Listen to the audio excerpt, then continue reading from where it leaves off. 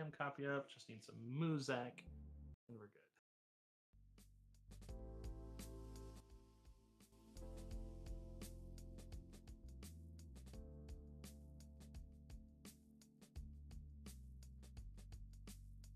I might need to end a little early tonight, guys, just because I gotta do some cleaning. Because I got another note from.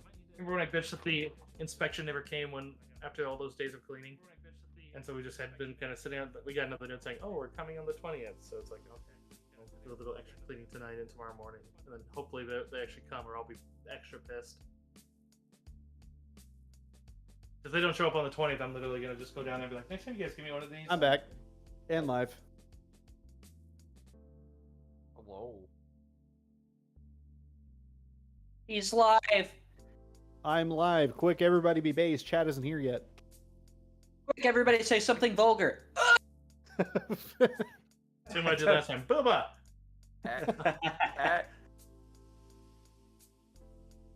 So now that I'm live, now that I'm live, Stormy killed Cast Iron today, and I'm not happy about it. I'm pouring more wine because of it, but it's okay. He learned. All right. This is just some like bullshit wine I got at the store. What's this called? Bullshit wine. 19 That sounds crames. interesting. Yeah, it's made entirely out of bullshit. It's pretty cool. It doesn't taste very good. I've seen Now- 19 grams. I remember stocking that when I worked in the liquor store. Yeah, 19 crimes. I ended up trying to use some for cooking. Wasn't good for that, so now I've just been like, it's just been sitting in the kitchen. Just gonna drink it. Yeah. Yeah, it'll go in eventually. As long as it stays. Mhm. Also, my music is way too loud.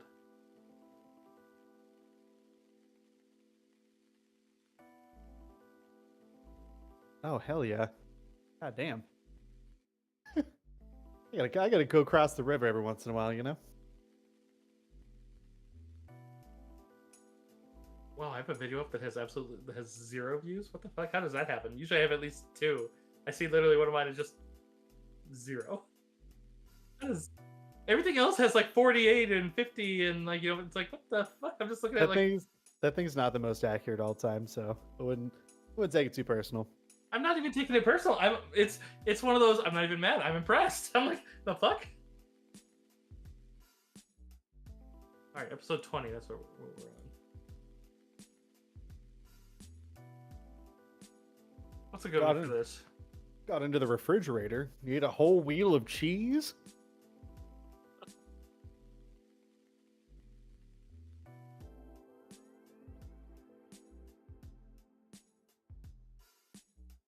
All right, there we go. So, bro, Thilo. Yeah. Actually, everybody here. I'm thinking after campaign wraps up, I want to do like the first Monday after campaign wraps up. We just all do a stream where we're just like hanging out, talking about Star Wars stuff. But particularly, I want to do a smash or pass on Star Wars characters. Oh my.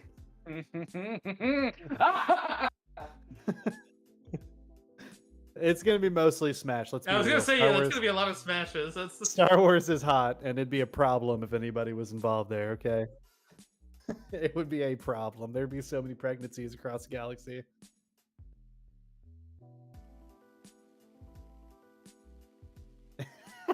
Who the what? What now? Okay, fair enough.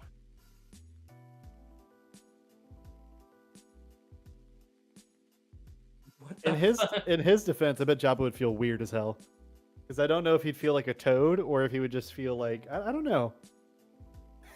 I kind of feel this guy now. I'm kind of curious. Chris is over here defending him. Like, don't you? I love Jabba too. I don't think it's weird. I'm definitely not paid by Hutts. I bet Jabba looks like he would feel slimy, but I bet he feels like leather. You think so? Stormy, Yeah. thank you for the sub, Stormy. Also, smash your pass on Chewbacca.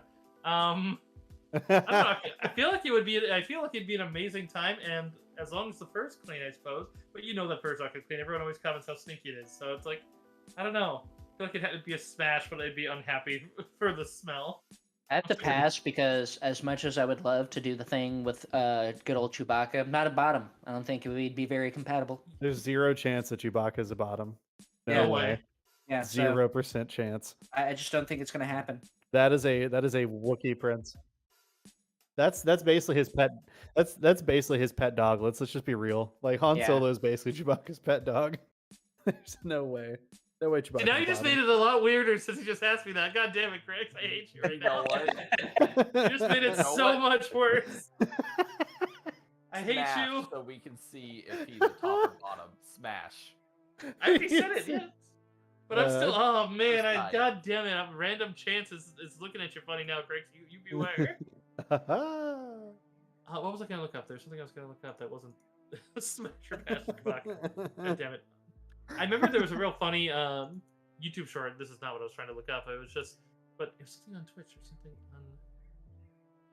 I was trying to look up something on other people's channels. Oh well. But the. God damn it. There was a YouTube short where it basically like led in with Leia and then showed some like fan art of like some like sexier Leias, and then it just showed a girl who looked kind of like Carrie Fisher, but she was in a giant Jabba the Hutt costume. And it's like, oh my god. It is playing like sexy music, and it's like, oh, I appreciate that. The video I saw where it's like every foreign accent I hear is super sexy, and then it just immediately smash cuts to this dude, and he's got like his head like kind of like he's got like his chin down, so it like pops his neck out and makes like a double chin, right? And he just starts speaking in like in Huttese, like he just starts like de Barawanga, and like, like fucking funny. Honestly. Oh my god, you said that, and then it started playing the Boba. Started playing Boba Fett theme. Holy shit! I really want crab rangoons right now. Hey Stormy, even or odds? Even. That is a 7. Yo! What just happened in my life? Oh, Cursive, thank you for the sub. What's up, girl? Thank you so much. This because you're mad at me? Smash your pass. Star Wars. Wait, who? He's the Gungan general. Yeah, you're I'm gonna have to go get a picture of him. I'm pulling it up on stream so everybody can see. He's a badass, but I mean, he's a Gungan. He's 100% a Gungan, He's a though. badass, but I mean, You I know, think he's a honestly, badass. honestly, just for the story, Smash. Just for the story.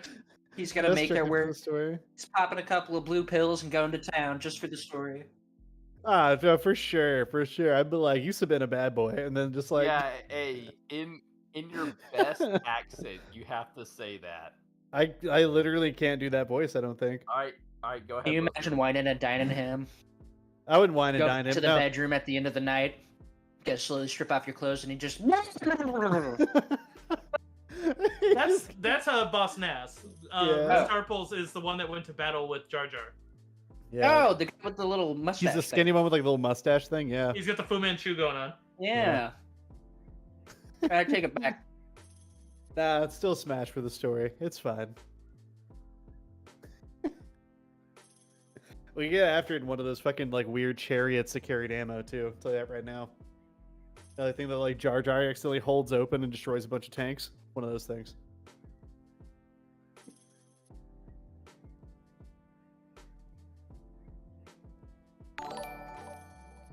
Yeah, I would agree with that.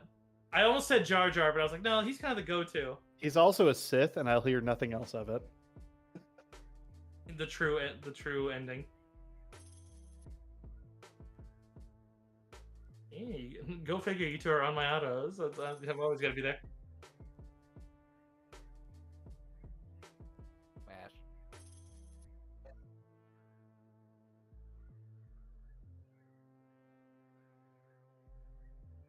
Oh, you know Bulba's rich. So Deckel's Smash. confirmed at this point that Deckel will smash somebody for Beskar armor. I got it. I got you. It's hard to fault them. I think Kresh would have smashed the Bulba for that, but like it would have been in 2 different ways. He probably did. I mean, honestly. Also, Stormy, you said evens and it was a 7, and that was to see if Chewbacca was a top. He is a top. I mean, was that Well, even there's really a only question? one way to find out for sure, and that's to smash. All right, let's get on it. I'd say. For science. Yo! So, Deckle!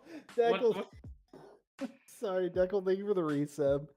did Dickel do a smasher pass over there? What we got? Salacious Crumb, is that what? That's the little thing next to Jar Jar, the little monkey. Is that what that thing is? Or, yeah, well, who did I say? Next to... Said someone else. I said Jar Jar. Yeah, I said next... I meant next to Jabba, yeah. The little monkey, little motherfucker. Ah! Oh, that little thing? He would never survive it. Pass. That's basically Dickel asking, would you smash a Muppet? Yep, fully pass. Now, Kermit the Frog. Now, that's a Muppet with class. Hold on a second. I would smash any Muppet. I don't care. It's gonna be awesome. It's gonna be awesome. It doesn't even matter, dude. Yeah, absolutely. Harder you must go. No! No! What is this? The spot you have found. I hate this so much.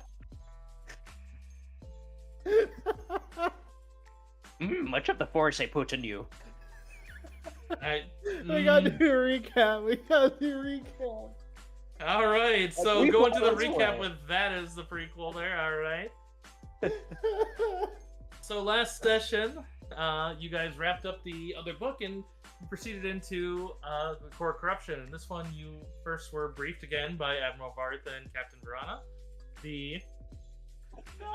You were sent into Coruscant to try to find, as you did receive links from the bounty hunter Vril Vracketh that linked to the Sarlaac Project after convincing him that Draco was dead. You have been directed in the direction of an ISB agent by the name of Layson Dose, as well as a protocol droid by the name of CZ3T6, as well as finally the Celestin by the name of Rash. All of these ones, you had to go through quite a bit of customs and payments and annoyingness with getting even just landed on Coruscant, or as you were told to call it, Imperial Center. But as such, you made contact with a deep cover operative that works on Coruscant for the rebellion by the name of Taro Raskan, using a sign countersign. You talked with them and they seem to be well, they describe themselves as a master disguise. It's minor changes, but they seem to change behaviors and stances, and just as they seem to work between the upper, mid, and lower levels of Coruscant. As such, they were researching a bit for you, and they made a contact in trying to find connection with Resh, the Celestin working with Darga the Hutt, or formerly with Darga the Hutt. You also have been given directions to droid services upon asking with Switch. And then Switch was able to give you some intel about CZ3T6, such as that CZ3T6 worked for many years in the Senate Communications Center and now has been repurposed into the Imperial Communications Center for the Imperial Senate. So any information on where he's been repurposed would probably lie with Droid Services, which lies in an area known as Cocoa Town. Other than that, you went to the Outlander Club and that's been your meeting place for the contact. Otherwise, you know that your contact has put you in connection with and set up a meeting with someone that they know the name of, but not who they are, by the name of Iatoa Ro. They said they'll meet you on the lower level under what's known as the Works. The Works is basically the factory district. The Works is one of the few ones where it's all considered the lower section, even though it does rise to the higher section because it's just a massive section of factories that function on everything short of the largest of starships, which aren't made on Coruscant. It's more of a Kuat and Corellia and... What was that, Deckle? But otherwise, you've been directed to a specific landing platform to meet him, which is of the Galaxy 4 coolant refinery. From what you knew last session, it's been abandoned for decades and no one's rebought it because it takes a large bit of refurbishing in order to be worthwhile. So seems like it's probably at least not like you're going to a business. Originally, you almost sent your contact to it, which he seemed resistant on going by himself, in which point then but he would happily go with you. But otherwise, instead, you told him to stay back so that you didn't link him if anything goes sideways to you, giving that extra layer. And yeah, that's where we left off. Is on your way to the contact position.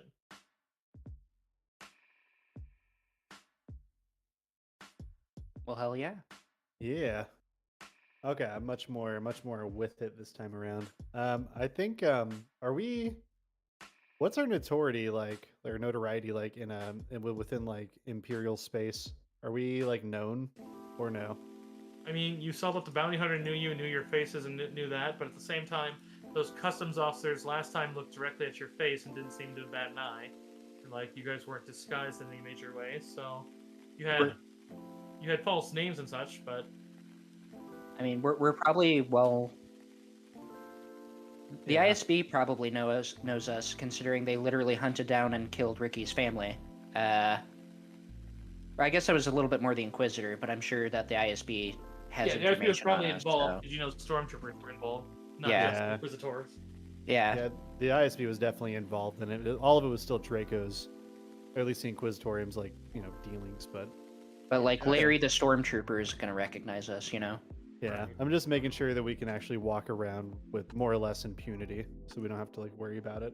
Also, it's not a terribly hard galactic lore check to know that with how big the galaxy is, they go through a lot of wanteds. And generally, they try to get alerts out earlier when they think someone's in an area, and so then that those soldiers know to remember those ones in particular rather than memorize all of them. Right. So in this case, it's as long as you can avoid leaving your own personal mark, most likely then at least the ISB agents here won't be getting reminders of, hey, these ones are thought to be in the area. Oh, right. And I left a bunch of my weapons on the ship, so I wouldn't have to pay for them. Right. Did you get those ones and you were told that you'll get a portion of your fees back upon departure? Yeah. Otherwise, that removing them requires basically licensing just to remove them. You gave proper Right. ones to allow you to, so you don't got to worry about smuggling like you did on Bespin, but at the same time, as you guys are basically factored in as manufactory mercenaries, effectively, basically security for manufactories, which gives you a broad scope, but not the broadest one. As you did also encounter in the airways that you have to be very specific on even where you fly your own airship, otherwise, most likely, again, ISB will be breathing down your neck. This is just us getting to Coruscant and Imperial space, and it feels like we're in a box. Like, this is so claustrophobic on Coruscant. Yeah, I love which it. It's so good. Getting your hands on a higher class license would give you some more freedom, but otherwise, Is there any way for us to go about that? Like, could we take our false identities and then, in air quotes, like upgrade them?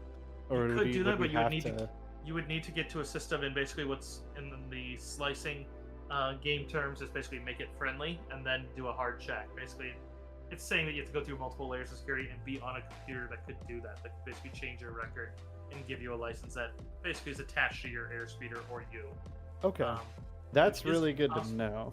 That's possible, but you would have to go do it. It would be you'd be looking for that case, it would be a class 3 restricted, which is a transponder, which basically then gives you free roam of the sky lanes. Okay, But I think I might. I don't know. I don't know if this is like in-game knowledge. Trey, will you take note of this? Because I feel like this might become useful for you later on. We actually need to like upgrade our IDs. otherwise, Right. those are getting a one that's not key to the ship it's meant for is obviously very illegal. And your best bet would be in the lower section or someone from the lower section who has such connections. Alright, so what exactly should I write? What was the thing he would need to like upgrade A our class 3 restricted 3? transponder. That's 3.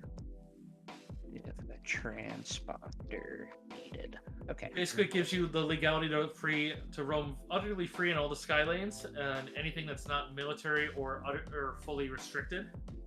Which then also means that if you cross, you wouldn't be logged. So if you were seen crossing the sky lanes, you wouldn't be like noted for interception from any of the security unless you did it over a military or restricted. Right. In Yeah, which I don't point- think it'd be useful to us right now to do that, but I feel like later on, whenever we're actually deep in some cat and mouse with the ISB, it might be worthwhile. Yeah, because they can. At this point, the big problem is if they ever get suspicious of you, they can backtrace everywhere you're going because everywhere's logged to your ship. So it makes it you're basically to quote another movie, you're on a string. Yeah. Okay, that was all my inquiry I had. I just figured since I'm now more awake and with it on our trip to Coruscant, I should probably ask some of these questions. All right.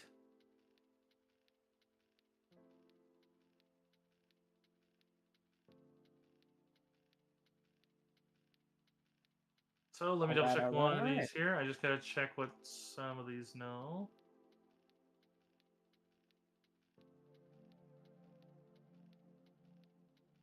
It gives me that, but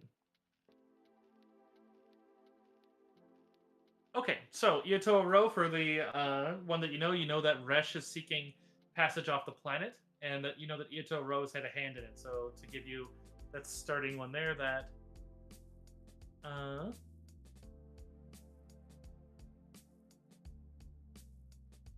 okay. Sorry, I did look because like the way they write this is a little wonky. So you get some of the data at different rates.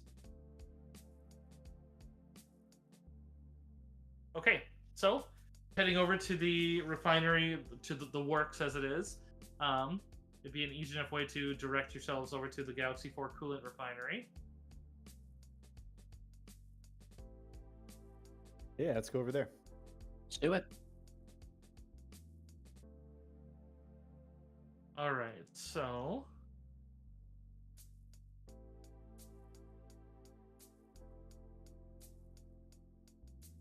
sorry, I had to double check one quick thing about all that. All right.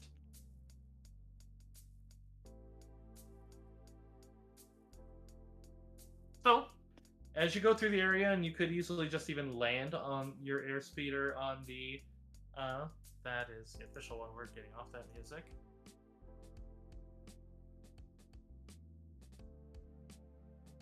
But it labels itself as a cover and it's not. All right. Hate it when they do that. So, as you guys go to land on a rather large but albeit very rusty platform, you tell it looks like somebody put it in through a wash and it was made of cast iron. No, just kidding. Oh my goodness. Oh! Okay, all right. You're not living it down. Where's that unfollow button? Where they? Oh, They hid it. They hid it away. You can't do that. that's No. mean, Stormy. You make jokes at my expense all the time. Breaking my heart over here. All right, so you can see behind some rather decrepit crane works. There's suddenly you hear the whine of a speeder, and you'd see as a looks like a speeder that's had the undercannon stripped off and looks exceptionally banged up, but otherwise looks like an Aerotech 74Z zips up. You can see that there's a singular rider wearing a red and blue flight suit that looks rather faded and torn and probably not space worthy. But otherwise, he zips up to the base as you guys are departing your own airspeeder and keeping the speeder right running, so it's a bit loud, and just simply look at you and just see. You fans of gambling? Ricky perks up. Gambling Red. He's the one who said you wanted to speak. Just shouts over the sound of the engine.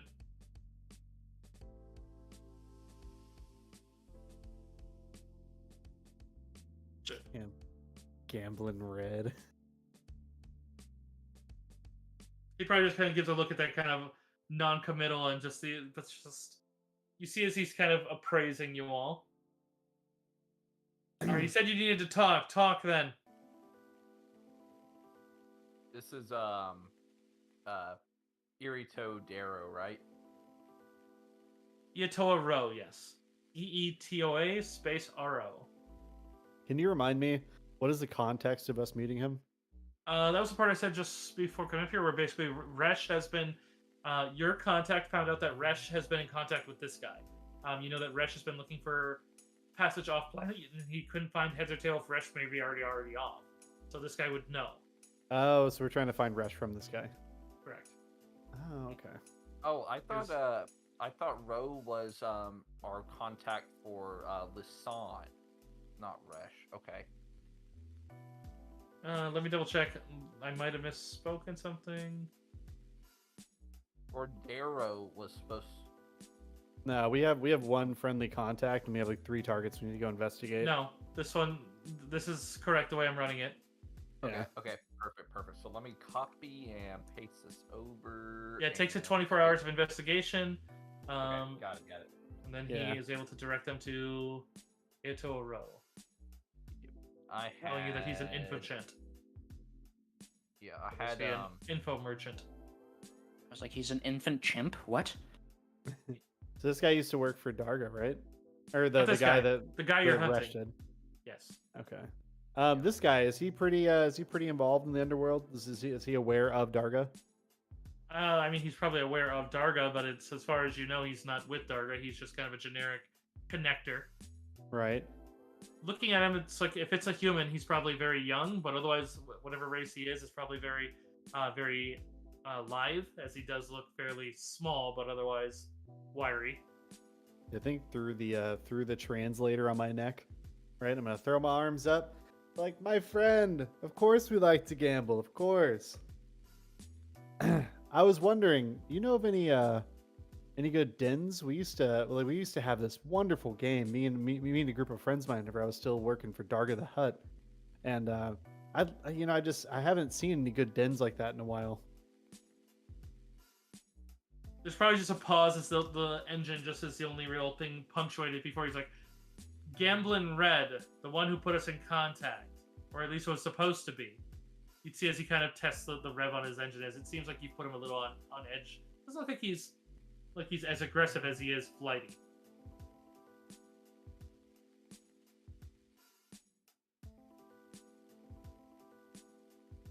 Probably a very visible roll of the head as he's rolling. It's just the, are you from him? Yes or no? I'm about to just leave you in your asses here. Oh, could you just speak normally then? Yeah, we're totally from him. God. What's he look like? He seems to be very suspicious of you now. Can I describe him? Yeah, you can describe him. He seemed I'll just describe him to this guy. He's a young guy, right? Sometimes. the one that you met seemed to be kind of middle aged, and he seemed to portray himself older when for some of it, and then younger for. I'm talking about this guy that we're talking to right now. This one seems, if he's a human, he's probably young, but he's wearing a helmet right now, so you can't tell if he just might be a very lithe race, or he's probably like an upper teen human. Kid, listen, I'm sorry, okay? I had a lot of blaster bolts fired past the years. I don't hear like I used to. I know what you're wanting. I understand that everything has a price. Then what's yours? Depends on what you're wanting. I just said if I know what you're wanting, and I said everyone will have a price. Oh my god. Okay, where's Resh? We want Resh. Rash. Give him his full name and explain Resh's connection to Darga the Hutt as best I know it. Right. As in my former tenant one. Information on any of my former tenants and customers is 5,000. Starting. 5,000. Gives a deep nod. Ricky looks real upset right now. You could try to sweet talk him, you could try to barter, you could try to intimidate him, although at the same time he seems very, I mean, his hand is on the throttle, so it's like if he chooses to, he could, those things move very fast. Right, he might just pull away. It's clear that he's intending to leave it running because he's less than trustworthy of you. I think that we should diffuse that first situation, primarily with let's try to get him off his craft into an area where we can talk to him and negotiate. So we'll maybe we can hold up like one of our little chips and say, money's no problem. Let's go down and talk. Give me a persuasion. And then we can. Time to be persuasive. 23. Not too bad. I mean, I bet we have 5,000 between all of us. We He's just like, everything costs money. He's literally the meme right now, I think. Yeah, right? Don't forget, we still have to pay for like our parking fees and shit like that. So. Oh, I do not. Well, maybe I should have rolled deception, but I'm trying to persuade him to go down. but I do not intend to actually. I do not actually intend to pay the You intend full price to of stiff him. course. Right. Well, not to stiff him, but I intend to like, hey, buddy, why money's no problem, but let's just go down and talk and negotiate. I'm trying to persuade him to get off of his crap and to try to meet us on level grounds. I mean, he's on your ground. He's on your landing pad. He's just. I mean, if you wanted to, you could. But we got to get him off of this crap. I mean, he can zoom off on us the second that Crash tries to intimidate him.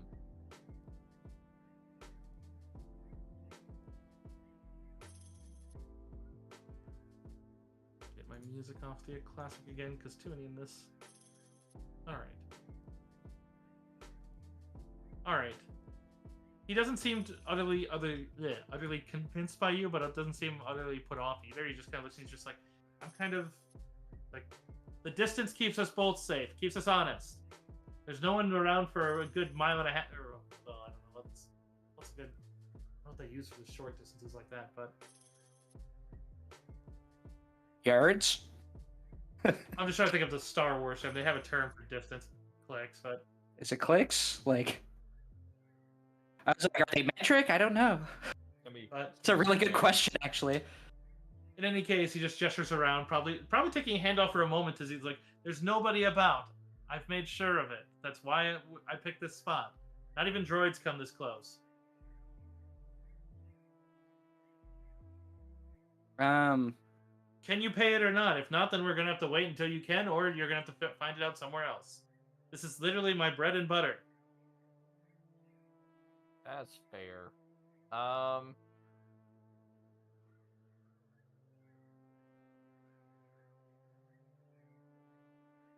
right, let's do that then first. Twitch as he pulls out and looks about and just 5,000 gets you the pad too, so don't bother tossing it back up as he goes and kind of frisbees out a small data pad, and you see it's already loaded up on a screen that looks like it's just a payment screen. Plug it in, pay the account, and keep the pad. Wait, how much do you have? I'll at least go halfsies with you.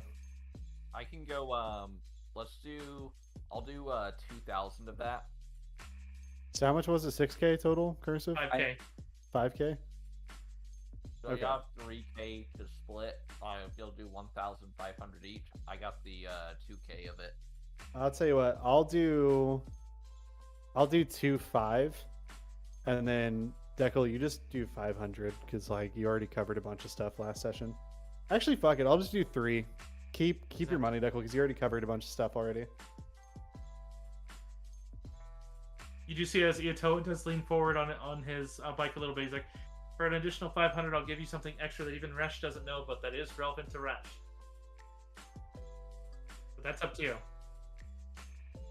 Ricky will pump in the extra 500. Yeah, because he likes gave up that. a lot. He likes that. He likes having a little extra leverage. There's some things that's worth just as much as money. Out of character, if it's something completely useless, I'm yanking him out of that fucking speeder. Taking the speed. Well, let's get the Let's get the information that we paid the 5,000 for first, and then. Yeah. So the first thing that he does is, as he sees the payment complete and looks at it, he's like, "All right, first things first, and the basic of what you asked. I've been helping Resh find his way off planet, and I currently, you may have heard me mention, he's currently a tenant at a place of my," and he says ownership, but with a bit of an inflection. But otherwise, it is a warehouse. It's a hideout that I've used before. It's deep within the labyrinth. I will give you. And he sends over, as you see, as it pops up a map and pops up the location and shows precisely where, like even some of the clothes that I donned him with have a locator that only this one will react to only when pinged. So that should help you find him. He is currently trying to get off planet because he seems to be very freaked out because he heard that his boss has been killed. But he was supposed to be a very trusted one, but he's been trying to take control of the organization that the Hutt ran here on Coruscant, but there are quite a few others who don't want to see that happen, as both the Empire as well as Darga's old enemies seem to be targeting him.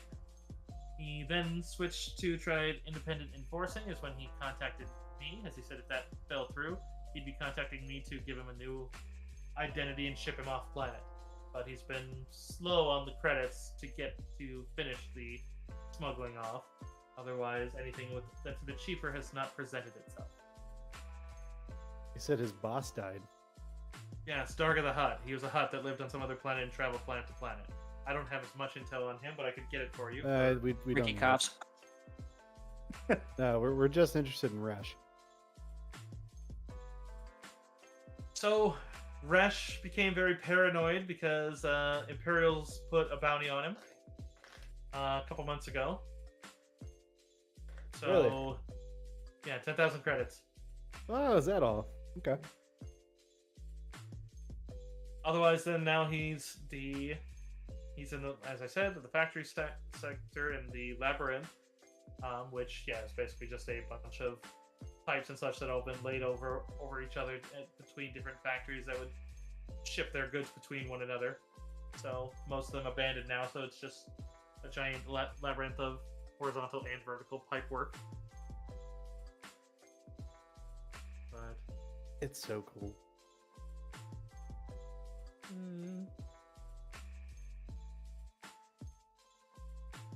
Otherwise, I know that he has some sort of information about something else, and that he's currently trying to get away from Imperial-led planets, at least from the descriptors he said. Oh, and the extras, he snaps fingers and points at you. Bounty hunters are after him. There are already a list of names of some bounty hunters. But Are any of them worth noting? Like any famous bounty hunters? let me take a look. I can look at the potential encounters and see if there's anyone of note. If it's Boba, I'm gonna freak the fuck out.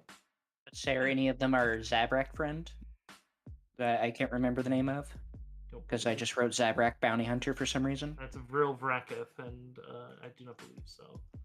But let me double check. I gotta just double check the areas, both because there's one involving the labyrinth and one involving where the guy actually is. Yes. It seems the bounty hunters are actually Boba Fett, Aura Singh, and Boss. IG-88. He's a new one.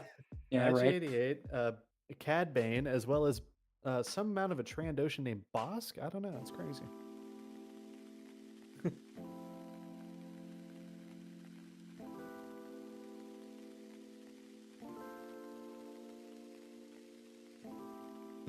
That's an old one. Hey, wait a minute. I've heard that name.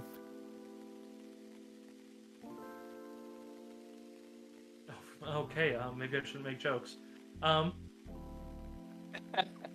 Sweet.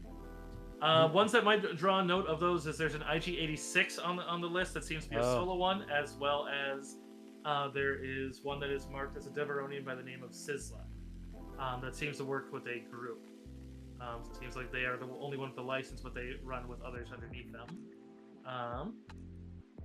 And then the others don't seem to really stand out. They seem to be like companies and such like that. But it looks like it's about 16 of them. For 10,000 credits. I mean, it's 10,000, but Keep in mind, that's the Imperial bounty. I don't know if he's already dipped his fingers back into the Hutt cartel, and they may have put their own.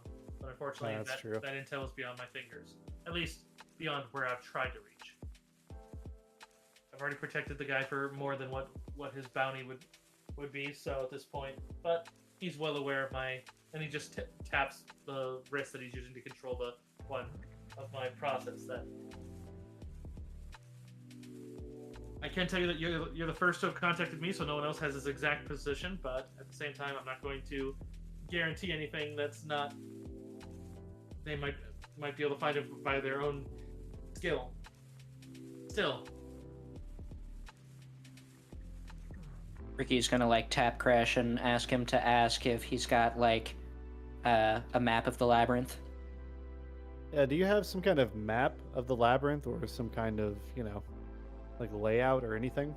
I can give you a fast path to it, as well as a few side paths to the one where I stuck him, but the labyrinth itself is multiple miles of tubing in every direction. I don't exactly have that fully mapped. That'd be perfect. Ricky's gonna hold out his data pad. Yeah, connected to that one, the locator program should be able to download to anything you want.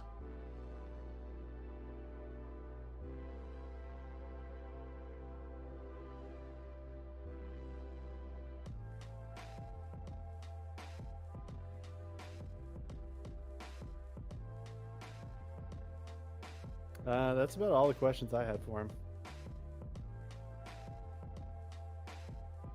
Anybody else? No. It would probably stand to reason this guy might be a good contact, despite the fact that he charge you for he charge you for a decent bit of info that you wouldn't have gotten many other places. But otherwise, if you have anything that would require black market, he's probably a good connection.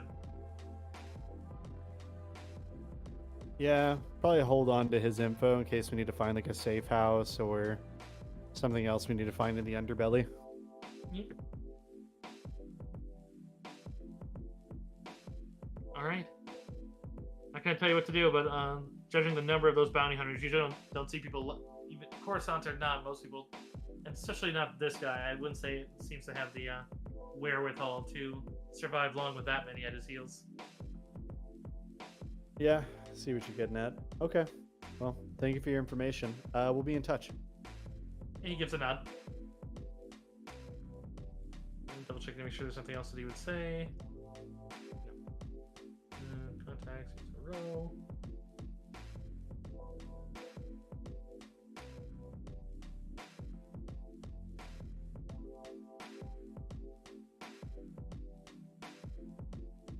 Okay.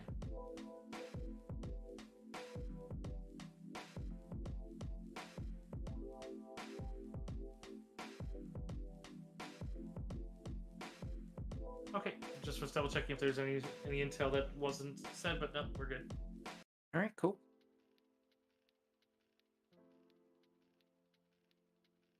So, yeah, if you want to progress there first, you can. Otherwise, you can do something else if you like. It really is up to you. It sounds I like we're on think a it's, little bit of a time limit, so Yeah, I think it's best if we just go straight there, because the longer we stay in this location, the more we have to pay. Yeah. Yeah, truly. It's a fun thing, cat and mouse. It's also very expensive. Yeah, it's good for me. Be right back, bio. Don't wait up. okay.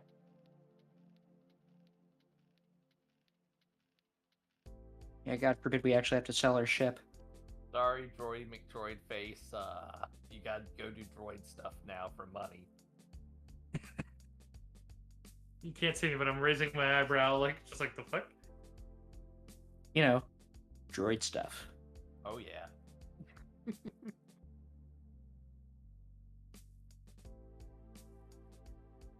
All right, so Yeah, I say we head straight to the labyrinth. all right, so the labyrinth itself is a sprawling tangle of ancient decayed machinery, enormous pipelines, holding tanks and catwalks. Clouds of noxious gases leaking from the area make travel very hazardous. And this one is an encounter for our pilot. So, following the coordinates you received, you soon approach an area several kilometers square that appear to be a massive tangle of pipes, machinery, tank farms, and decaying structures. Ominous clouds of noxious colored fumes and smoke encase area in an unhealthy fog.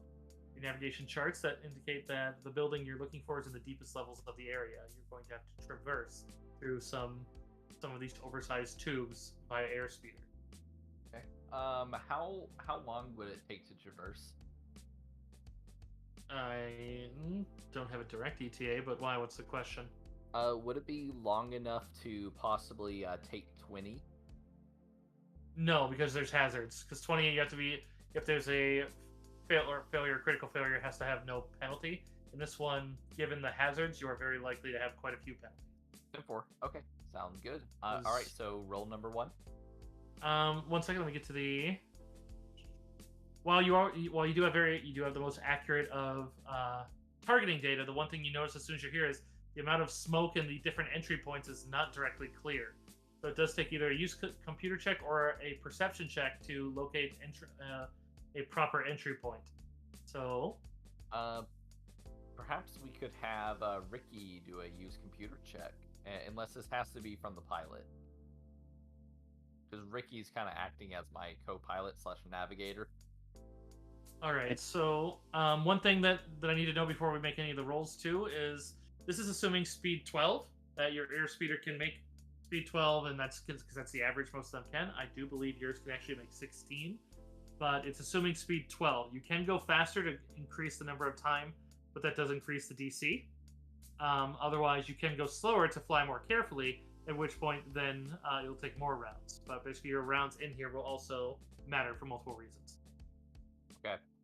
I don't want to be the one that makes the decision alone. What is everyone's gut reaction?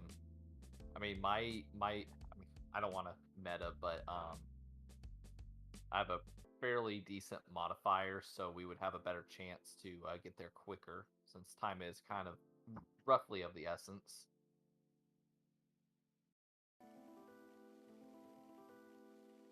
Yep. Absolutely.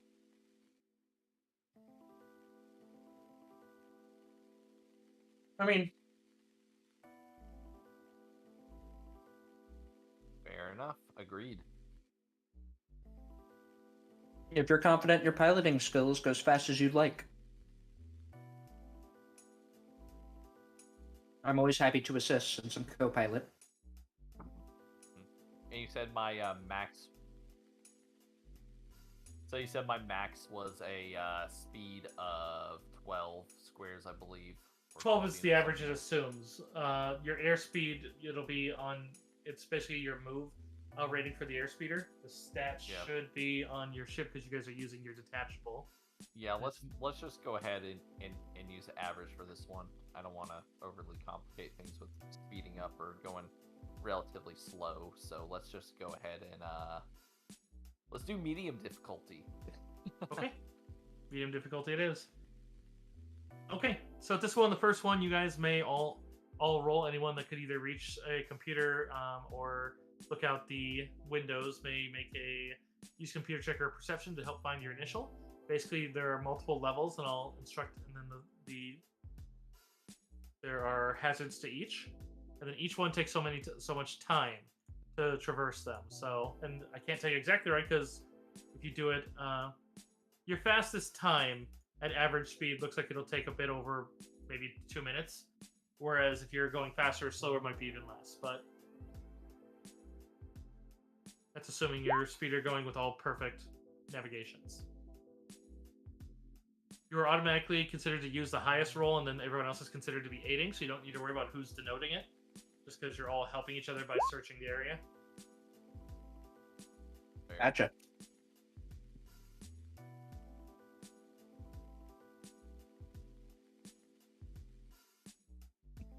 So close to a crit.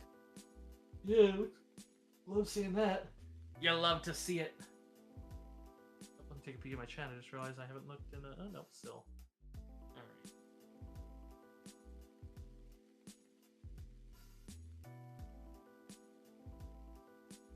And here, I'll toss out D20 for Crash. Because if he's above a 10, we know he's giving a 2. Yeah, so we know he's giving a 2 to that. So, alright. So this is going to be effectively a 41. So yeah, working together there as you're looking about and the others start eliminating other options. Ricky, you're able to notice what you think is the proper opening. Oh, welcome back. All right. So these ones are going to happen in sequence. You guys can make reactions, but understand it's considered that Null is basically on the flight stick and can't really do much that's not directly near him. But you guys will have to react to these in time. So as soon as you guys dive into the upper labyrinth levels, you seem to dive through some of the smoke, and as the smoke comes in, it's a little irritating, but worse yet, it all comes in, and you realize very quickly that one of you lets out a bit of a hoarse cough, and then there's another, as there's probably an invisible noxious gas that is coming in through your ship's air vents. So I need to make an attack roll. This is against your fortitude's defense. If your armor entails a breath mask, let me know, but unless you're wearing one inside your own ship at all times, which I don't think anyone other than maybe Ricky. I attach my breath mask to my my goggles. What are they called? The computer interface visor. Okay. like ages ago. I'm actually not, because remind you, Crash is wearing Beskar, but he has a Beskar eye patch now because he's missing an eyeball. But no, I'm not wearing a breath mask. Okay. So then just not Ricky. Keep in mind then, Ricky, keep in mind that if you're doing that, then you need to keep track of the filters because those filters cost money and they only last an hour. Which if you're doing that 24/7, that's basically 240 credits, or let's see. Well, a filter is 25 credits an hour. I am keeping up. I have 6 refills. I have it noted on here, but couldn't I just in reaction put that on? Yeah, after the first round, you guys can put that on and switch it on. It's just if you're not using them, that's why it's like if you had it on 24/7, it's like, well, that's usually built-in armor, not the breath mask item. I gotcha. It's like, to put an example, clone troopers have built-in breath masks, but stormtroopers don't, which is always kind of funny. But all right, then if this is happening and we're allowed to use a reaction or action against this, could I activate my Weary Defender, which gives me a +2 Fortitude defense? Yeah. Perfect. You can do that in reaction to it. It's basically, it's assumed that unless you guys had your breath mask on your belt, and even then that's going to take you in action, the first attack is going to hit. Gotcha. So it's like, because you'd have to have it on, and that's why I had to ask if anyone had it built in. Which, so in this one, this hits again. This I'm going to make one for everybody. It's not just duplicate them, because then if I roll a crit, it's not devastating. So going across the order, so we're going Deckle, Goblin, Stormy, Trey. Just going across the bottom. This is against your fort defenses. Is it just the solid D20 roll? It's a D20 plus 7 in my case. So 16 for Miria, 16 for Crash, 10 for Noel, and 17 for Ricky. I disabled my armor just because it was gas. So I wanted to see what my Fortitude defense was without it because it's gas. And even with that, no, it doesn't hit me. I'm good. Okay. Yeah, it does not hit me as well. Yeah. I typically don't wear armor. Is that a success on anyone? I don't think so. Okay. So, if the attack misses, the hero takes half damage and you don't get the secondary effect. So each of you is going to still take... So again, this one we're going to go by off the dice. Just their position, same positioning. So, Miria, you're still going to take 4. Crash, you're taking 3. Noel, you're taking 1. And Ricky, you're taking 2.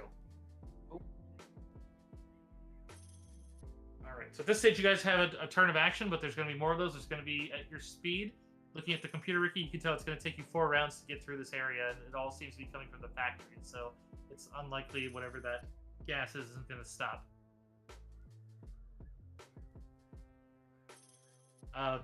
Yeah. Because you have tech people in there, you can close the air vents, but you only have a limited amount of air in an airspeeder.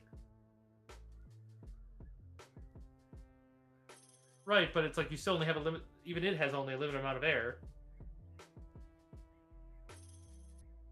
Not on the shuttle. Can't we just... Doesn't everybody have a breath mask, like, in their inventory? I can just hand out refills. Yeah, you guys can dig them out and turn them on. Yeah. Yeah. Just that we have to go in proper order, so it basically means that you guys need to move over to Ricky, pull it out, put it on. That's 3 move actions, which you can get done fairly quickly, but it means someone's probably taking an extra one. That's all it is. It's not like this is going to kill you, but it's like, it does mean you guys have to have the proper reaction. Carbon monoxide, what do you do? Right. Right. The silent killer. But also, Deco, it's like most ships are going to use, if they know the atmosphere is safe, they're going to use the atmosphere. Because it saves from using your stores. So you could just tell it, close. Honestly, if this is only for 4 rounds, Noel's gonna hold his breath for 4 rounds. Yeah, not a bad call. I don't even think of that. Well, 4 rounds is less than a minute, or... Yeah, it's less than a minute, right? Because 10 rounds is 1 minute. Yeah. I'm actually with Noel on this one. I think I'm just going to hold my breath. Yeah. Yeah. Oh my gosh, I did something smart. Do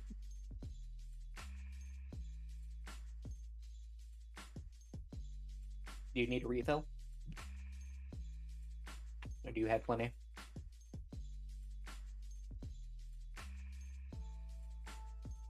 Nice. Okay. Okay. Well, there's a little bit of news for those holding your breath. You're breathing in air that's already contaminated, and now holding it in your.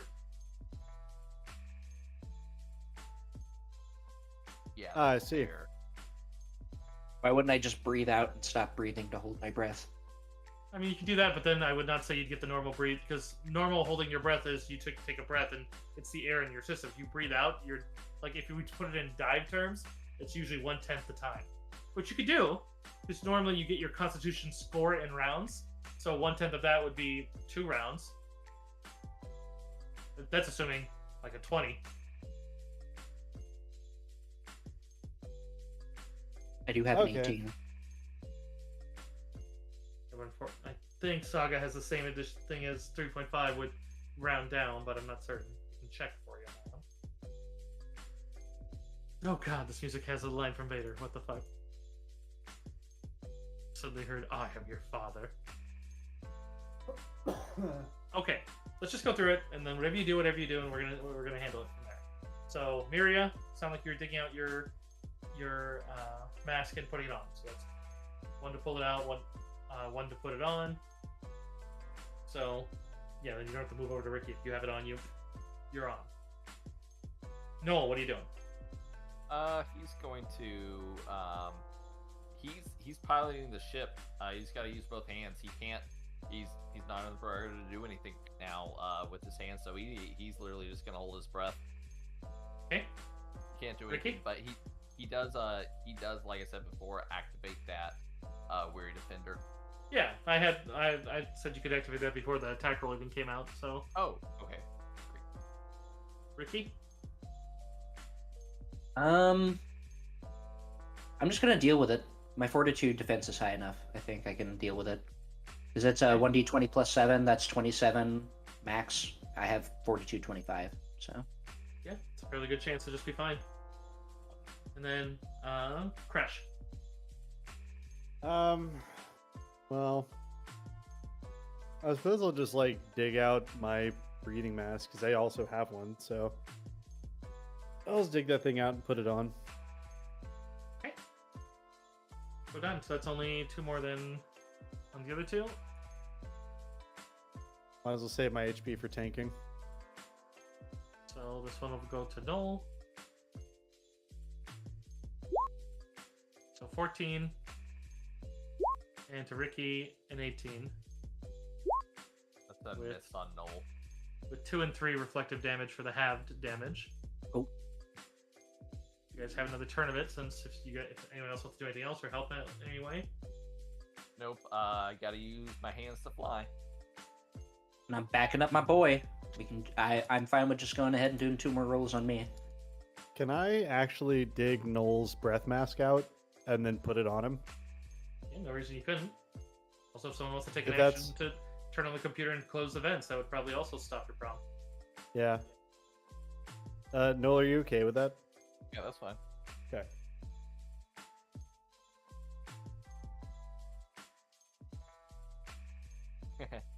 Ricky's like, I live for this.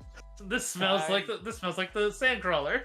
Yeah. I'm not that crazy. I just can't. I like- mean, there's no mechanic for doing like two things at once, really. while No, you're piloting. unless you're like a race with multiple arms.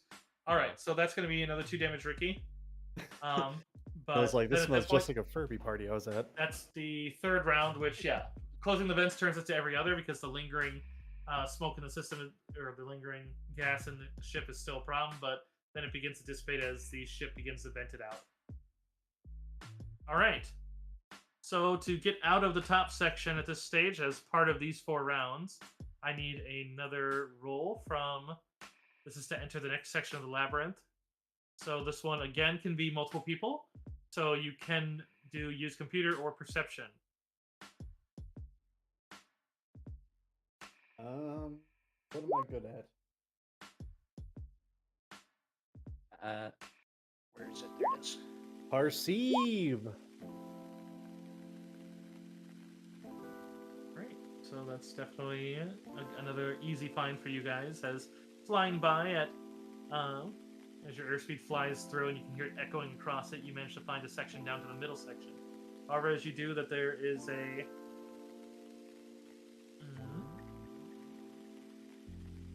As you do, Noel, this one's more on you at this stage as you fly. As you're going through this one, number one, since you guys at this stage, you'd see that more of that physical smoke that you could see above the top level is in here, as there's just tons of it. As you're basically... Every object, regardless of its size, has 12 squares of concealment. So you are basically having to react very fast right now to everything you're basically flying around, as you have to dive the ship into tumbles and dodge obstructions. Got it. So, let me double check to see if there's, I believe...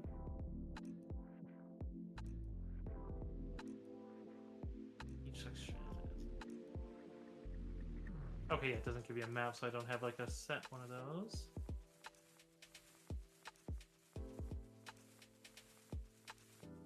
Okay, so this one again is another 4 rounds through this section, and you've already found your way through. So at this point, then I need a. There's still the gas itself that's coming through is actually solid and getting in the cabin, but it's not. Or actually, no, it's not getting in the cabin because you close the vents. So every other, so it's attacking the ship itself.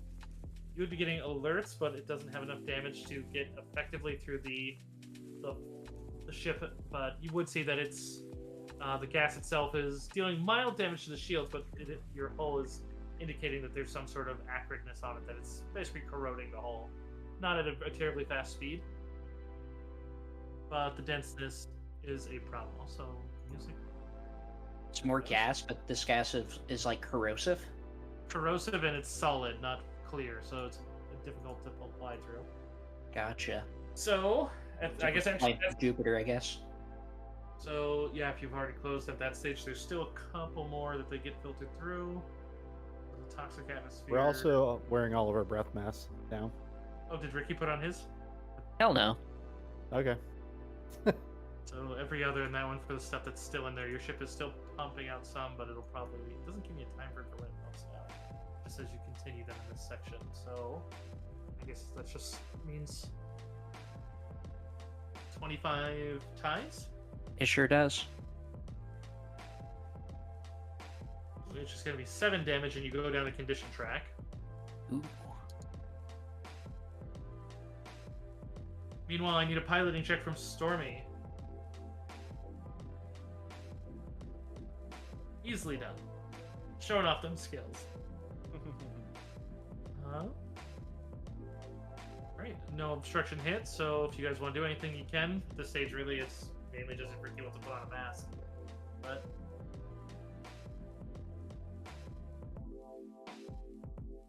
yeah, that could aid the piloting roll.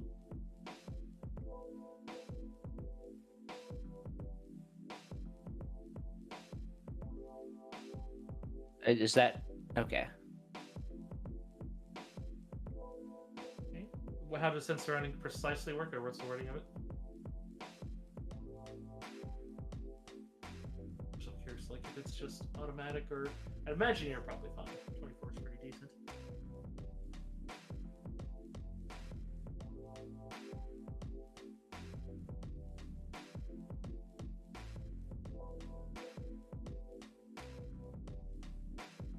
Athena says hello to everyone here in all of our Athena, chats. Pretty kitty. Scratch your chin. Okay. Show me your chin. Come here. Meh. Oh, you're here. I have fruit punch and berry flavored Gatorade, and it's amazing. Sounds great. Ricky will probably put on his mask. Just throwing that out there. Okay. Especially after taking a condition track. He's like, oh, this isn't like the Sandcrawler. Coughs up a little blood. Yeah. Oh, it's the consumption. Edit my Sorry. 5. Okay. Well, you.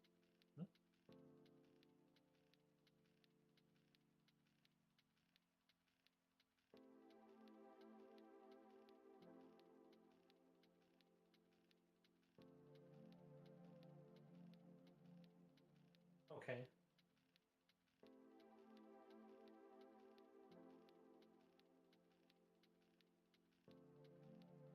Yeah, and since you can see targets, it doesn't specify creatures, so targets can be things that aren't force. So,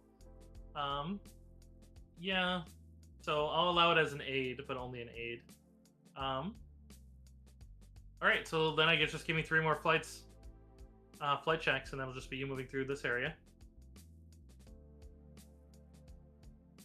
One second. Leaving the mid to the bottom is going to be one that's only doable by use computer, since.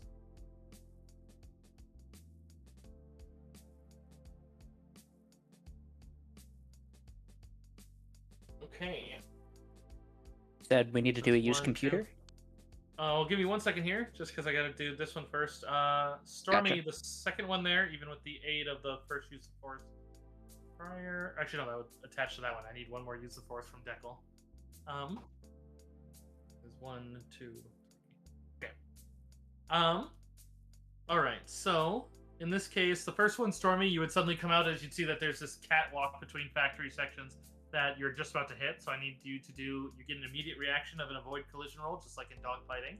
Which, let me double check if there's a set DC to that, or because it says just use the avoid collision mechanic. Which, avoid collision, anytime your vehicle is subject to a collision, you get a DC 15 pilot check as a reaction. If you succeed, all targets in the collision take half damage. So... Oh, and at this... No, but this isn't the starship scale. Collision...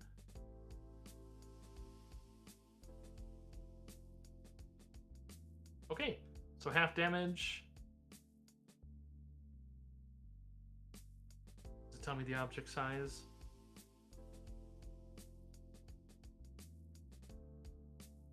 Which one of the checks were we taking damage off of? Was it the first pilot check? No, it was the 19. Oh, okay, I see it now. Alright. So it doesn't give me a size one, so I guess I'm gonna have to...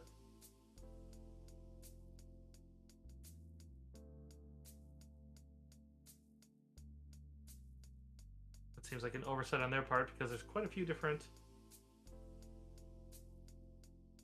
sizes, and the size of what you're hitting determines... Oh, that's if they hit you, if you hit them, so we base off the size of your airship.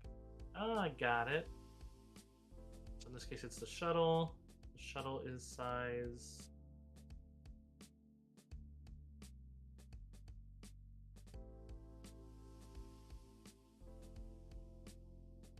Sorry, just gotta jump up to that section. Huge. So the huge size one is 46 plus its strength modifier of your speed, which is effectively, you're going 12, so it's a 6. So you guys are all tossed down and jostled a bit. Anyone who's locked into a seat, which at this stage is only Noel, takes another half damage. So 23 turns into 12 to everybody, and then 6 to Noel instead of the 12. Oof. And yours, as you're basically all tossed around the ship a bit.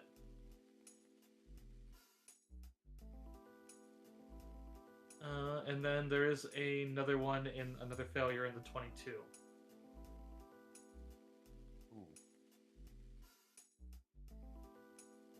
Actually, yeah, the one.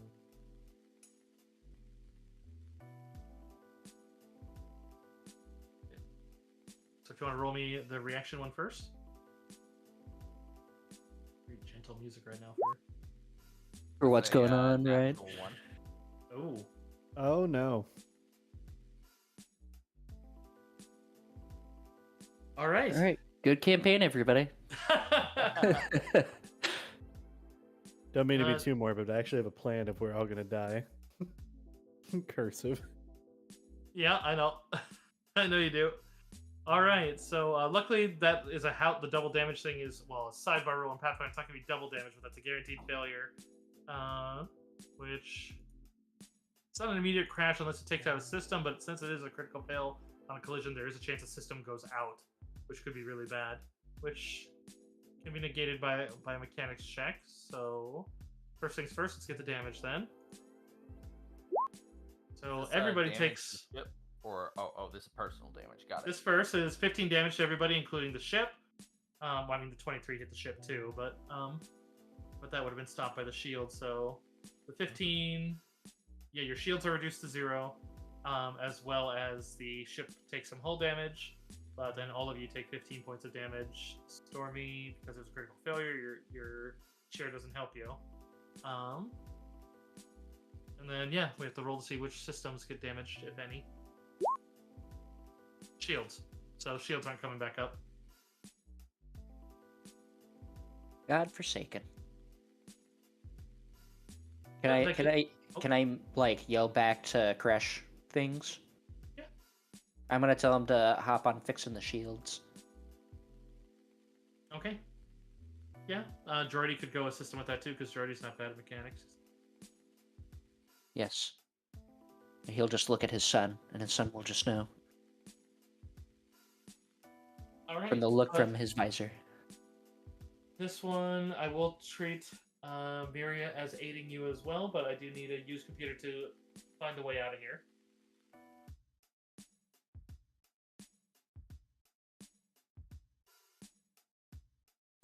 Let's use the force.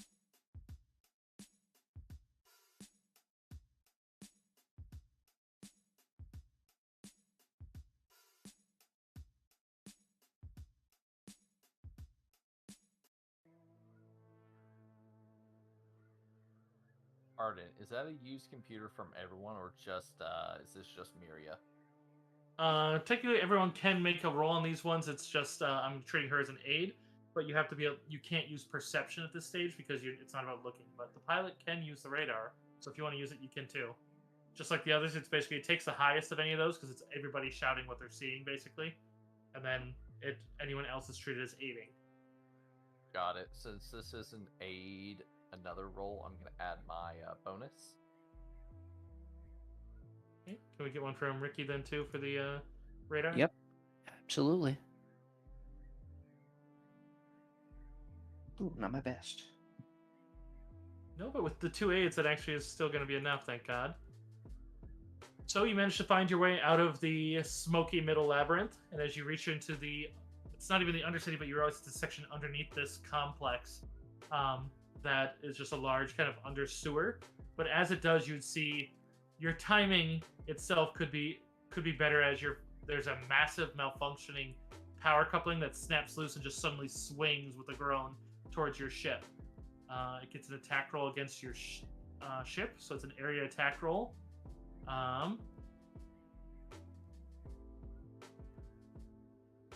Do I get a reactionary ship check? Yep. Let me see if we can double check evasive maneuvers. I believe that increases your AC to the attack. Alrighty. Evasive action. That helps you against the dogfight. And yes, it gives you a bonus to try to disengage, which in this case is also a bonus to your AC. So if you roll high enough, you get a massive bonus. So it's either 2, 5, 10, or 20 that you gain. That's awesome. Well, we'll see how that does. I've had a few sub-5 pilot checks to date. That still gives you a bonus. That's enough to get you the +2. So it's not actually dogfighting. Usually you don't go with the disengage action that it normally encourages you to take. So this is just a +2 to your ship's AC in this case.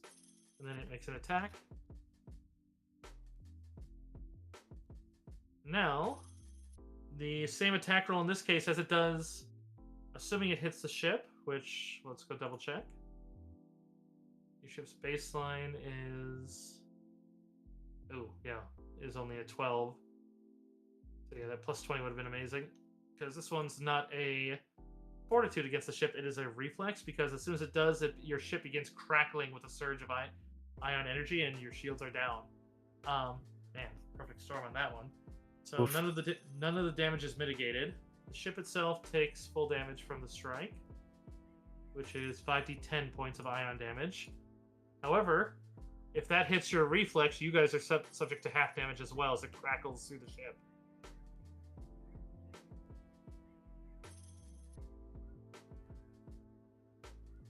So 20 more damage on top of the ship, which, yeah, the ship's still okay. That's not a threshold at double damage. because your threshold is 74. So 56, you're still okay. So you're not going to lose another system, thank God. And yeah, Jordy McJordyface can take that.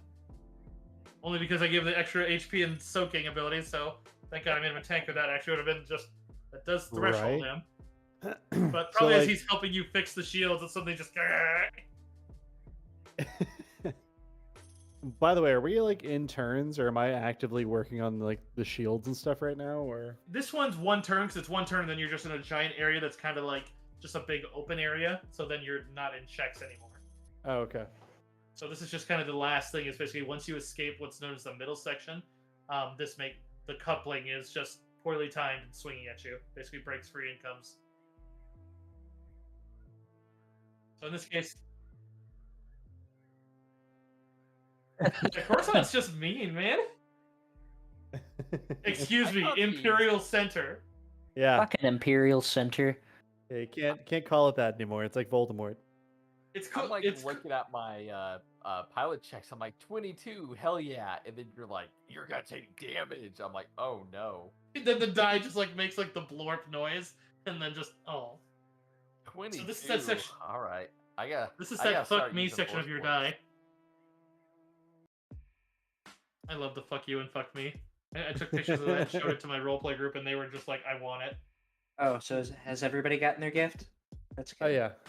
Okay. I've been like being. I'm glad I'm not the only one that opened it. That's great.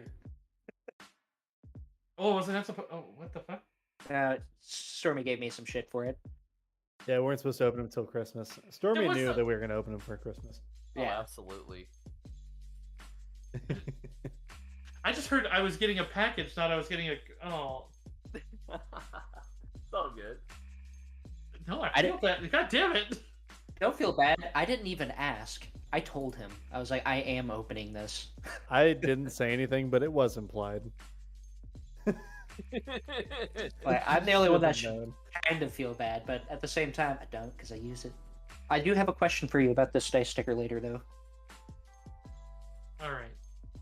So, as you come down, you see that the ground of this area seems to be just a lake of black oil-like substance. And around it, you can see that there is that, and it seems to be where you're being directed by the coordinates, is that there is a structure. It seems to be a bunker-like structure with a hardened exterior that is pitted and beginning to crumble. The building and other structures in the area are surrounded by the gurgling oil, which seems to be leaking from a nearby storage tank that seems to be the size of one of the largest buildings in the area that you've seen. Compared to the air above, the atmosphere here is relatively clear. You can see from the sensors that it's not detecting any sort of acidic nature like the smoke did. At the top of the warehouse, you can see that there's a large landing platform, and there seems to be some massive cargo lifts that disappear into the ceiling. You can see a large airspeeder that recently crash landed onto the platform, skidded into one of the cargo lifts, and is still smoking. You do not see anyone moving about the landing pad.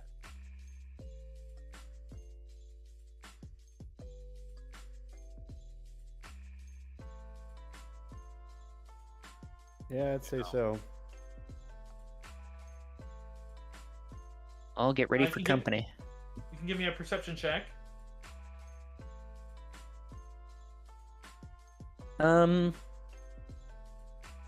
This one is perception, because it's nothing that the radar would pick up directly.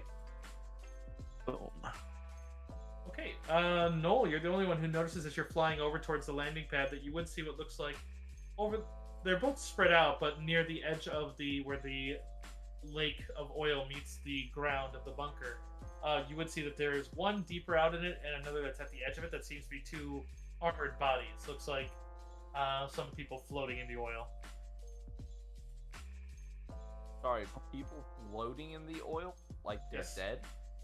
Most likely they're not moving and not trying to swim, and they seem to be the one out in the middle seems to be looks like it's primarily the back of his armor, which most of the time air units and most actually have if it's heavy enough armor has a literal flotation device.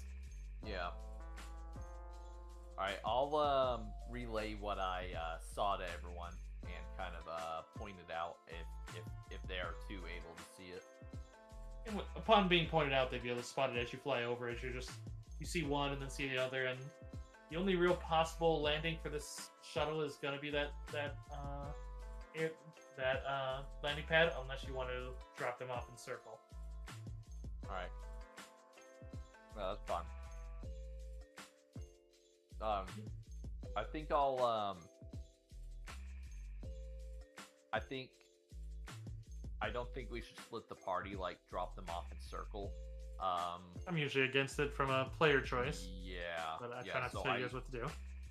I think we're gonna have to kind of go into the belly of the beast and kind of go on the landing pad. All right. Okay. Yeah, so you go down and have to take up the better part of the.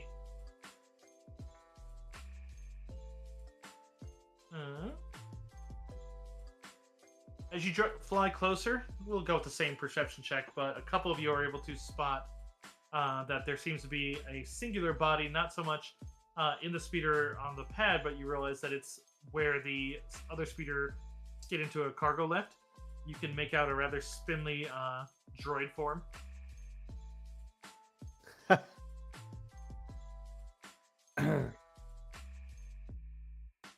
Said spindly, huh? Yes. Would Kresh have any previous knowledge of what an IG unit would look like from living in hut space most of his life? Given that you have a hut background, I'll give that one without a roll, yeah. Okay. You've probably spotted them before, since at this point they're fairly established. Is that an IG 86? Yeah, most likely that's IG-86. You didn't see any other IG units designated, unless, given that that's a recent crash, it's like, unless I was already down here. Right, and there's all these dead people. Okay. Someone may have decided to crash a skiff into it to kill it, which tracks. The IG units tend to be tough others. Yep. Yeah. All right, I had to Google that, whatever that was. Okay, The IG. They're really cool. that's the one from Mandalorian, right? Yeah, pretty In much. Mandalorian, they're also in Empire Strikes Back. They're one of the ones Yep. that Vader's hiring.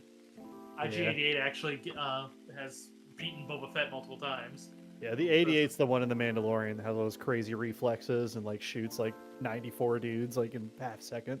Wait, was Yeah. that one 88? I thought that one was a future one, because 88 dies. 88's Oh. killed by Dash Rendar. Oh, well then yeah, I guess it is a different one then. He would be alive in Mandalorian because it's. Oh no, it's post, isn't it? Yeah. Yeah, it's post. That's right. Okay. Yeah. It's like New Republic just burgeoning. Yeah, no, you're right, Cursive, because 88 would have been dead by then. So. Dash Rendar kills 88 on the junk planet, the same junk planet that Starkiller goes to. Can't think That's of his really name. cool. Oh, it is IG-11. Oh, so he's an old one. Oh, damn. No wonder he's kind of a goofball. The 88 novel would imply they are, because that was the whole thing with 88 killed 87, because he wanted to prove that he was the superior model, because he was made, but then made an error. They thought 87 died, and so they built 88, but then when 87... Yeah, that's true. The novels are no longer canon. But they're canon to me, baby. Yeah, I'll always take the better stories. I'll say it. Because 88 basically has the Star Wars equivalent of a soul. Like in this game, it basically has a full player sheet and has force points because he basically had will. But so he was superior to most of the line. I'd argue from the way 11 acted in Mandalorian, he probably has a will too. He definitely does.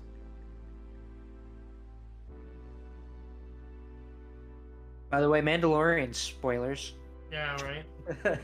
Spoilers for Gears of War Kind of. 3. Dom fucking dies. All right. No, I haven't. I've only gotten to the part where the guy cuts out of the TIE fighter with the Darksaber. You've at least seen IG-11. Yeah, I've met him. I didn't realize that he survived. I thought he died. But that's okay. That's fine. No, he's dead at the point you're talking about. Yeah. I'm very confused now. All right. I'm just gonna prioritize that if I can find some way to watch it. Probably. Well, anyways, we're gonna talk about that though. Okay. So, as soon as you guys begin descending down, though, you can hear voices. You can give me perception to identify what you may be hearing. Not so much the words until you get closer, but you may be able to at least. Nat 20. Very nice. He perceives. Not 20! perceive. I only ever needed one eye. Because you've got 2 more in me, brother. Oh my god, yeah, we've also had Yo. Man, look at you guys go. Jeez, I feel bad asking for a perception check when you guys are just like, hey, just Oh, we see it, Cursive. simple skill checks. Let's go. All right, so you can hear a distant, heated conversation that seems conversation outside the base of the staircase, but you can't make out any details other than it seems to be coming from, judging from your at least your galactic knowledge, that it seems to be coming from a Celestin and a Deveronian. They seem to be speaking Huttese from the little bits you can get, but you're gonna have to get closer if you want to get up there. Also, looking at the one, it's like you could probably try to sneak up if you want. You do see on the staircase there are more bodies of what seems to be most likely more bounty hunters. Looks like they've had a hell of a fight.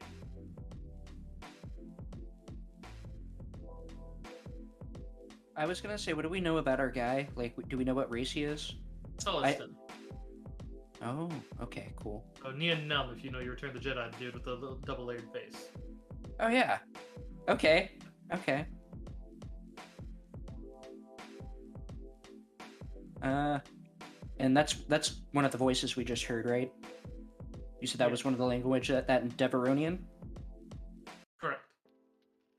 Yeah, Ricky's gonna look at Crash, and then he's gonna look to the other 2 and be like, I think our guy is down there.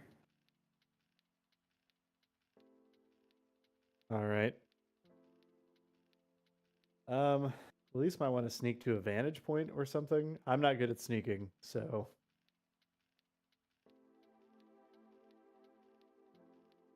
Yeah, you got some distance before where you think they probably are, so.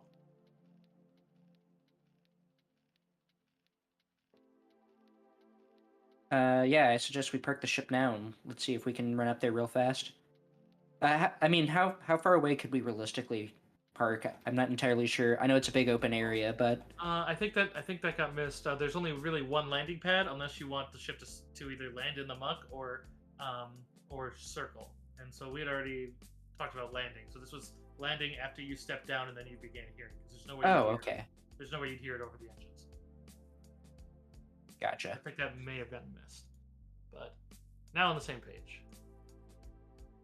Basically, you just at the top of the stairs, you hear the shouting, and then basically the closer you get, yeah, they might hear you, but then you hear more of the conversation. Yeah, can I just try to sneak over there then, so I can spy on these? Yeah, if you want to go just with one, if you're afraid of Crash alerting the others, you can do that. You can sneak with anyone feeling confident in their stealth abilities, or I would like to get. We all have comms, right? So. Yeah, I would like to, Cursive. I don't know what the distance would be, but I would like to get as close as I could without like being in danger of alerting people. Like I don't. Hard one for me to give you, since it's like that's basically giving some psychic knowledge of because if they hear you coming down the stairs, well, how would you know what that? Okay, well then I'll just stay where I'm at. It's like, I mean, you could go far enough that you feel confident stepping like from your own experience, but then that's stealth roll. Right. So if you want to say you don't want to make a stealth roll, then I'd say stay at the top of the thing here. Yeah, I'll just stay up there. It's fine. Yeah, sorry, I'm not trying to be a strict GM. It's just a little hard on that one. There you go. Right. Yeah, so I'll have Ricky stealth over. All right. Anyone going down the stairs may. Okay. Yeah, go ahead and.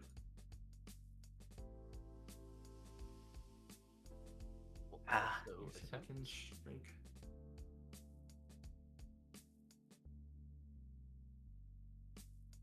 Okay, they look at you guys. And I feel like I need to add on a force point to that. There we go. Okay, all of us 25 plus. Very nice. Let me just give these a little bit here. All right. 9. Oh yes. Anyways. All right. So Don't talk about the Inglorious Bastards here. I love the Inglorious Bastards. You can't stop me. All right. So at this point, you can. Do you speak Huttese, or does anyone in that group of 3 do? I believe I do. Yes, I do. Okay. You can make out that it seems that the Deveronian voice is demanding the Celestin's surrender. They seem to be you can hear the Deveronian yelling as if calling to someone some distance away. Just come on, Resh, enough games. You already cost me one speeder and made us fly into this stinking hole. I'm about to forget that the bounty is higher to take you alive. Seems like it'll cost me less in the long run if I just shoot you now. Oh shit. But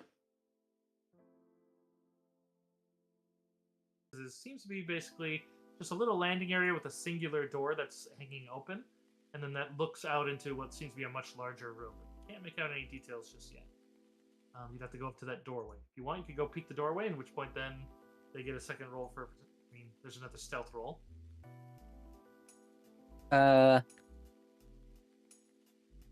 Ricky's gonna give, like, the other two... I don't know, they can come, I don't care. Yeah, Ricky's gonna attempt it. 24, and I'm actually gonna hit that with a sweet little force point. Only 3? Really? I rolled a 2 and a 1? Oh, it's 2d6 keep 1, that's right. I guess 27 is fine. This one actually gets to use the... 27 as well. Deckle. 29s twice in a row. Alright, slide your view down to the bottom of this map I'm bringing you to, and you'll be able to see the stairs you're at, and you can see where you're peeking. I can at least give you some vision. Excellent. Should I go ahead and put my token down there? Yeah, you can put your token in there. We can resize them as we go.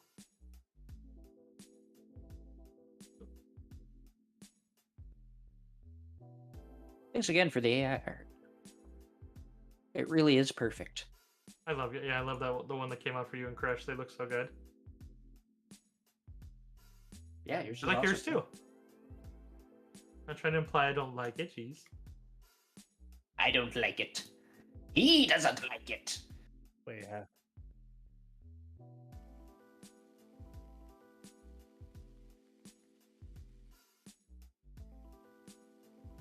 I just want to believe Noel's character is actually an anime boy in game. All right. Well, apparently he's like a twinkish anime guy, but he apparently has a smoker's voice, so... Alright, so you're going to be up here at this kind of peering out. Cool. What you guys can all see would be this like little area here. And then peering out, we'll give them their new ones. Oh, I was really hoping for another 2 9s. It would have been pretty awesome. So, you can make out a couple Deveronians. You can see that there's just a drop into something over there. You can't tell what's there. And then otherwise... That's not the right size. 1 second. Alright, so peering out, you can make... we'll continue this one there. That there seems to be a catwalk raised up that seems to go to a door back there. And then we'll just...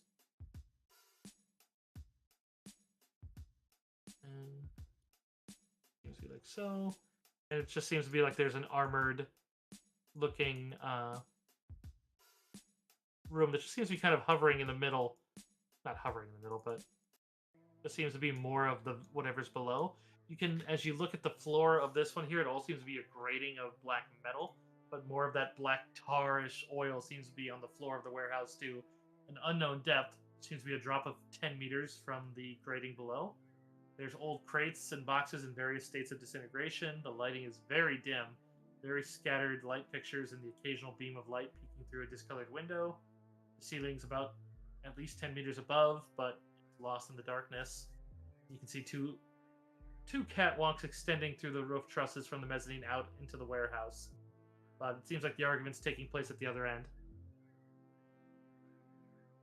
This right here that I see, do I see that? Yeah, you can see that. Everything you see. And That's all, Rick, you have full view. The other two only see straight out that door. Okay. Really just me? Because the other two rolled as well. Oh, then they could all be clustering at the door if you want. You could be Scooby-Dooing out the door. That's exactly what I was about to say. I imagine like a Scooby-Doo situation. But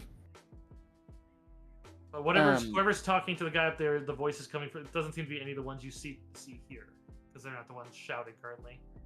But I was about to say, does this guy look like not a Deveronian? I forget what the other one was. the one that's on the catwalk far away does look to be a Sullustan. Okay. Seems like this is probably a pack of just, from what you read, you did find out that there was one named Sizzla, and then they had an organization of ones beneath them. They seem to be Deveronians wearing gray armor. It looks like they've seen quite a bit of action. Each of them seems to have a vibro axe, a blaster rifle, and looks like a belt full of grenades. Grenades, you say?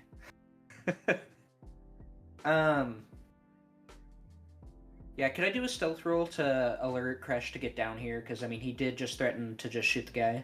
It seems like they want him alive, but it sounds like they're getting sick of him being alive, so...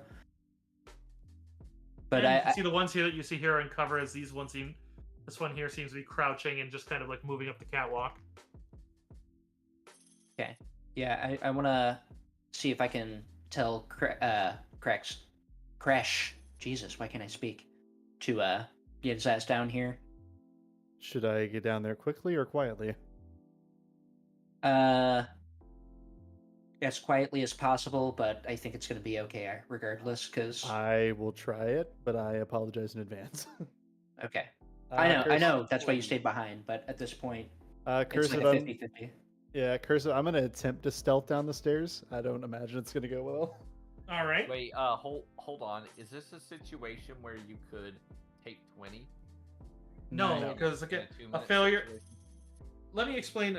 Taking 10 and taking 20. Take 10 is one you can do something without major stress to you personally, which is basically like, yeah, in combat, if you're undercover, you can take a 10. Taking 20 means that you have to be able to do it with concentration, and that failure has no cost. Point, like, they use the example of a lockpick in classic D&D, that you can take 20 if you have, like, with certain objects, but lockpicking doesn't work because you could break the lock or you could break the pick. So then taking 20 doesn't apply unless they have the rogue talents. So in this case, taking 20, the failure would be they'd hear it. Okay. So nah, it's me better off I just do a stealth check and try to get down there. Generally, if there's ever somebody against you, you can almost never take 20. Unless you have a talent that allows you to do so. Maybe I'm gonna try it, Cursive. Would I need to roll stealth to give him that information, or would it just be... No, because Datapad, you could type that in and you could give him a visual, and he has a helmet package.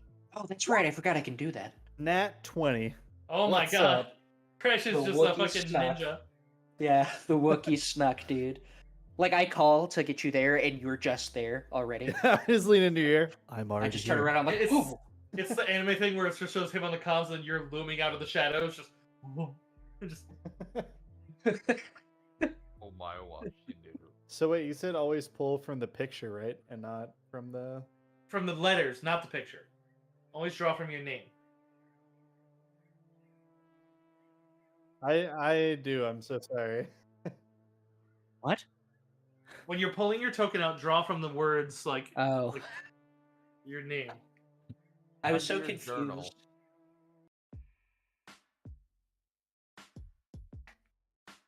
Oh! There you are. Suddenly there. You landed on Ricky. Actually, it was Noel. Hello there. The left catwalk closer to the upper catwalk. Oh. But seems like they're much further down the line. But otherwise, if you intend to cross out there, it'll take another one. But otherwise, you guys are okay where you are with your stealth you have, since the perceptions they have don't apply to the 25 that Kresh hit. So as long as you don't do any further actions at this point, you're not going to need another stealth, but you can hear more. But obviously, the situation has its own progression tree that if you don't do anything. Yeah. Real quick, should we step in? I mean, if we step in, they're probably going to focus their attention on us and not Resh. I mean, we might have to chase Resh, but get him out of I the was about to say crosshair. it's a combination of not losing Resh and not letting him die, which is more difficult than it sounds. I honestly feel like tracking him. Yes, I'm aware we're in a place called the Labyrinth, but I feel like tracking him as far as like worst case scenarios go. I feel like tracking him versus him being dead is the better option. To be honest, it's kind of why I called you out here, because I was like, I think we could probably take these guys and then just hopefully he gets away or hopefully he helps us. Yeah. Yeah, why don't we try that? I was just gonna pop out and throw a grenade, but I wanted you there. But I wanted you there so that you could start, taking damage for me as soon as possible. Oh my god, is this Resh over here, Cursive? Maybe. She has. we don't- Where's oh, over we here? don't know. Where'd you ping? I'm pinging The again. catwalk. That seems to be a Sulliston. You don't know if it's Rash. Yeah. Okay. No names have been said, which was the other thing I was thinking about waiting for, but at the same time, fuck it. If we help this guy, maybe he can help us find Resh. Yeah, the Deveronian called him Rash. Yeah. At least, or said Rash, and you don't. And what we can see that Deveronian seems to be responding it. But I mean, Which one's the Deveronian? they're all Deveronians. All the ones you see are Deveronians. Okay, and that dude gave us a data pad with all the notable bounty hunters, and one of those was a Deveronian, right? There was a Deveronian that ran a pack of supposed to be 4 Deveronians. Right. But what was that Deveronian's name? Sizzla. Sizzla. Okay, perfect. All right, listen. Are we in agreement? Should we try to get the attention of this group as opposed to letting them kill whoever this is? I need to know.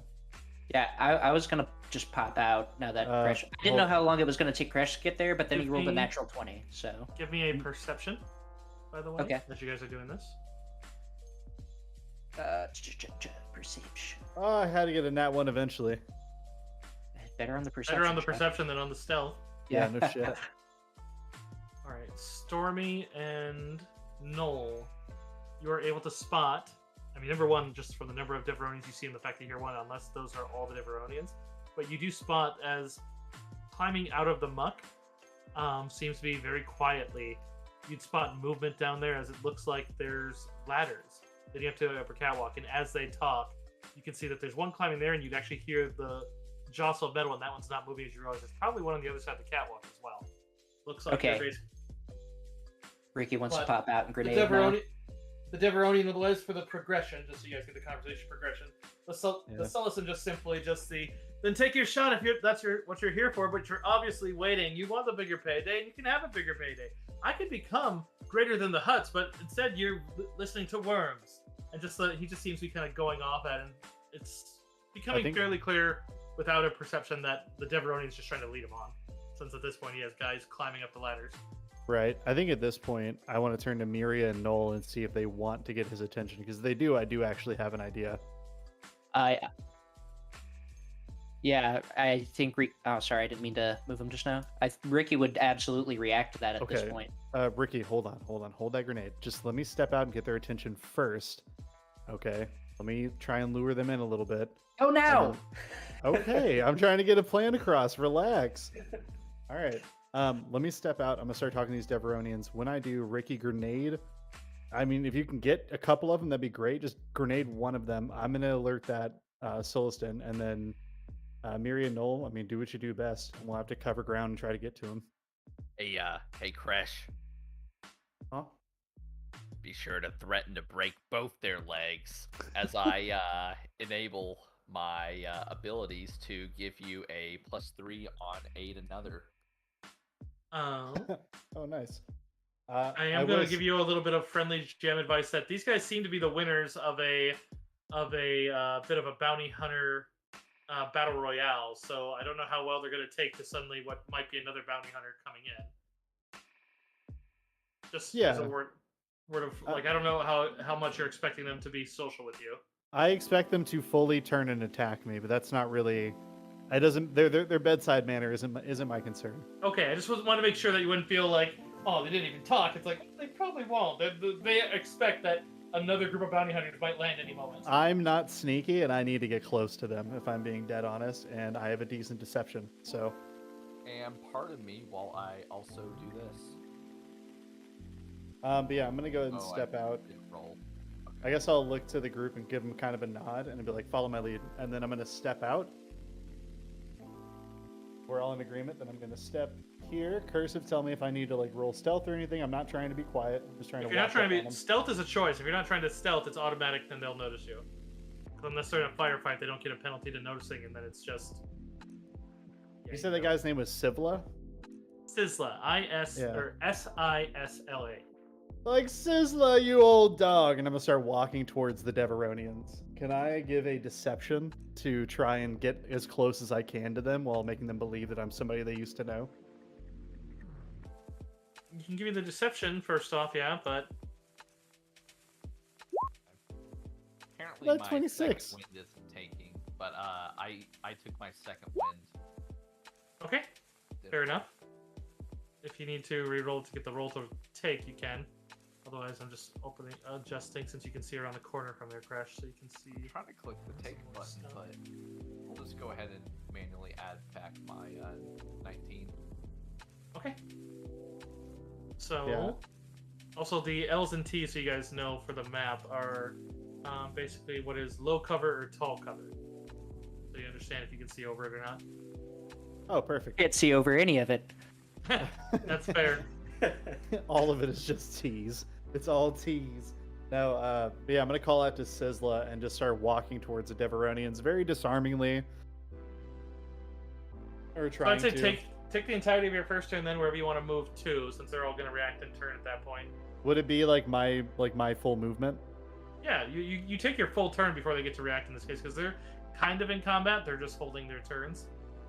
Okay, then I'll get all the way up to this cover.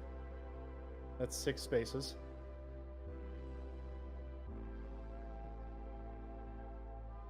Okay. Yeah, so go ahead and move Um, there. I'll get to there. Raiders, hello, welcome to stream. Hello, Raiders. I'll get to Oh, there. Let me double check my chat. No, no. Okay.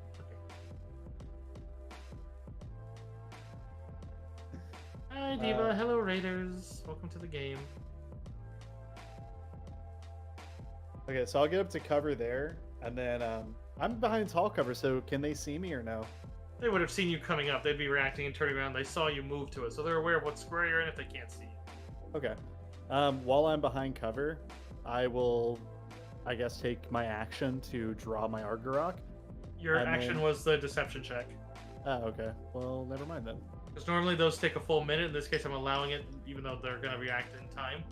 So basically, since you're initiating with it, I'm allowing it for giving you the full minute. Could you refresh my memory? When I ate another, that's a roll that I do, and I get to add my or sorry, that ate another stack that I gave him was for, I guess, intimidate, which he chose not to intimidate, and now he's doing deception. So my aid would not apply in this situation. Is that correct? Generally, if I denote a thing like in this one, like in this case, he went for deception. But in this case, I'd probably just say it would apply to his next social roll, just because I'm generally more generous with that, so people don't get bogged down. Okay. So I considered it with the deception roll. Got it. Okay. Yeah, because I believe there is a +3 hanging out there. Yep. I factored that into the sense motive. Awesome. All right. I will actually, since I can't draw my Argarok, I'm acting. I'll be like, Ricky, go for it, and then I'm just going to pull my axe, and then, yeah, I mean that's gonna be my whole economy. So. I love that. So it's just it's been so long since the Resh looked down. Yeah, which probably you'd see as Resh reacts first, because Resh does seem to you can't make it out from your angle, but they seem to be holding something in their hands. But probably they kind of look down and I'd imagine you'd hear a blaster bolt as they seem to be shooting at their floor. But in any case, that's going to be the start of initiatives at that point. You sly dog. Now we know it's Resh. But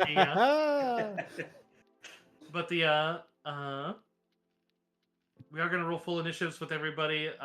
Namely, though, what you'd see is it does look like it was working on these guys here who kind of don't immediately turn on you, which is going to determine their turn order to a degree, as they're kind of still lingering at that. But you probably, as you get up here, questions, I'll give you a bit more view here, since you can see more of it. Let's see from there. You can definitely see this guy there. You can see there's another on that catwalk, and you'd be able to see across from your crossing, not necessarily from your position. I'd have to use the smart. It's a lot more than 4. Yep, because they only registered 4 of them. Oh, those fucks. Star That's Wars, brilliant. baby. That's brilliant. So if or they just won't care. But, Unfortunately, true. so in this case, and actually here, just since you're kind of engaging, so you're not surprised by anything extra. Yeah, we'll just remove it actually. Just wanted it mainly for how you handled the situation. So it does seem like the leader kind of like looks over and it's just in the midst of just the, honey, I told you not to bother me at work, as he's turning just to shoot whoever that is. Seems like he at least has a sense of humor. I like this guy. It's too bad I have to lay waste to him and his friends. Right. All right. Let's get the initiative up, and I need to roll for the veritable army here. I might do that too. This is all the money we. This is all the money we took from Niska.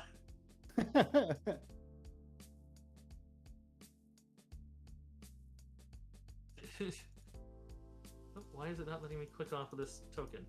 Oh, because I'm on Fog of War. That's why.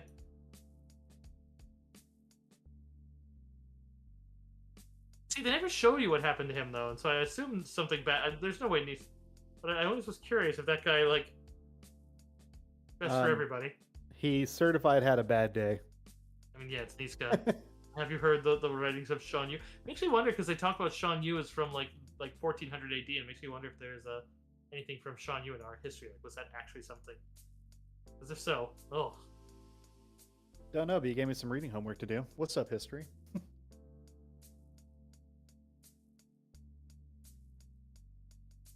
Oh, you're right. Someone pointed that out to me too. I remember being told that. Is it? Yeah, it is. Actually, D's nuts.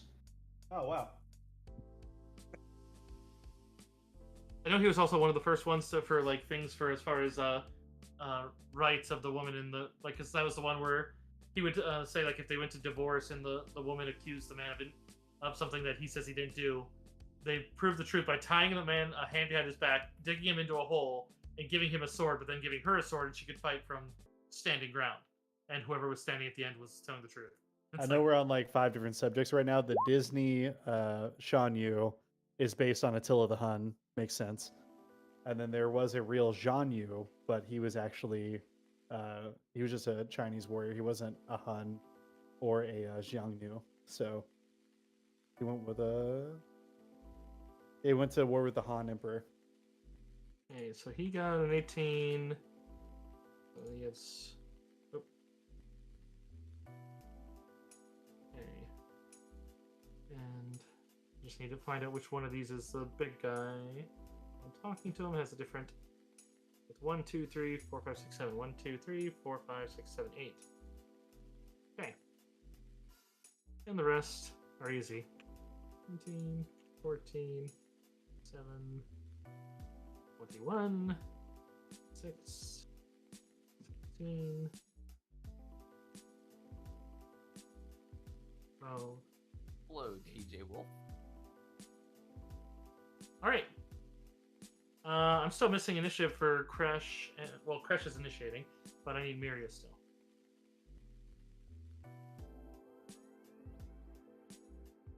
That is a big block of bad guys, by the way. Yes, it is. And it will remain a big block of bad guys. Holy shit, we're initiative blocked. Oh my god. Alright, fuck them up, guys. Ricky, you're up. All right. Before you do that, just making note that I did roll a natural 1 on my initiative. Oh, thank you for pointing that out. scored Okay, quite so you're right before Crash. Mm-hmm. It's curious if I know I'm initiating. Do you even need a roll though? No, you don't roll initiating unless it's an utter surprise. Like if they're basically combat ready, you just go to you're just the top of the list. If they're not combat ready, then that's a surprise round. Ah, okay. So in this case, Noel hasn't acted this round, so he goes above you. But otherwise, then he's the end of the list. All right. Not quite initiative block then, but I mean, there's still a giant block. All right. So Ricky's gonna move out 3 to here, and he's gonna do his thing. He's gonna pop the shot. All right, what are you gonna do? Sorry, I'm counting. I'm about to shoot a grenade. To right here, so I can hit both those dudes. Okay. Give me 1 second. I don't remember the range of my grenade launcher, and I forgot to pull this up. I'm sorry. You're good. Let me do it this way.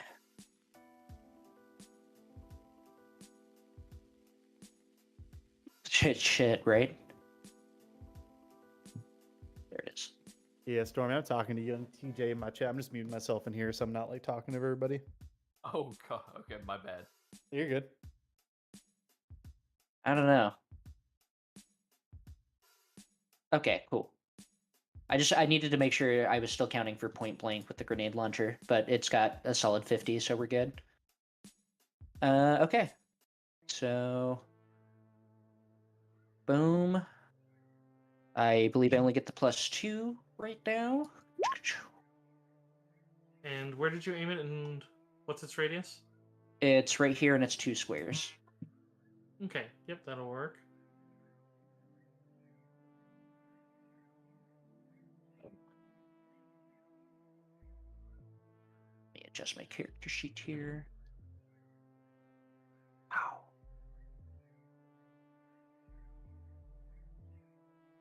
So that's 10.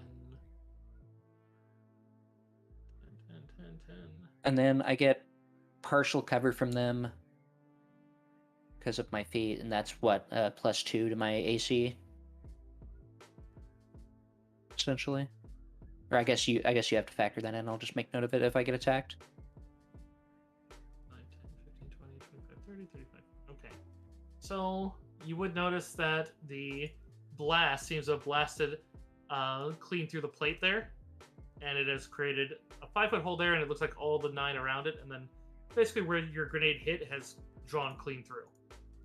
That's fucking awesome. And it So- looks like it's weakened everything around it, and it all kind of bows inwards there. Does that mean they fall in there? They don't, but it does show you that the plating you're on is very weak, because that shouldn't happen, not from a single frag. Okay, awesome. okay, that's really good to know. So they're still about 5 feet away from the bow.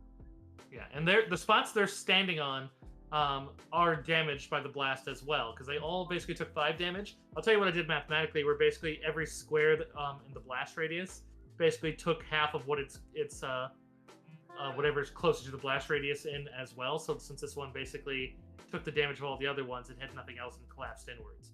And the rest started bowing in, and then basically I petered the damage out. Awesome. So basically all the exterior squares would be taking 5 damage. These ones basically took 10. This one took somewhere in the vicinity of 50. I love it. And both of those guys got hit, right? Yep, I applied to both of them. They both took the blast. Cool. Let me make sure they don't. Actually, I just realized I didn't check to see if they had any form of DR. Just check their reflex. Okay, nope. Okay, cool. Next up. Oh, unless anything else, Ricky. Yeah, I was just about to see if I could do anything else, which I don't think I can. So we're on Miria. Yeah. Oh, I was supposed to apply sneak attack damage to that as well. Oh, go ahead then. That actually could change how much got blasted out. Yeah. 9 more damage, so that'd be 999. That would be I knew I was missing something. another 9 then, if it's half. It's not enough to blow through, but actually that means that the blow is actually that big. And then these are all the areas that are bent. Wouldn't ran out of streaming space. That's fine. So this one's not going to be the full of it since it wouldn't get that far. But it'd be these that are bowing. Gotcha. It basically makes a sphere.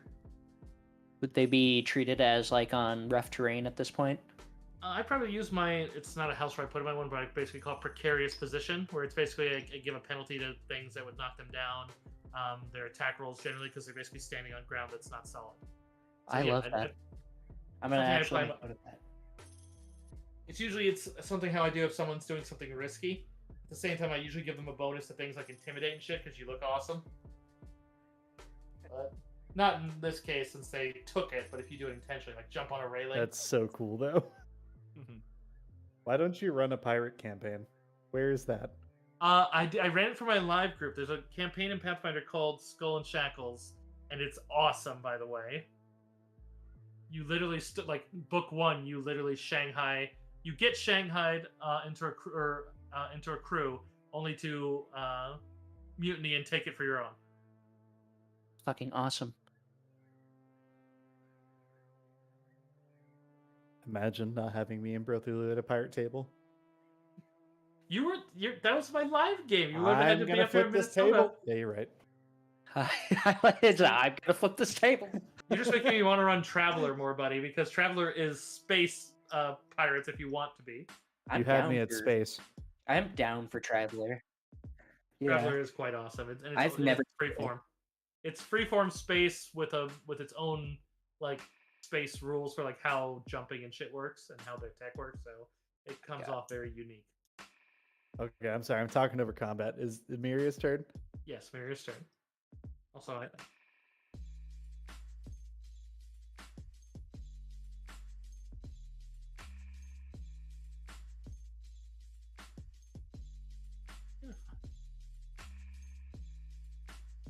Grand Admiral Thrawn theme. Let's go.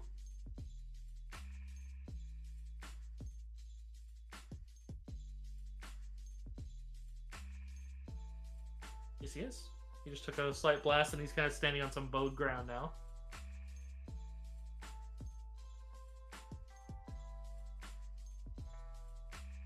That will hit. He takes 14.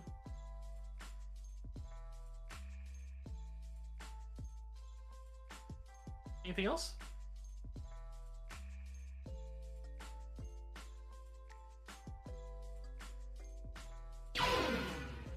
Nice. Ooh, that scared me. Also, same. I fully jumped. I'll turn that one down for the. All right, onto a block of bad guys. All right, next is that particular man who just got shot. Just like he looks behind him and sees you there. Yeah, but he just got he got grenaded kind of. And also, to be fair, the grenade did 10 versus the. It's like the. Oh, Jesus. So, first, he's going to look at you, and. This is an odd one in combat because of how his ability works. Miria, give me a stealth check. As he's kind of peering at you a little bit as he moves over towards you. He's going to step off that. 5, 10, 15, 20. And as he does, he's going to pull out an axe.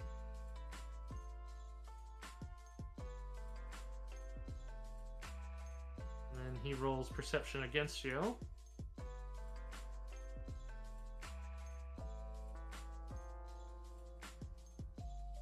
So as such, as he kind of steps up to you and kind of sniffs about, and just looks at you and just, Mira Lucan, eh?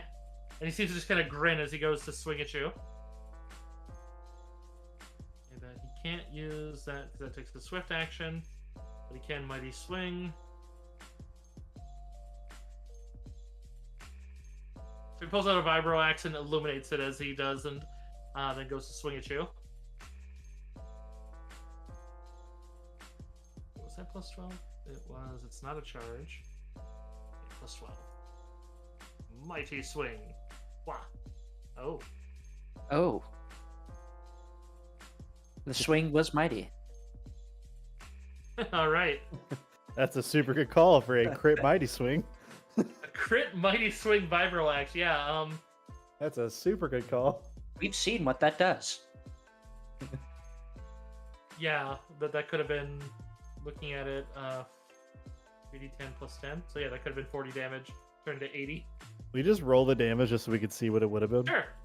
You could roll the damage to see what it would have been, because basically Deveronians get a once a day they can look at somebody and basically do a perception versus they get a free stealth if they're wearing anything that makes it unclear of what they might be. So, or trying actively to hide what they are. So like Jawa wouldn't get it. Like, I would say probably Kresh wouldn't get it. Stormy would, because there's a lot of variant humans. But, like, Mira Lucans. It's like, he's not going to recognize it off the bat. But if they beat you, then they get a +1 to attack and damage rolls for the rest of knowing you. They know what you are. Until they know your vital points. So, yeah, it would have been 52 damage. Actually, and then... Yeah, and then that would have been... Your threshold would have been 10 lower from devastating attack and his weapon. Oh my god. So he probably would have just been like, whoosh, head. Good call, Deckel. Because that turns it into a straight miss, right? Not just one down the line. Whew. So probably like a crate falls down at that moment and just blocks him as he comes in with this massive swing. Oh my god. God, why do we gotta start combat with like the scariest shit from a mook? All right, next round to Resh. Resh, if he's being walked on, shoots at attackers, so he'll do that.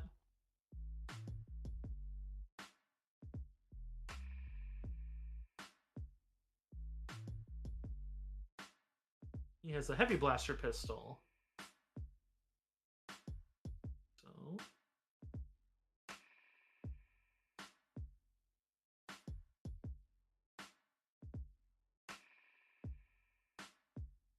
he aims at the one on the right. Climbing, so since he's climbing, he doesn't get his reflex, so that means he's a 16. And what's his level? He has... Oh, that's a lot of dice, okay. Since this guy's busy climbing, he doesn't get his dex, which means he gets sneak attack. So 2d8 plus 6 from the initial blast.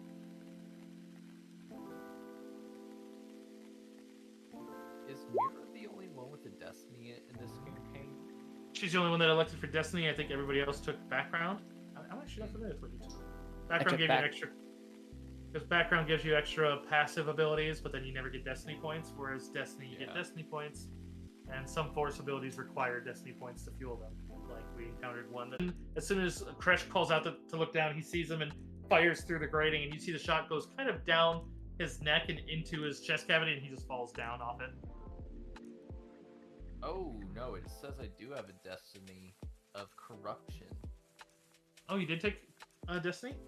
Oh, that's fun. Okay. Double check what corruption is, then. I would say that we haven't been... Yeah, I'll have to double check what the corruption goals are, then. I don't think you ever told me that. I mean, we can talk about this later. Let me check. Because I'll have to see what corrupt... You have to basically do corruptive things. I gotta see what corruption things... Like, because it gives examples for all the different destinies, and you can pick your own as long as we figure out what it is. It's just corruption is very...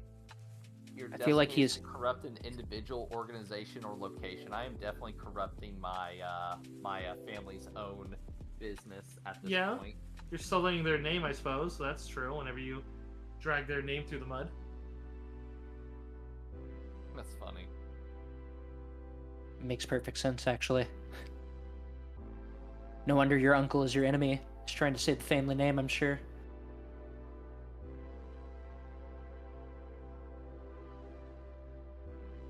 My favorite thing about this is the fact that Stormy fully forgot they have Destiny, so he's just been doing that.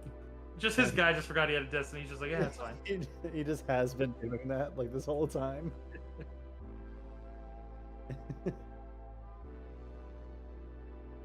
Yeah, I should have like 11 of them now.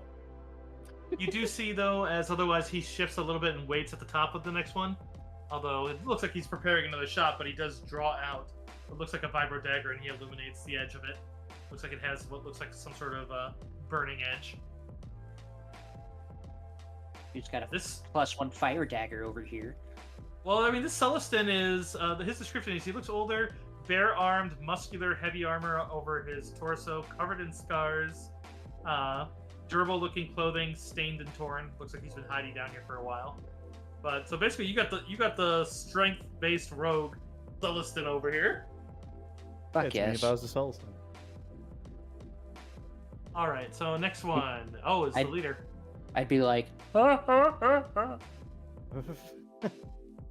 one here, he's going to duck for a little bit of cover behind the railing, but not that the mesh of that gives much. But let's see.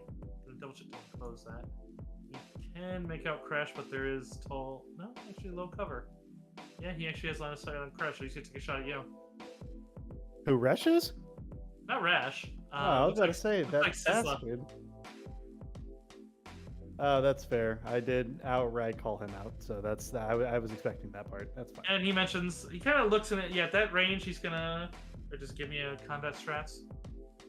Oh, it does. Okay. So he just shouts that you're not gonna steal his bounty as he aims in at you. You see as he raises up it looks like a heavy blaster rifle with a scope. You better not miss. So let's see if that's at that. It goes down to 10. It's not terribly after the new thing, but I mean, 28 is pretty good. 28? For reflex, no, actually, it doesn't matter. No, it doesn't hit my reflex, more fortitude. Okay. So I'm gonna use reflex though. I'm sorry. Yeah, you want to dodge a heavy blaster, I think. Yeah, That might actually get for through your sure. shit. Double attack. He has a second attack. However, his second attack upon that, as soon as the first one. Well, no, because double attack you're doing it the same target, so yeah, it has to be the same. So. Okay, so miss. Okay, next one up is this one over here. These guys seem to like their melee, as this one's going to step over towards Crash off the broken up area. They move to nearest target, so... Unless it can get to... Nope, he can't get to Ricky, so... But he pulls out a Vibro Axe as well. And goes to take a swing. Mighty Swing, same thing.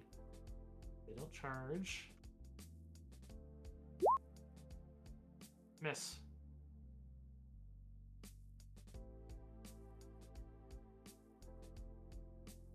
Alright, next one. They can't reach you, they stay on Blaster Pistol. 5, 10, 15. I'm so glad he stood there. Oh yeah.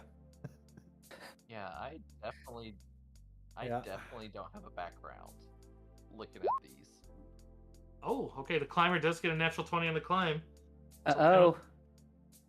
I thought I just got crit. I was like, really? So that will get him to the top. Okay.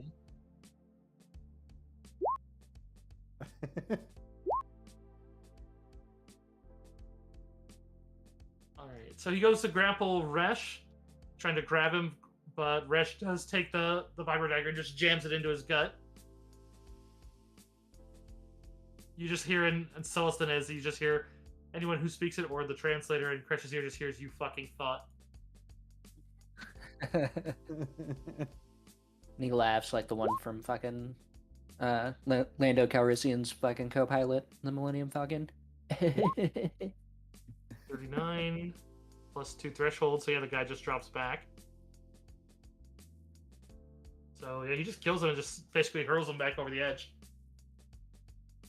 Fucking A. This guy's awesome. I mean, he was trying to become a Hutt gang lord. Just because he was hiding and trying to get off planet because he got his ass kicked doesn't make him not a badass. It's just, you know, that's reasonable when you're facing Imperials and the bulk of the Hutt cartel. I want to believe he still sounds like some sort of stoner kid like the other guy. Like he's just voiced by Chong. Moves right here because he can stay in cover and take the same shot. They're so cute. And yeah, looks like Crash is the only target because that's tall cover. They can't see Miria. Fire away. I love you said that right as my music changed to the Mandalorian. 22 is going to miss. Yep. This is the one thing where it's like when there's a big horde of them that's not scary. It's like, oh, you're just all going to die. Oh yeah, I'm just biding my time. Let's see, this one can charge Crash. That does remove 1 from potential splash zones if that's what you're grinning at, but yeah, they're supposed to favor melee. So this one pulls out the axe and charges over at you. He does go over a bowed square, so he has to make a check. Wow, what a champion! So he pulls out an axe and lets out a bit of a battle cry, comes charging at you, and then steps one wrong way and right into the... You just hear a splash, just right into the bowl. You okay there, champ? 10 feet. Is he within melee reach of me? Just curious. I mean, if you move to the edge of where it's bowed, yeah, you could effectively lunge and reach down there, I suppose. Oh, okay.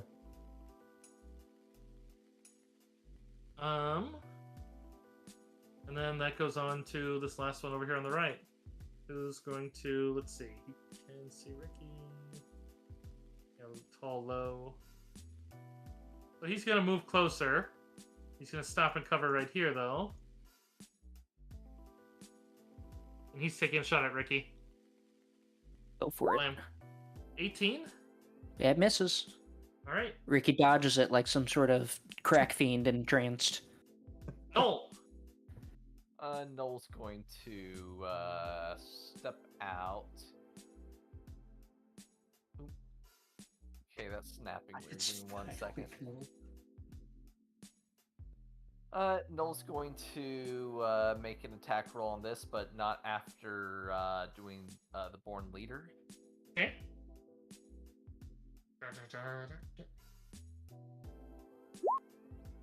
Oh, 32 to hit. Jesus. All right, yeah. Said it before, I'll say it again. Noel don't play around. That man's lethal. He's lethal as fuck. That's the scariest dentist in Star Wars. And that's one threshold for him. I was thinking of, but I don't feel like I could ethically do it right now. Use Destiny points just to crit for the rest of this session. But I'll have to talk to our glorious DM about about retconning something you're getting caught up. Yeah, maybe changing some stuff here. Yeah. I mean, Okay. Destiny points stacks. You can have multiple Destiny points, so it's like there's no reason you couldn't have a bank of them at this point. But we'll have to review where we think corruption occurred. I like to think, and for Noel, like playing devil's advocate, he actually corrupted me into brushing my teeth. I'm a Wookiee. Oh my god. Anything further this turn, Noel? That's pretty much all my action economy. Okay, Crash. Okay. So in the spirit of Cleave, what I'm curious about, there's a man next to me who I'd like to kill very badly, right? Say that I killed him. Could I reach the guy to my north? No. Without moving. Okay. Okay, that's what I was curious about. Your best bet if you really wanted to do something like that, and would probably hose them both, since both have taken, well, the other one's not wounded, but he's dropped. But in the terms of what I would do to accomplish a double attack, is they're not wearing full body like face suits or any of that, and that oil is probably not good for health. If you grappled the one and drug him over there, you could drop him in the pit. On top of the other, which would then give them both a severe penalty to swimming, and it's oil, which already gives you a big penalty to swimming.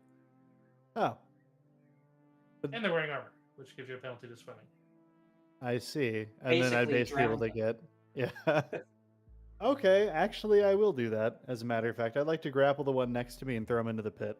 Okay. Yeah, grabbing does attack for opportunity in this system, so he does try to swing at you for it. Better not miss. He misses. missed? Well, that's a shame. All right, grapple check. Yeah, so that's going to be a grapple versus his. They don't have CMD in this one, but... Be a 24. 10 plus his grapple rating. So it's a 22. Yeah, you grab him. Cool. I'm going to throw him right into that pit. Okay. Yeah, if you just want to straight up throw him, then just give me a strength, because that'd be opposed strength. So he tries to oppose... Oh, my nat 1! Oh, no! Never mind, I don't throw him in the pit.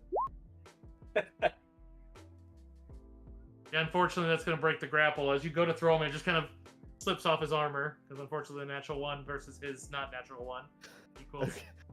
I still have my movement, right? Correct. Okay. Okay. Hold on. Oh my god, I just realized. What's my economy right now? I still have a movement and a swift. Correct. Okay, flip him the bird. No action, right? And then I'm gonna move. I'm aware. Well, he probably doesn't have combat reflexes. I'm gonna move. Let's see, 1, 2, 3, 4, 5. If I move here, can this enemy see me? Yes. Because he'll see you from a corner of it.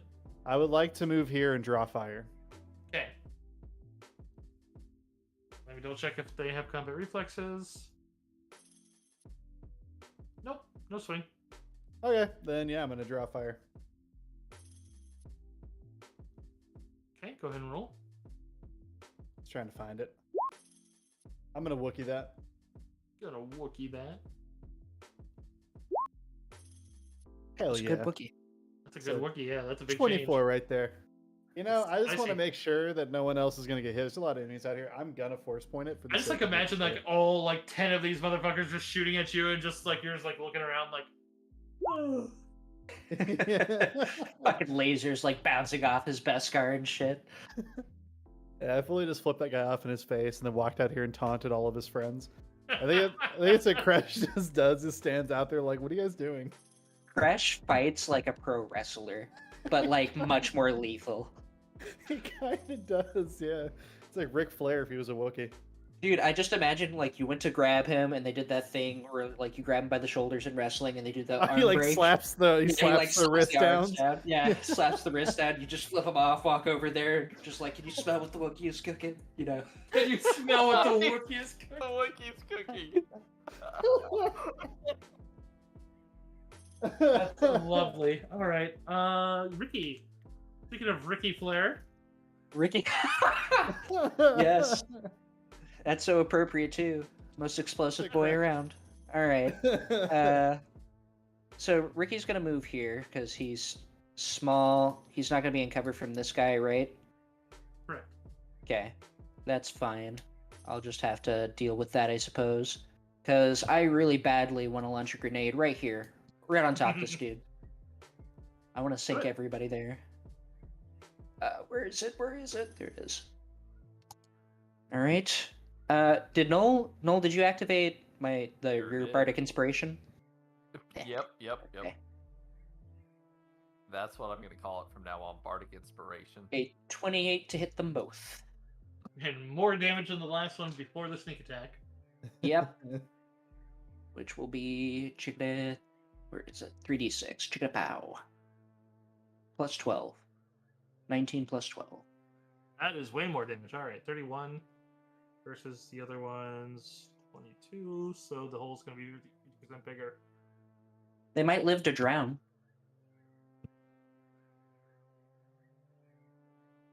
No, we don't. That other guy's over there on an island all by itself. Yeah, you have the force, Miria. It's fine. Just kind of float over there, or Yeah, just whatever it is carry your everyone- space wizards do. Just What do carry we need everyone this over. platform? Yeah. I don't know. I don't know how the force works. Yeah, just do space wizard stuff over there. It's a series of tubes, obviously. Yeah. Okay.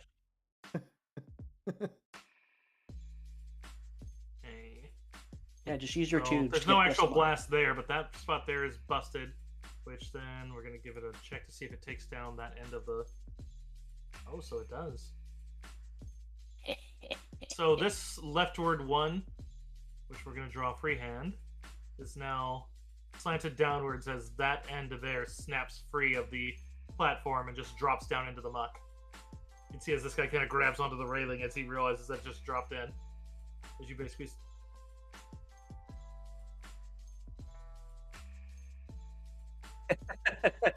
And this section here would also be blasted down as well as to spread out the blast radius, but I'm Yeah, that licensed to grenade- do this. that grenade was quite a bit bigger. Anything further, Ricky? You terror. Yeah, I'm gonna second wind. Okay. Miria, you're up.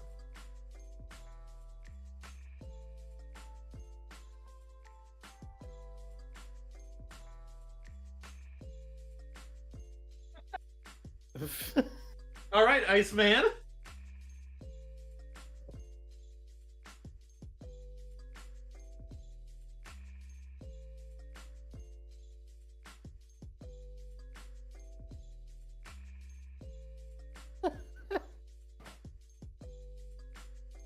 Yeah, I already know what their grapple rating is, so I know what his defense. And This actually is the most WWE episode we've ever had on this campaign. they do have a dark side rating. Oh, but that's gonna be that. All right. Have a dark side rating. Yeah. Oh yeah, these are like evil bounty hunters. I have a dark side rating and we're heroes. Debatably. Yeah, so you get the +1 from me, and then you get another plus, you get plus intelligence modifier from me, so you get a +4 altogether from me. Like for what? They use the force attack. Oh. So whenever you use a force point to supplement an attack, you add my intelligence modifier, which is a +3. But for any attack in general, you add a +1 for my born leader. Bardic inspiration. No, just kidding.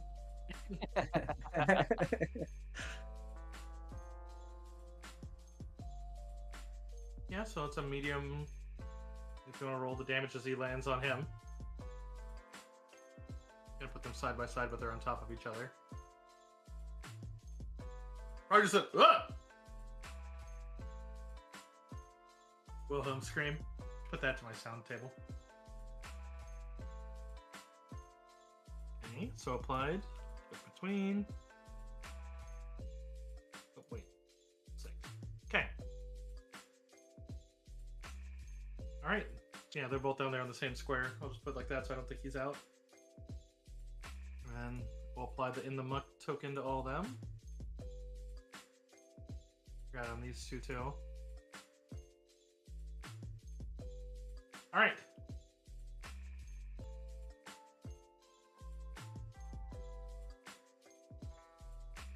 Alright, this one's gonna try to swim. He's got landed on, so it's a -5 plus a -4 for being in the muck. Because 4 from his armor, 5 from the muck, and being stacked on top. That's another -5. So that is gonna be a -10. And that one's not thresholded. Oh no. Yeah, neither of these ones were. Alright. No, he should have been. That one should have been 1 threshold. Okay, so that's going to be another -1. So a total of 10, 15. Another, Jesus Christ, the other guy who had to climb it. So he does make it, which allows him to move half his speed. So he takes his whole turn shoving the other one off of him, and then moving over to here. The other guy still gets the penalty for having him on there because he starts there, but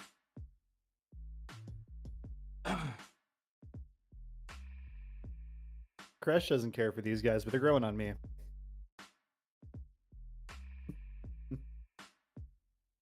Alright, so that goes on to Resh.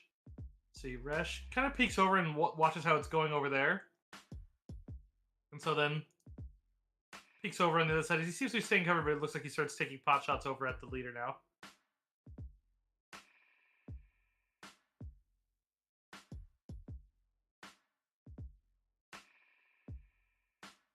Which one is the leader again? The one on the northwest. Seems to be Sisla himself.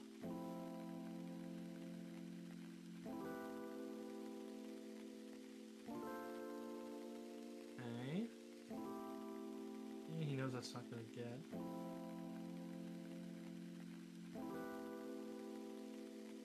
So unfortunately that's going to miss.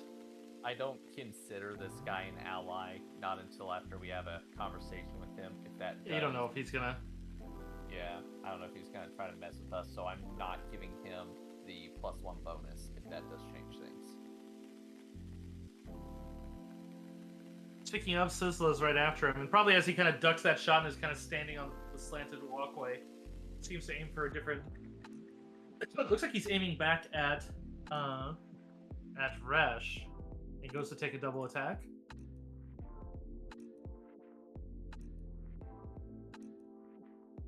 Alright.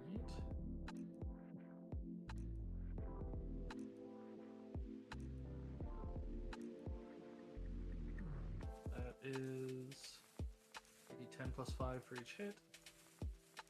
Of course, he rolls amazing shooting at him, but. So. You would see as he does that the shots themselves, while look very like he looks like he does it in quick succession and takes towards Resh. He fires 2 blasts, and as he fires one at the northeast corner and then one at the southwest corner, and Resh drops 30 feet into the muck.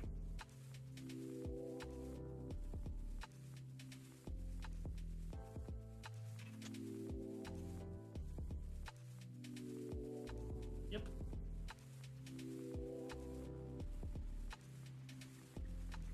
Alright, where's this one? I'm mousing over another guy here. He is there. Okay. So that's this one by Ricky Still. But 1, 2, 3. Yeah, he's not within. Actually, for lateral distance, actually. 1, 2, 3, 4, 5, 6. No, he is within 6. Never mind. As much as he was. Ah, Mhm. Yeah, I they're didn't. further- I wasn't sure if that was going to be far enough. by distance of like range of like movement, it's not, but you're supposed to use the old method for the for lateral distance. So it's like that's why like the explosions are slightly. But yeah, so in this case, the trigger from Miri as it comes for you with an axe.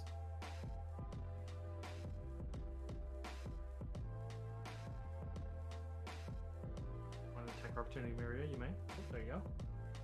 11, and your how much do you lower threshold by with your lightsaber? Oh, you're not. Fair enough. Did you leave it on the or ship? sorry, it's B. Oh, right. That's bludgeoning. Okay. So goes up to 49. He's thresholded once, so he's still up. So he takes a swing at Crush. Probably his. Probably looks. Pause. Pause. I'm going to activate my reactionary attack Okay. immediately. So this immediately takes effect, and Miria is going to be able to, or actually, Kresh is going to immediately be able to make a reactionary attack against him. What's the wording of reactionary attack? Once per encounter, a reaction to attack versus me or ally, one ally within 6 squares makes an immediate attack against the enemy. Okay, but that's a reaction to an attack, which does mean the attack resolves first. Yeah, I would believe so. So the That's enemy how I does. interpret it. Yeah, but this one's probably gonna be missed anyway. Well, I'm gonna fortitude it just for the sake of doing it. that's badass. All right, because Yeah. a 26, and I believe that's lower than yours. Fortitude is 34. Same with threshold. Yeah, so even he was studying Ricky, so yeah, even at max damage with that okay, no, he could potentially pierce that with the mighty swing. So we'll see if he can. Nope. Okay, now go ahead. Okay, now I'm going to. I'm just gonna swing on with the Argarok. I just mentioned like you're looking at him, like waiting for the attack. Look at it with disapproval, and then. Yeah, pretty much. Tap it in for the RKO. Oh my 30. god. Yeah, this guy only had literally 2 hit points to death, so it's like, cleave that man in half there, however you want to. Yeah, I just fully decapitate him. I shake my head no in disappointment and just chop his head off. Just remove him from the initiative list there. All right, more swimming boys. Those ones did not land on each other, so they're at a -10. So a 4 does not do it. So they're unable to progress, and they sink 10 feet. Yeah, this place is not a this is a tank. This is a tank that goes way deeper, and so that ladder is well, it's nice, but you better remember where it is, because at that point then you have to roll against disorientation, so you could swim towards the ladder and just be blind. Oh, I think that was another swimmy boy, but I gotta double check. Swimmy boy. Where is 15? Oh no, that's a dead one up here. So I'll keep that roll for, yep, he's next, 14. So that is a failure for that one. That one, oh, and he failed by, nope. Yeah, that's going to be another 5 DC, so that guy sinks down 15 feet. Those guys are just disappearing into the muck with little... That's a terrible death. All right. Truly is. It's kind of horrific.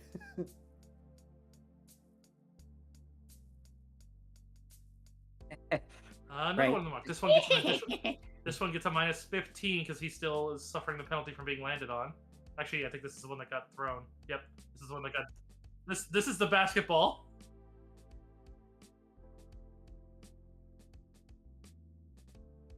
And so that basically is 5 less amount, so that's going to be in the same category as the other, so he sinks 15 feet down. Should really market on these guys here. Alright. Which basically means the ones that are 15 feet down have basically a turn to get out of it, or they're going to be have to literally spend extra down there, since they'll basically be taking greater and greater penalties, because guess what? This shit is Ferris. This is ferrofluid, if you're familiar from Star Wars. And ferrofluid is very, very dense. It's going to crush your ass if you get too deep in it. It's not Love gonna it. be a good time. You like motor oil? This is motor oil's cool older brother. Motor oil that's also part... Pretty much, yeah. Basically, the protoplasm they use for basically making droids. Basically, what my Ford truck spits out on a daily basis. And they're supposed to be aggressive, so... Well, he could make it. That shit... He's gonna... this is Bode's... Oh, wait, this is Bode's section. And he can't fail that. So he climbs up onto the Bode section here. He could potentially slip and fall, although it's not muddy. So basically on a critical failure. Not critical failure. So he kind of climbs up onto these around to come around towards Crash, but that is going to eat up the majority of his movement as he steps up. So actually then, before he does that, he'll still go for an attack. He's standing on top of the crate there that's slightly tilting inwards, and he, with his free hand, he takes a blaster pistol. Well, no, he never drew an axe. So he takes his pistol and shoots at Crash. Oh. What? I was talking to chat. What happened? You're getting shot at by another goober. Oh, well, they better not. Or, excuse me, these guys use blaster rifles. But still, only a plus 11. No, I'm gonna. 26 is a no. No, I'm actually gonna fortitude that just to be cool. For the sake of 88 plus doing it. 2 is a 26, so yeah, he can't do it. That just scores off the armor. And that goes to Noel Gareth. Noel Gareth is going to, you know what? He's going to, well, I would probably have to move to make that, you know what, no, do I have a direct line to this guy, or is he in the muck right now? He's in the muck, he's reached the bottom of the ladder. Okay. He still has to climb. Got it. So I'll move over here and take a shot against this one. Okay. Yeah, that guy is in precarious position, so I'd make him check again against the chance of falling over the railing. Ooh, It's natural a one, though. natural one. Automatic Ooh. miss. That's such Nice a shame damage, at though. max damage. Yeah. I know. Rest in pepperonis. All right. Anything further? No.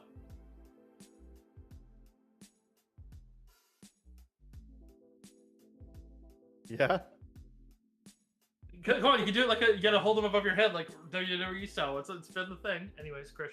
Yeah. Actually, Off it's the not- top rope.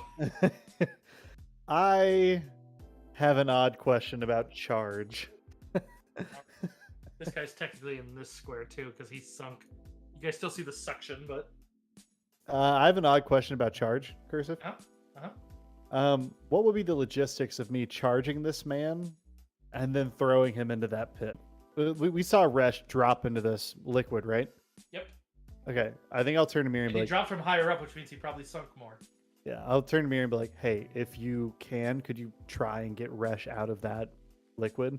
If not, I've got some synth rope, but right now I got to do something. And I'm going to charge this guy and pick him up and throw him into this pit.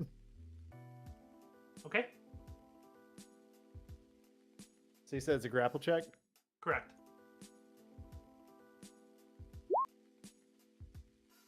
Honestly, I'm going to force point it. I want this to work. Is this technically an attack, or is this just skill use? This is an attack. Pardon. Okay. You cut out a little bit. Did you say is or isn't? This is an attack. This is an attack roll he's Awesome. doing. Okay, so you get a +4 from me. Oh, hell yeah. So then that's a 26 all day. Cursive. Okay. 26. We'll do it. I think I literally run up and start into a double leg, so like shoulder into his waist. And then as I come up, I just take my my rear hand and reach it around his neck, right? And then bend him down and stand up so he's like almost fireman carried across my shoulders, and I lift him and throw him into the pit. Like lift him above my head and throw him into the pit. Yeah, and just so you guys understand mechanics, normally they get was Pathfinder Second Ed calls them grab and edge maneuvers, but that literally was called in 3.52, where it's basically If you basically push somebody over an edge, they get usually a check to grab the edge. However, if you beat their CMD, or in this case their grapple roll plus 10 by 5 or more, that pushes them an additional 5 feet. So in this case, yeah, 26 beats his 21 by 5 on the dot. So, All right, so Bye-bye.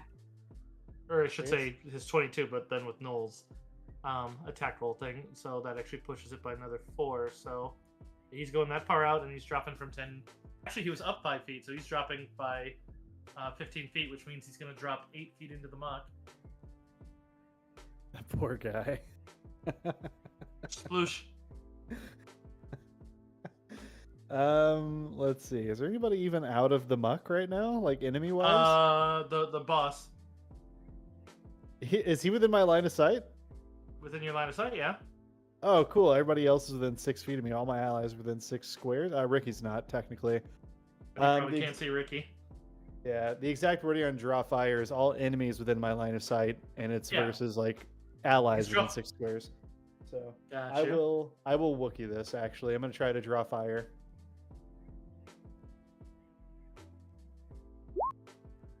I'll let it ride, and I would like to make the argument that me picking up one of his men over my head and throwing him into a pit of ferrofluid is reason enough for him to shoot at me. Probably, yeah. Just watch one of his buddies get tossed in there as he sees one barely climbing out, just dripping the ferrofluid. Just probably sputtering as he's holding onto the railing for dear life. The fun thing is, even climbing the railing is a check with that shit covering you. Because, like, you could fall right back in without it. These guys just rolled like champions. All right, What Ricky, we you're should up. do is just get a really big magnet. Just take as much of this as you can. Yep. I mean, No, and then throw it at those guys to catch. Oh, there you go. Just cover them. Yeah. Throwing rope. All right. If only. So, yeah, shit, dude. Like,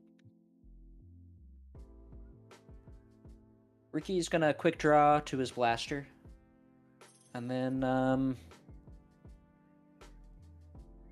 he's gonna move 1, 2, 3, 4 to here.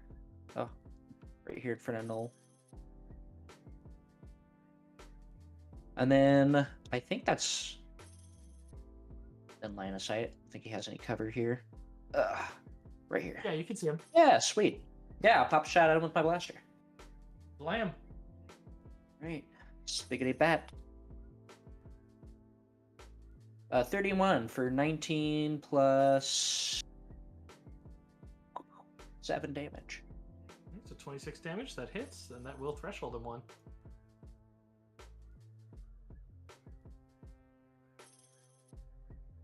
Nice shot. Oh, I was supposed to do my threshold, I think. Yeah, because doesn't second wind revive a condition?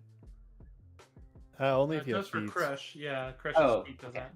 Gotcha. But otherwise, you can take 3 swifts to do it too, though. I'll do that in a minute. All right, that puts us to Maria.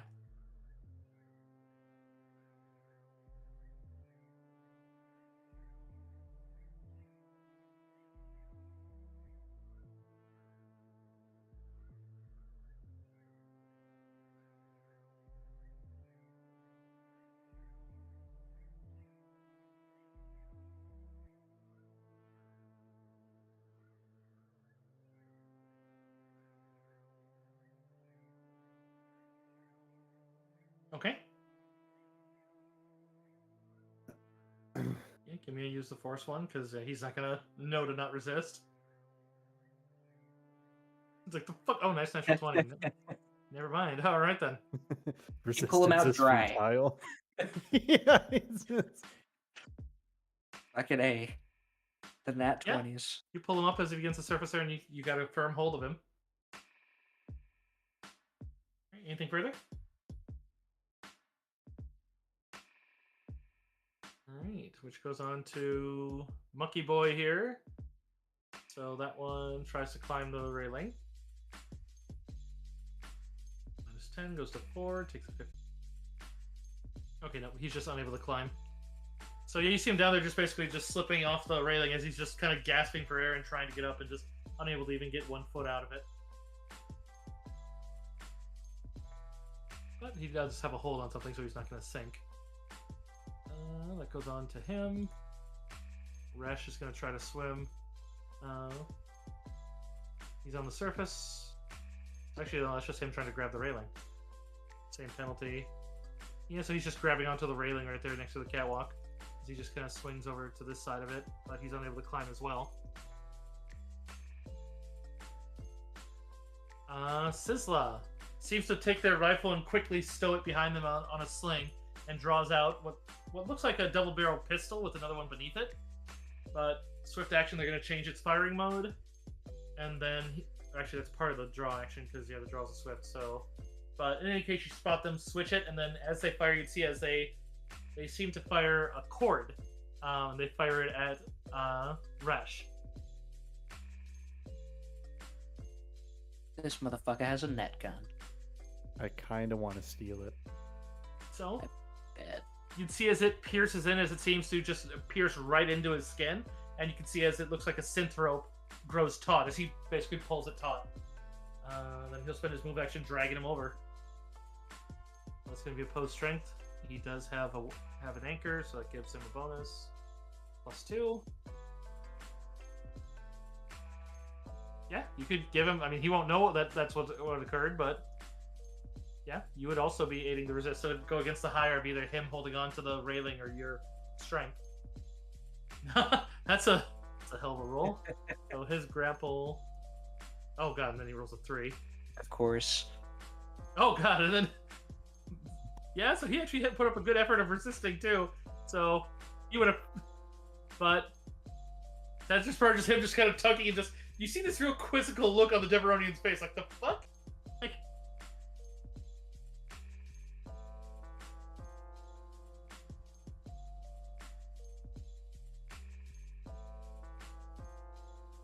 Yeah, you hear Sizzla make a comment about that he's tougher than some Trandoshans he's brought in.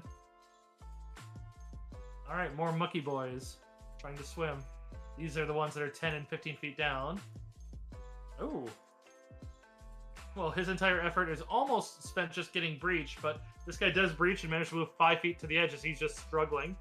But he does manage to get a little bit away and not get pulled down to his death. Next one down. Oh, you guys don't see that. So he managed to get to 5 feet below. All you'd see is that it looks like the suction is weakening over there, but probably seems like he's sinking deeper. And we have another one that is 10 feet down, or no, this one's 15 feet down. Wow. Okay, so this one also gets 5 feet down. They are actually all recovering. And this one just got thrown from 15 feet. So he splashes and goes in 8, which goes down to 5. Oh, okay, so he actually manages to swim over. Probably trying to get the other one out of the way a bit.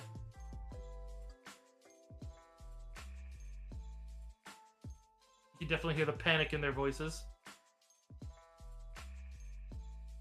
You just hear probably in Deveronian of just simply just, if you can't climb it, get out of the way for those who can. Just being a bit of a prick to his buddy. Noel. Alright, so we got 5, 10, 15, 20, 25, 30.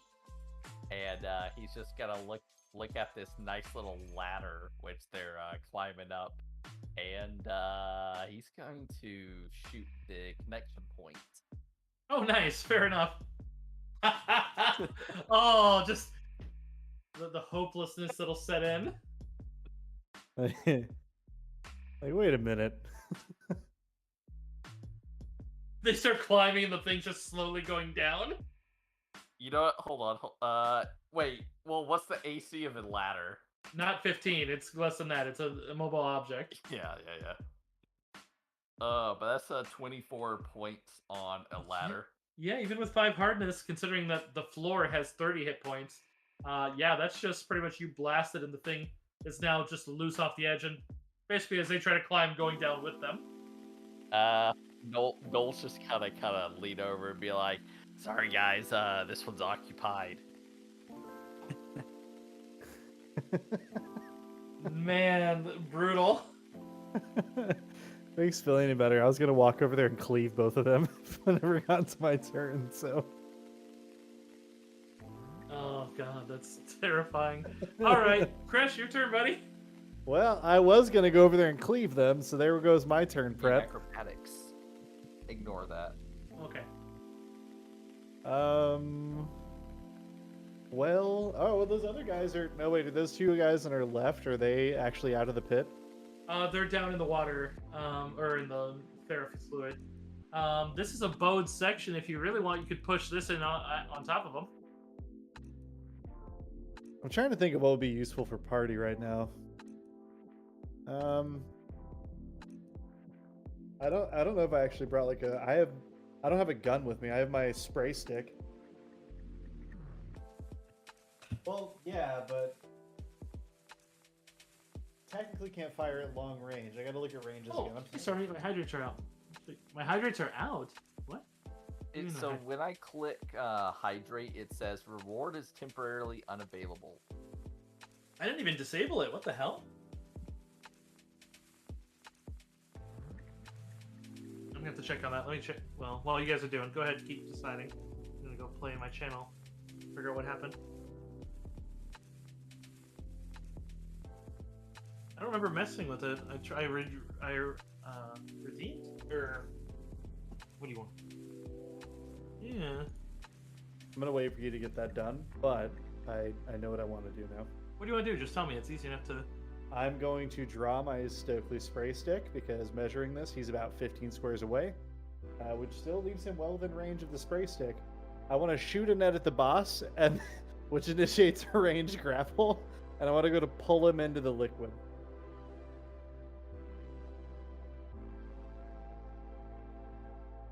Okay.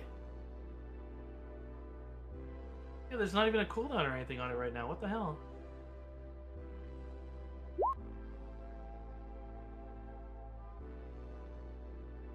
You pause redemption rewards of this type are not currently available to use. Manage pause or unpause. Oh. I didn't even realize that there was a pause one. Oh, okay, nope, it says a mod did it. Okay, I think maybe Synth did that to help me out here. Achieve the thirst. Oh, is complete. Alright.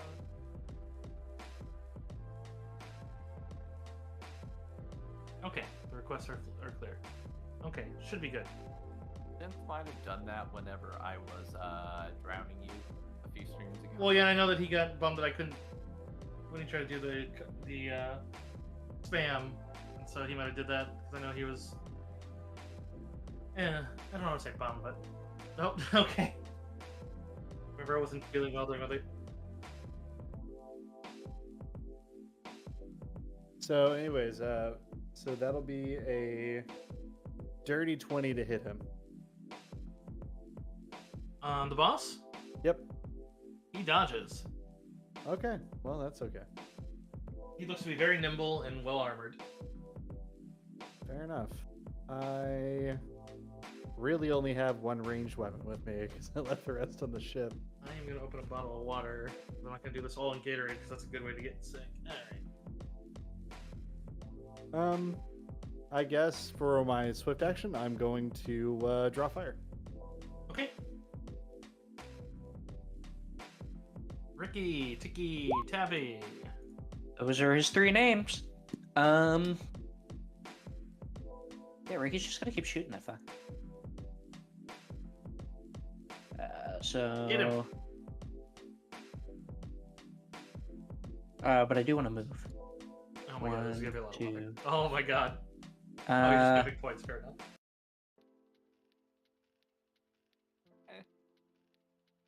I'm literally adding some with the subathon. Hold on a second. Let me see if I can. Trying to keep track of like what my line of sight, because using a laser gun. Does he get all the new coverage? channel point redeems are coming out with the subathon? You may want those. Oh, what's that? A subathon? Wow, why don't you promote that? Because I'm not sure what you're referring to, Cursive Angel.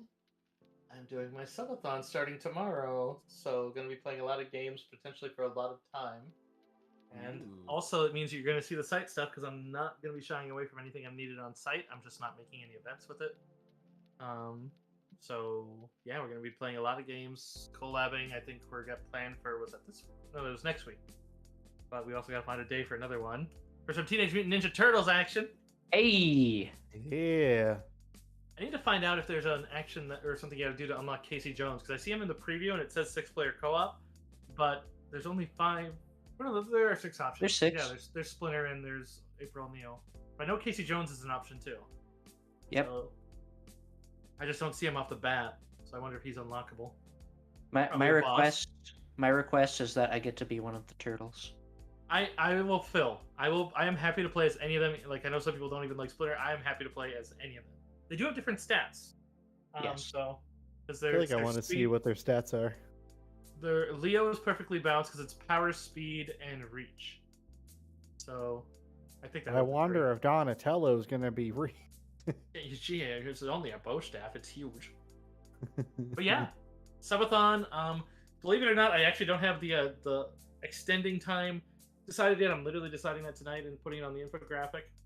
So if anyone has suggestions, I'm probably not going to do what Naruto did because he was playing for over a month and a half. As fun as that sounds, dear God in heaven. I would suggest you take counsel with your lovely better half and talk to them about that. Yeah, I don't mind if it goes long. It's just I'm probably even putting the tiers up since I know that the tiers aren't really used much. I don't have much else for other rewards, but the tiers will probably be bigger chunks or more fun things. I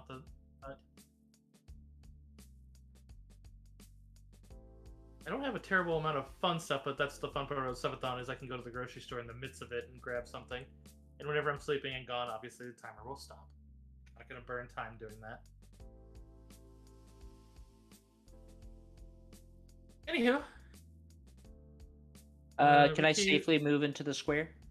Which square? That one? Yes. It's just only if something hits you that would warrant a check would you then be asked to do an acrobatics to maintain balance.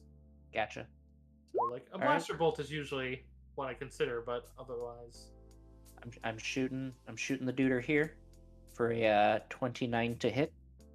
So, a 30 with the Born Leader, right? I included Born Leader already. Okay, you include Born Leader. Yep. That's a miss. That's a miss? That's a miss. This man is well defended. Yes, he is. That's it for me, I believe. Gotta double check one ability to see because I just realized I haven't been using it.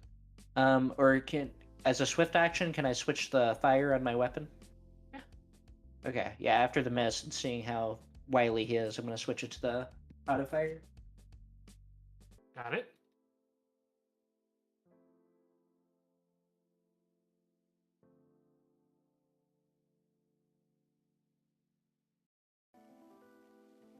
Okay.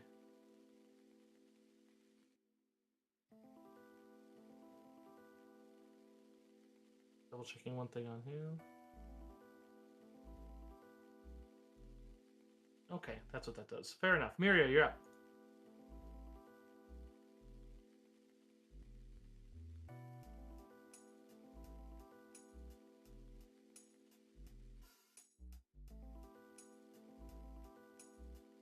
Yeah. Just through the muck. Oh god, you're gonna terrify him. He's gonna just get pulled off the railing like, ah! Poor man. At some point, we probably could use an intimidation check, but not yet. Let's wait for his friends to drown. Admittedly. Give me a. Oh no, that is your use the horse check. He actually is beating your check with a just.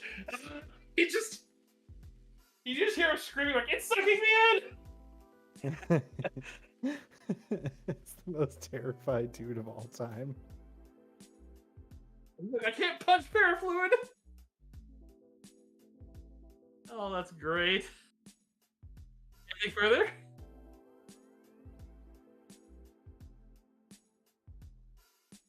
Yeah, that's a good call. All right, we got some goopy boys. So goopy boys 1, 2, 3, and 4.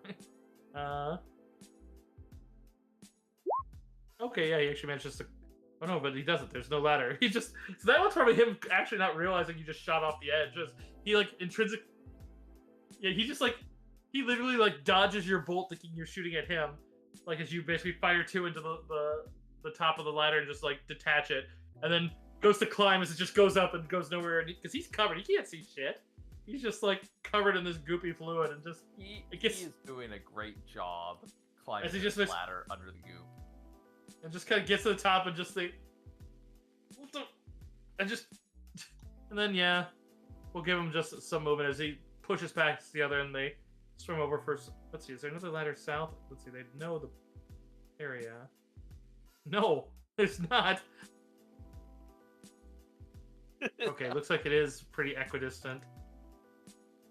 Yeah, he's scary. We'll actually send him northward. So let's see, that's one action, so I'm only gonna give him one move, so 3 squares. Puts him right there.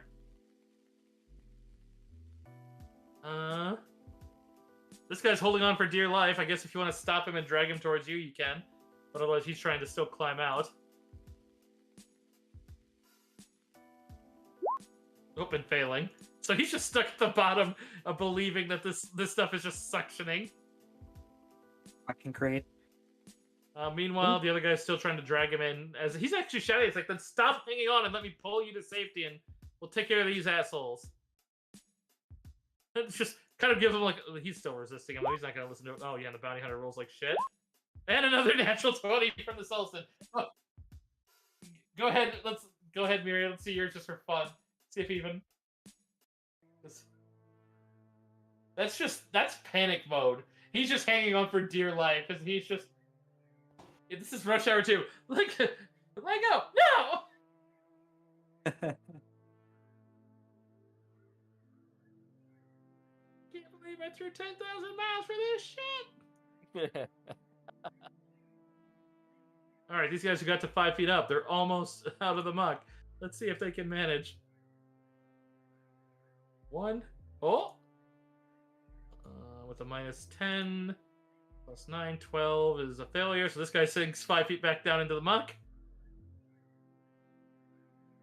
This one does manage to make it to the railing, though. And can actually start his climb. And fails. They are trying their asses off. It is so bad. It's actually kind of pitiful to watch.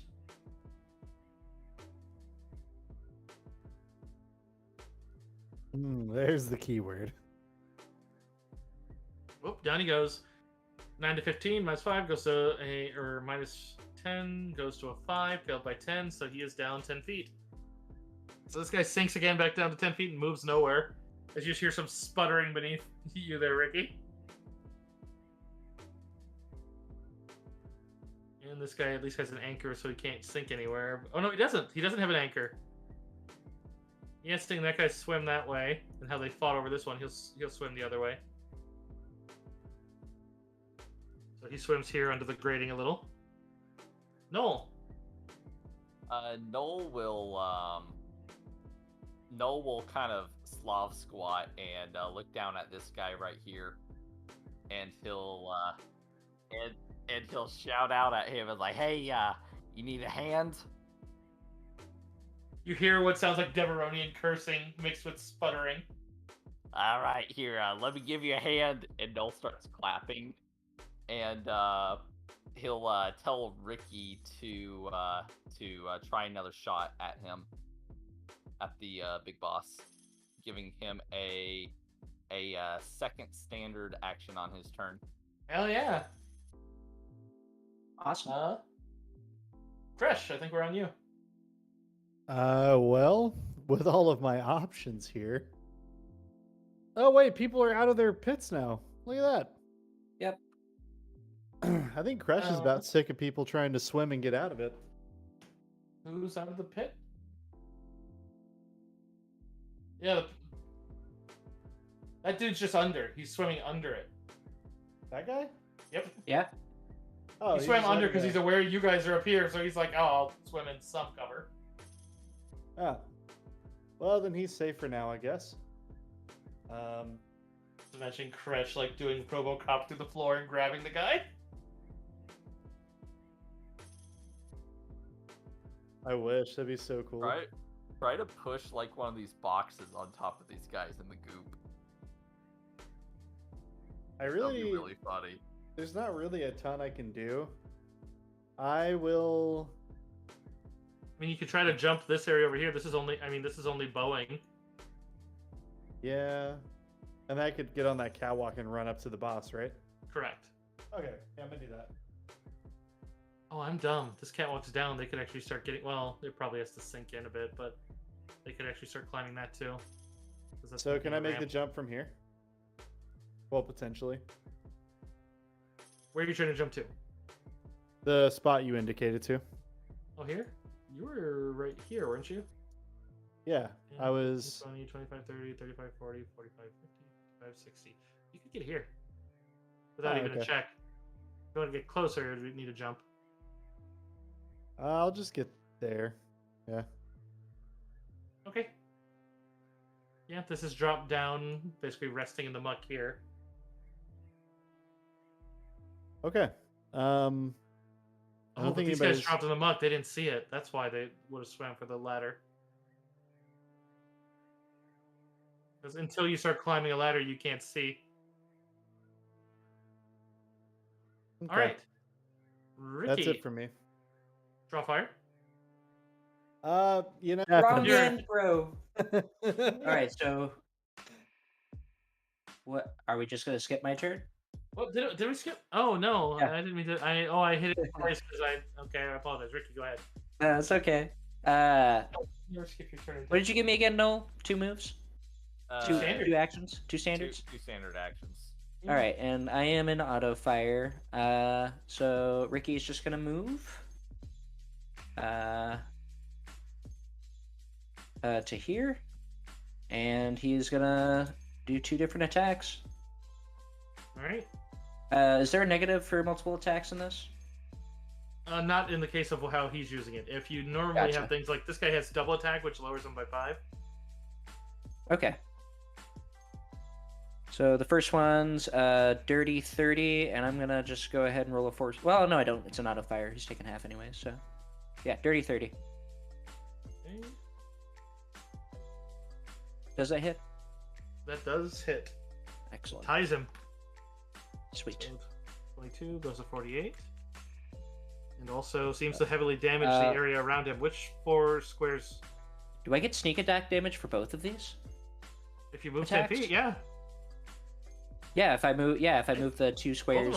them. Yeah. Fifth Ed is the first system that nullified sneak attack like that. Excellent. So add another 5. Okay. I guess I'll just say these 4 are where you're aiming. Yes. Okay. Okay. And then again, I'll do it again. I'll do it again. Yuck. I just imagine you Scarface holding this thing as you're just devil up. I will not force. Oh yeah, no, I will force point that because I can because of Null's crazy bullshit. For 5 more, so that's 26. 26, 27, 29, and then wait, you get a +4 from me total. That Well, he's puts me already at 30. factoring the 1. He's factoring Oh, 1 from the because that's already part of his 29. rolls. Yeah, that's a 29. Unless, hold up. I can also do this. Oh, there you go. That turns Oh. it into a hit. All right. Let me double So check for his another- threshold. His threshold is a 25. Okay, so he does. Oh wait, roll your sneak attack though, 'cause you might. Oh yeah, that's right. You thresholded him once with the first hit. Ooh. Oh, did you forget some sneak Oh. attack on the first roll? Yeah, I you just had a sure habit. Just put did. the d6. Let me roll 2 more. Okay. Ooh. So that's a total of 20 more. So Did I threshold them twice? you thresholded him twice. So he's 3 thresholds down out of 6. So yeah, he's no matter what his HP's at, he's near death. But let me factor in the rest of this here. So 22 plus another 20, so 42 more. So it goes to 90 total, taking damage 4 thresholds. He just stands Well, up. well, and the fun thing is, you also blast out that 4 square hole as well, as that's just you eliminate that section of flooring. Which for a second it seems like he's about to hold on to the grapple as it's hanging over the edge, but you see as he just is passed out and just poof, right into the, as he's dead. Oh shit. Okay. So there's just Oh my you God. just see the line is hung over the edge and it's just like a dangling there and just falling loose as it's still embedded in Resh's back. Jesus. Holy shit, Ricky. It's just a steaming, smoking pile of ferrofluid, metal, and body parts. Well, you're not out of the enemies yet, but I mean, I think the challenge might be severely lower, but...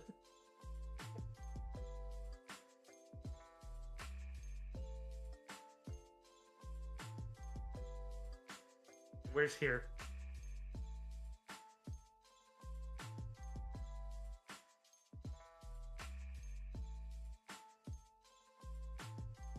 Okay, I'm looking, I'm not seeing a ping. Where's over here? Describe. Okay, there. There, okay, there, now I see it. I was scrolling up and down trying to find it on my DM side, so I wasn't seeing. I was like, Alright, so you're gonna drag him that way. Alright.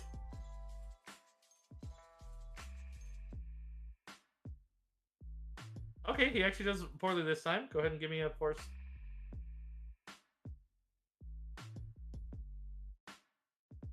Yeah, so that rips him out of the grip there as he gets pulled over there, and just you hear him sputtering about the why is there a current?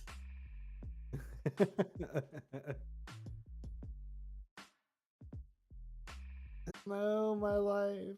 All right, so this one here is swimming upwards. Doesn't that wait? Oh my god! What? I don't want to point this out, but is the bridge still even there? What? Yeah. Okay. Oh, I guess it's supported anchored on right the here, one you can- side still. Yeah, because it's still Okay. supported on this right here. Because the supports are supposed to be at the ends of the catwalk sections. So they're basically there, and there. So you I just had basically a you horrifying fractured moment. this one. Yeah, I had a horrifying moment where I just knocked my boy into the ferro fluid. Oh, you think I was just gonna sink with my 1,000,000 pounds of Beskar? Yes. I mean, that's the one thing I'm looking at this of any of them that sinks permanently. This is a very good encounter to recoup your cost because they're all wearing gear, and so it's like a lot of money, and then they all have 4 grenades. So it's like this is a lot of money, and I'm just like, oh god, if they knock all like 9 of them into the fluid, I'm like, it's like one went in the fluid, the one probably wearing the most expensive shit, but I don't mean to be too more, but I do have a spray stick. We might be able to just like go fishing. Net them out. this is a rather deep building, buddy.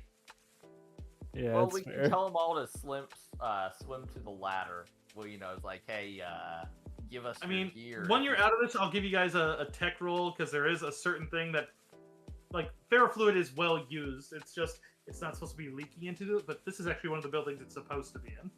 But well, it's not a big roll. There's basically a droid made to dive into ferrofluid and get shit out of it. It literally comes up during some of the series. But all right, so let's do this. Swimmy boy. Oh wow, he's a champion. But he's still just swimming for his entire turn. Assuming you weren't doing anything else, Miria. Just staying down.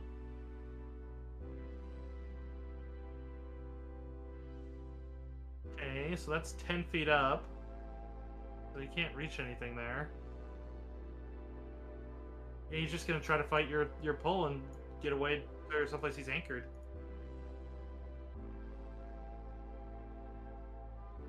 He sinks back into the fluid. He doesn't have an anchor anymore. This would be 0. This would be 10. So 5 feet starts. Oh no, I guess it's 5 feet, so he could reach at the edge. That's 0. Means that he would have reached here. So he's unable to climb on top of it, but he does manage to slide over here as he's trying and pulling against it. I guess that's what I'm accounting for. Otherwise, it'd be nothing. It'd just be above him. So it's like, so I'm basically factoring it like this section's 0, this section's 10, which means halfway would be 5 feet up, which would be within his reach. So I basically move. I assume in this case, since you're pushing him that way, this would now be an aid, not an against.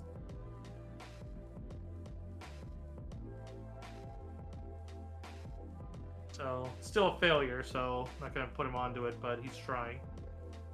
He's not full on panicking. He's more just griping every time he's getting tugged. He's like, there's a little bit of panic. That man's dead.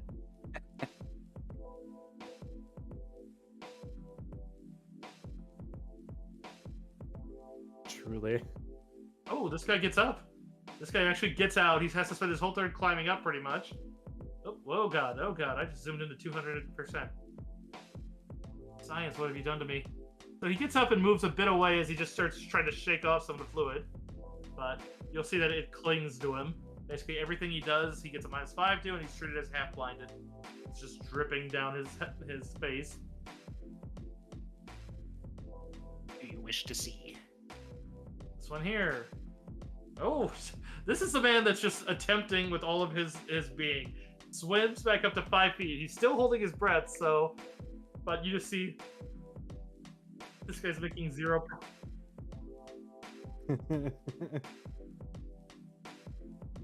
This is the worst mission ever. 14 is which one? I don't even... Oh, wait, no, it's Highland. Oh, that is that one. I see it next again. 7 is this one over here, who's also trying to live. Oh, no, he's 15 feet down. Oh. Natural 20! Oh my These gosh. guys are kind of champions, I won't lie. They're trying their best. Maybe we can do with the like what we did with those one guys and just strip them naked and leave them here. Yeah, this one actually breaches. He actually managed to get back to the surface fully and takes a new breath. Or we could... Never mind. I know what I'm going to do on my turn. This one, 1, 2... Oh, wait, no. First I gotta roll, see if he actually swims. Oh, You guys saw that one swim under the railing, and he's just gone. I That's never gonna saw go- him again. Went right he's under the gonna- railing. Yeah, he's going down 15 feet, then another 30, and at that point he's taking a -30 to his rolls. You will never see that guy again. Bye-bye. Noel. Null is sprinting, so 5, wow. 5, 10, 15, 20, 25, 30, 5, 10, 15, 20, 25, 30. So that's my movement speed if I sprint, right? If you did the run action, you could get to this square, because you could do it in a straight Right. line. What I'm trying to do is... Oh, straight line, okay. So, like- And then... But that would be slightly closer than, I guess, really the same amount of squares. Oh, no. Because this would be 1 square away instead of 2, so yeah. And So, then yeah. I want to convert an action to move over here. Oh, if you're running, that takes your full turn. Oh, okay. Because you just did 2 moves there, so a run action takes is a full round action. So Sure. you have a swift left. And then you'd Okay, be I in have a this split square. action. So you'd be in this square if you did a full round action, or you could spend your standard in your move to do a double move, which got you to here. So it's 12. You, Double check my math here, but 1, 2, 3, 6. 1, 2, 3, 4, 5. So actually it'd be 1 less. So it'd be the square beneath that. It'd be... Where's my marker? I'll just action run Okay. if it makes it easier, and I will end my turn. Okay. Kresh. Okay. You killed the See you boss. shooting that ladder up again. No. He's just gonna shoot the other ladder off. I'm having so much fun right now. Okay, I'm so glad. Cursive, is this guy right here? Is he above the surface of the fluid? That one there. Yes, he is. He's hanging onto the railing, starting to climb his way up as best he can. If I walked over there, could I lift him out of the liquid? Yes. Okay. This might be a bad idea. I'm gonna walk over there. Let's see how many spaces this is. 1, 2, 3, 4. That's exactly 6 spaces. I'm gonna walk over to him, staring down at him. He probably, yeah, actually, he can't see you because he's still the fluid, so he's blinded. I'm gonna grab him by like the scruff of the back of his like uniform or shirt or whatever, Mhm. right? And I'd like to do an intimidation and be like, "Do not try to attack me whenever I pull you out of this fluid. I'm saving your life." And I'm gonna lift him out of the fluid and drop him right here on this catwalk. Okay. You kind of hear just like, got it, boss. Ah! Just as he's like basically trying to aid, and doesn't seem like he's resisting nor reaching. You see that he does seem to have what look like weapon cords, basically attached to his pistol and his knife. Doesn't look like he lost those at least, but they That's are just good. hanging. They're not hanging from his wrist; they're hanging from the holsters themselves. Yeah, I'm gonna lift him. Yeah, Oh wait, is that the guy we're trying to save? Yeah. Oh yeah, perfect. Then yeah, nothing changes. I thought that was one of the enemies. Okay. Yeah, that's the dude you're here for.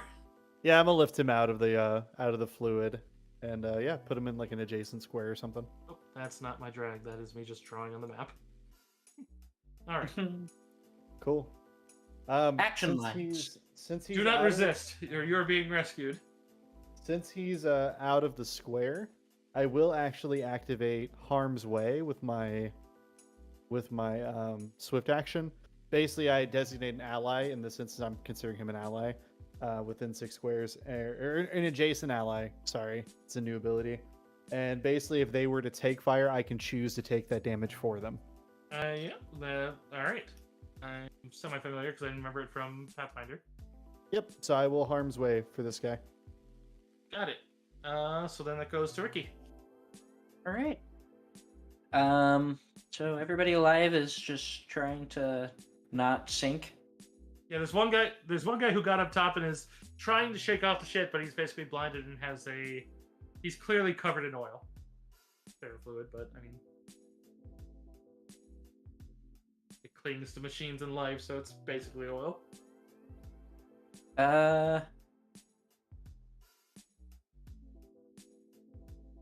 Okay. 1, 2, 3, 4. I'll move right here. And I will shoot at him.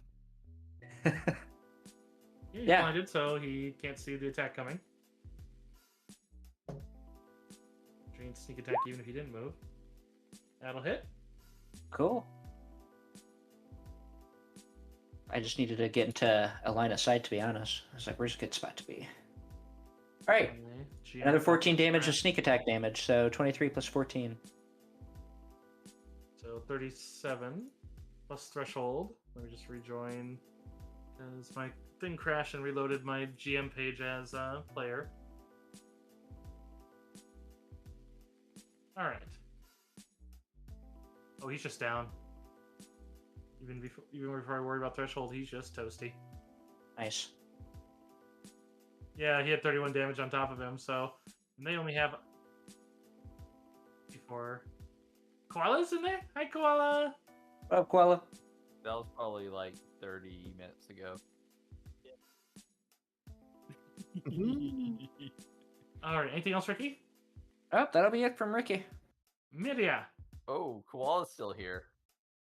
Koala's still here. Koala, you never come and say hi to me. What's the deal? How dare?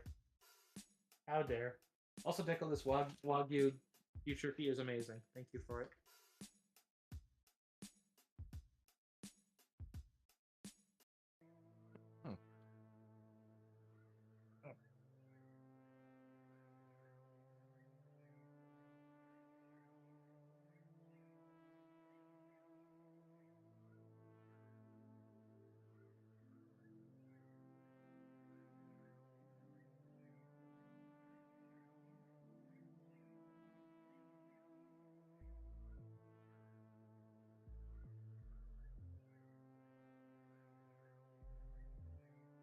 Yeah, you can barely see his. I mean, you can see it through the waters. But yeah, you'd see his figure as he seems to notice it and suddenly grabs on. On his turn, he'll try to climb up it. They're trying so hard.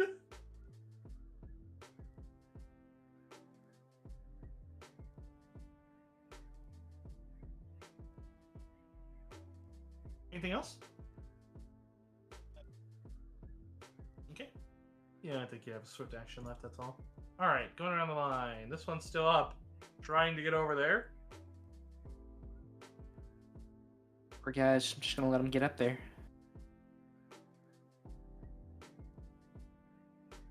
Yeah, he gets to the ladder and starts to climb. We're he's not gonna be able to letting climb. them up, right?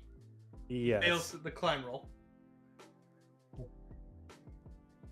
Yeah, Stormy, that's what I'm trying to do. All right. Doesn't mean you have to. It's just it's Yeah. Y'all are making this very hard for me right now. I just need y'all to know that. Stormy, I'll be honest with you. I'm not going to stop you from doing anything you're doing because you're my friend, but And also, it's hilarious. it's very, very funny. So Like, it that's the doesn't one thing I matter. want to say. This is peak But- entertainment for me. But straight up, the only reason I'm saving these guys, just fully out of character, is for gear. It's the Yeah. only reason.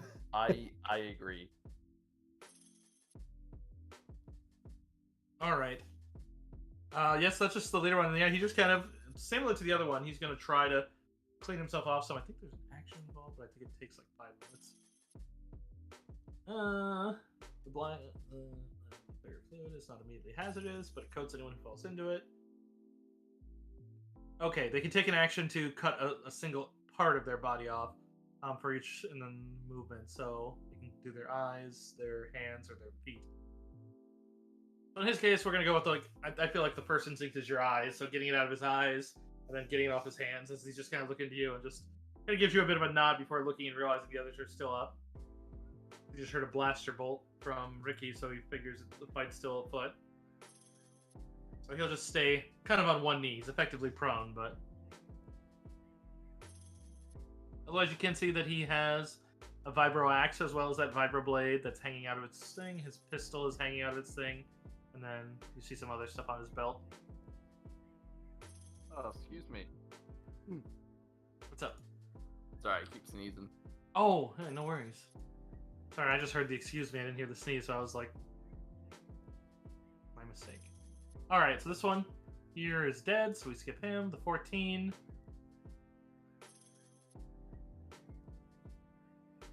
He actually manages to get almost clear, but he's slipping down a bit. But he does manage to get 5 feet out of the top of the ferrofluid with the aid of the rope, as he's climbing and having some issue with it.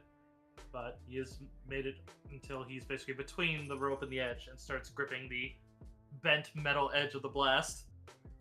Yeah, that man literally fired one blaster bolt, met a grenade personally, and then just struggled for a minute straight.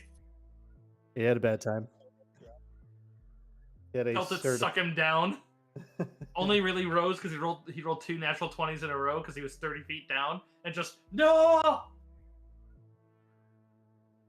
That man had a life experience.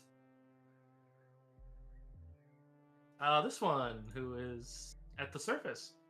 Like reconsidering all of his life choices. I kind of got respect for him. You got to remember, he did just pull his way 30 feet in armor through ferrofluid. Yeah, this one's trying to get towards the ramp. Just to get killed. Yeah, I mean, it's respectable, though. What a good death. All right. I mean, really, we could probably pull it out of combat, but at the same time, I kind of want to see if the system kills these guys or not, because it's like, I'm rooting for him now, you know? Noel moves up. Yeah, Noel's going to... You know what? This guy's probably going to try to kill me, since I fucked with him on the first ladder. So he's probably ticked off at me, and I made that need a hand joke at him. So I'm gonna have to.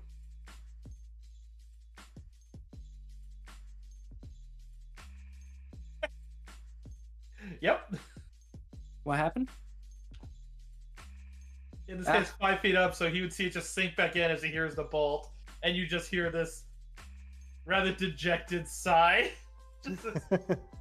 I'm gonna have to yell at him. I'm like, all right, you're gonna have to swim over to the Wookiee.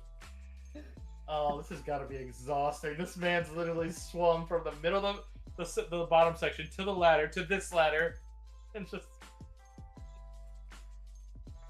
All right. Anything further, Noel? Nah, I'm good. Crash. Okay. Who all in the fluid enemy wise? In the fluid, these bodies are sunk in, so I'm not even gonna keep them on the list. So they would have sunk in. I'm talking about live ones. I know. I'm clearing the map.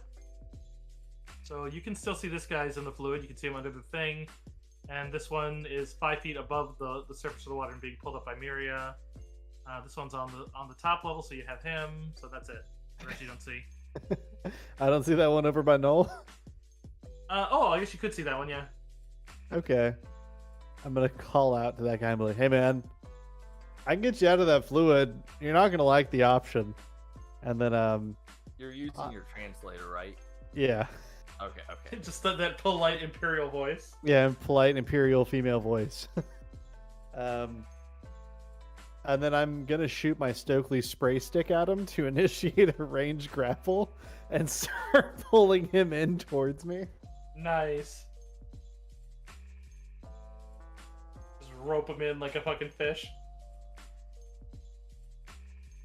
I'm looking for my spray stick.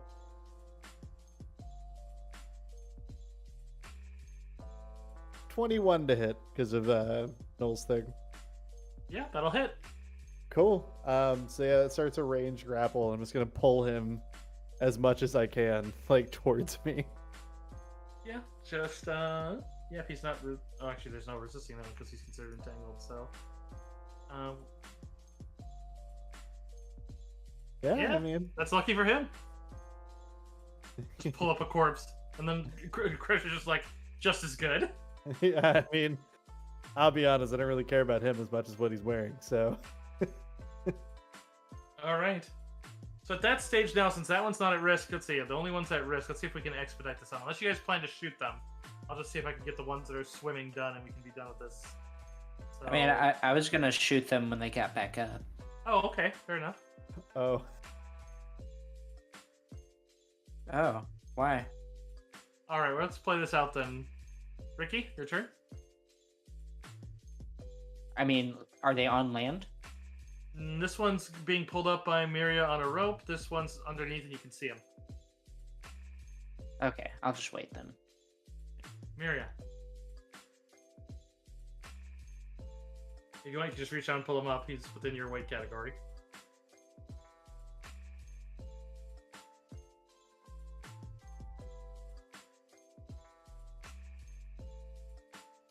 Want to give me a persuasion? With a severe penalty, but I mean, they might be dickheaded. I mean, I honestly was considering a dickheaded response for the one that Noel just fucked, but you know. I mean, I'm applying a large bonus here, so I just gotta double check their charisma because they're considered hostile.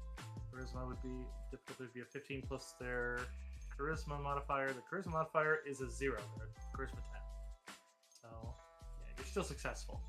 Because even with the +5, if I chose the 5 or the 10, I feel like it's a pretty reasonable one, but I feel like 5 is more reasonable than 10. But even then, you still win.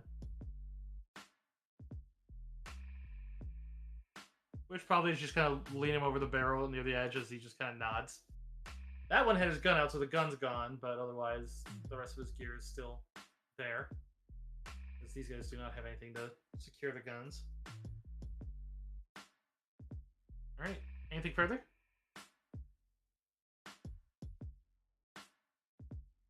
Okay. Alright. The one that's getting drug in can't really do much and isn't going to fight it since you're pulling him in, so...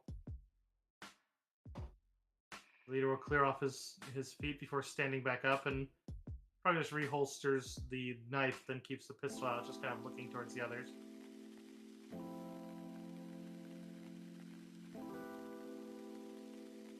Actually, no. It's the hut guy.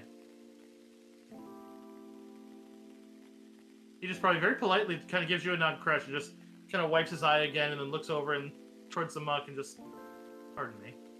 As then he leans the blaster around and goes to shoot the guy still swimming in the muck. hey, I understand they were just attacking you, but could you not do that? We're trying to at least get their gear. Probably since you said that last part, he's like, probably just pulls it back reasonable. Okay. That's what I was gonna do. Yeah. It's a HUD enforcer. They're not going to let you live after you try to kill him. Yeah. I'm not stopping them from doing that. Remind you, I don't care about these guys. I just care about what they're wearing. I mean, that's what I felt really bad. I was like, oh, look at all these guys just sinking away. Crash is true neutral. This guy isn't doing anything. This one's trying to swim to the...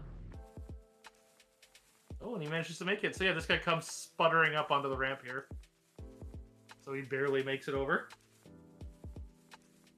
And he's probably pretty exhausted too. He's been swimming the entire combat. That dude literally took one hit and went in. Oh yeah, that is 6 damage on him. Yep, that's the one you basketballed in. All right, that'll take you guys out of combat at this stage, unless you have something direct you want to do to somebody. Then Nah, I'm just gonna keep reeling that guy in. yeah, he's not gonna take any extra damage, and you'll be able to get him up and over. He's not feeling all right. He's like two hit points away from death. So that guy's just like, I don't know what this thing is, but it hurts. Why? Yeah. I mean, it's awesome you have a net that hurts, but ow! All right, Well, Ricky, we need you to execute some more prisoners. I mean, he will. don't tell Ricky that at all. You know you're actually able to get rid of a force or dark side point by spending a force point. I told you guys I am not allowing that rule. Oh, that's right. That's right. Also, I can have up to 18 for Because bad dark shit side happen. points are very So relevant to this campaign. It also has some certain things with it.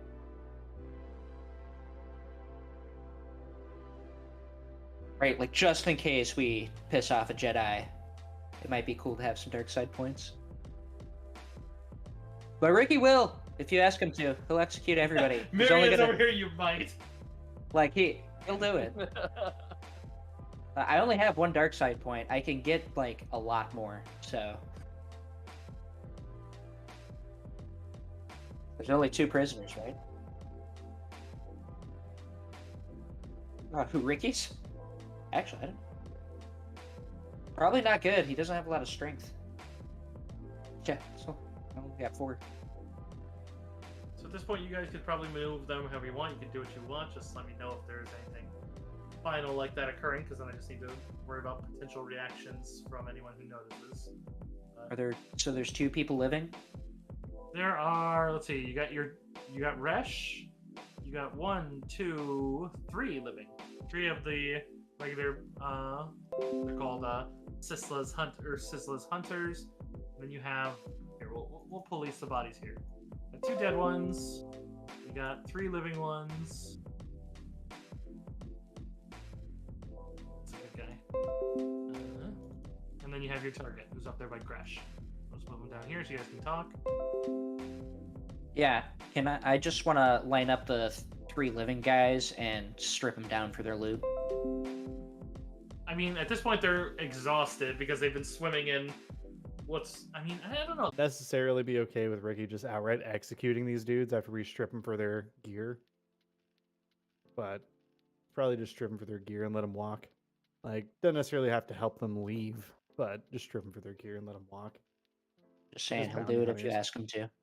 One's missing No, an axe, it's good, but like they're just bounty hunters. Like they're just here. So I mean, it's not like that we have like a personal. They're not empires. What I'm getting at, we don't have a Right. personal vendetta.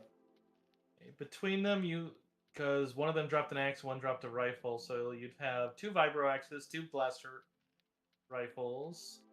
You would have 2 iron grenades and 2 frag grenades for each, because none of them were used here. They each have a comm link. They each have a data pad. They each have a credit chip worth 100 credits, which also you find out that is literally their pay for this was only 100 credits to be here. They died for a $5. God, that sucks. You drowned in ferrofluid for that. Shame.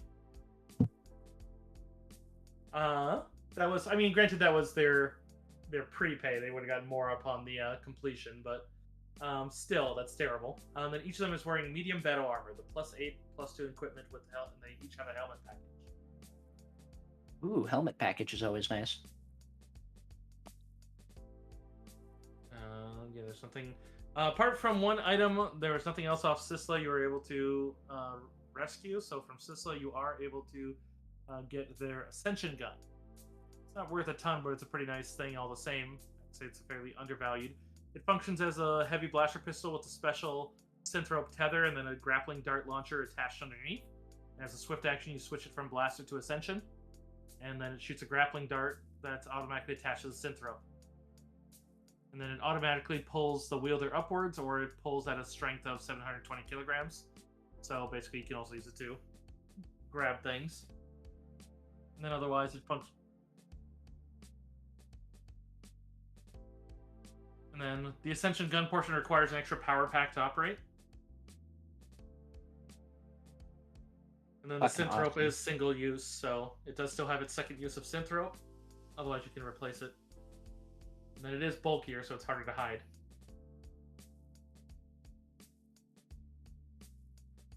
But otherwise, single shot. Alright, I'll put the grenades in my inventory. Crixus, you want the pistol? Does anybody else want the pistol? Need for greed? Need versus greed? Sorry, I'm Anybody? talking to Rose right now. Bounty What, hunter what kind vibes. of what kind of pistol was it? An Ascension gun. Is that that net gun he was using? Yeah. Yeah, you guys added the net. You guys described it. There was never a net involved. It was a grappling hook that embedded in the Celestin. Oh my god! It like pierced him, and he could yank dudes with it. Yeah, it basically shot him in the back and just pierced into his back, and then he yanked on it.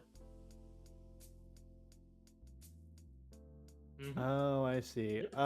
Truly, Michael that's knows it. probably. Yeah, I will. Like after you said, like it's the one clones use climb things. Yeah, it's probably honestly better off for someone else. I have enough. I'm looking for a holdout blaster right now, but that's me about it. Yeah, this thing's the opposite of a holdout blaster. It is a -5 to try to stealth it. Yeah, I'm looking for like a nice little like ankle gun or something.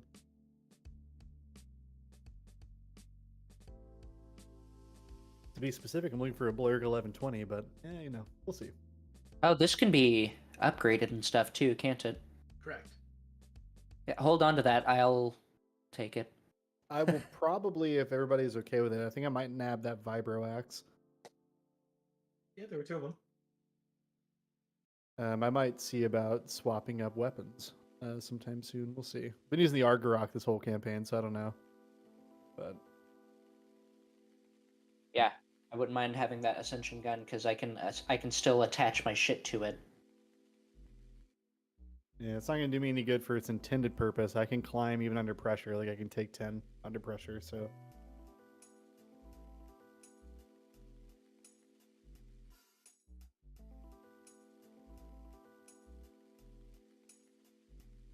I know how much these ion grenades weigh.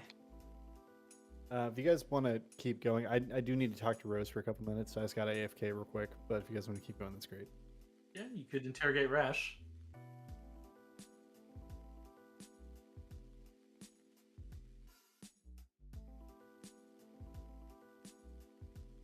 Yeah, alright, so we stripped those guys naked, lined them up. I assume we tied them up with Crash's famous handcuffs and rope. Yeah, you Uh, could easily tie them up and strip them of their gear. Was Resh one of the... I'm sorry, I'm having to recall this. I've not been keeping up with notes. Was Resh one of the dudes that may have information on Project Sarlaac? Yes, what it was? he was the Darga. Okay. He was the one that worked for Darga, and then after Darga died and he got word of it, he tried to basically take over as a crime boss, and failed because then the Hutt cartel and the Imperials started targeting him. The Imperials targeted him as a criminal, and the Hutts were like, "You fucking what?" You fucking what? Alright. Ricky doesn't... Ricky can only speak Jawa, so I can't exactly interrogate this guy. I mean, we could assume that Crash is helping you translate if you really want to do it. Okay. Ricky's gonna be like... Hold on a second. Let me see where my persuasion is here. Or would it be deception? I don't know, how would you, like, essentially charm somebody? Persuasion. Persuasion? Yeah. Alright, my persuasion's not terrible. Alright. Ricky's gonna ask him if he's alright. I feel like I'm gonna smell this stuff in my nose for the next week, but otherwise, yeah. That's great.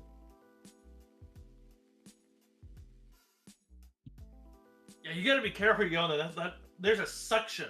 It pulls you down. He nods. I thought it just was still. It was dead silent this entire time until today, and then it has like a tide. Like it knows. Ricky. We've seen some shit like that before. He just kind of calming down and just working through as he's scratching off the ferrofluid where he can and just flicking it off. All right, Ricky's going to be like, so we helped you out there. We were wondering if you could give us a little information on something. Wait, you're not bounty hunters? I just assumed that I was gonna have to be bartering for my life again. We haven't picked up your bounty, and we don't really plan on it. None What of- if... Huh. What did you do for him? Droid pilot? You really love those races. Oh, or bird keepers. He kind of points at Ricky with a grin. Ricky just gives him the thumbs up at that point.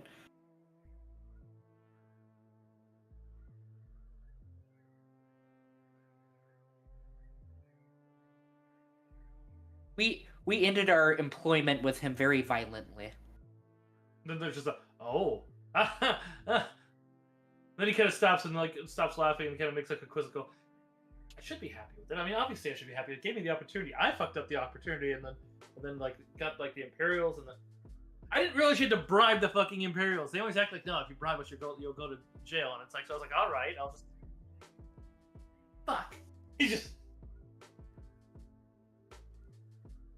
All right So, then. Information, easy trade. Let's do it. Then I get to go.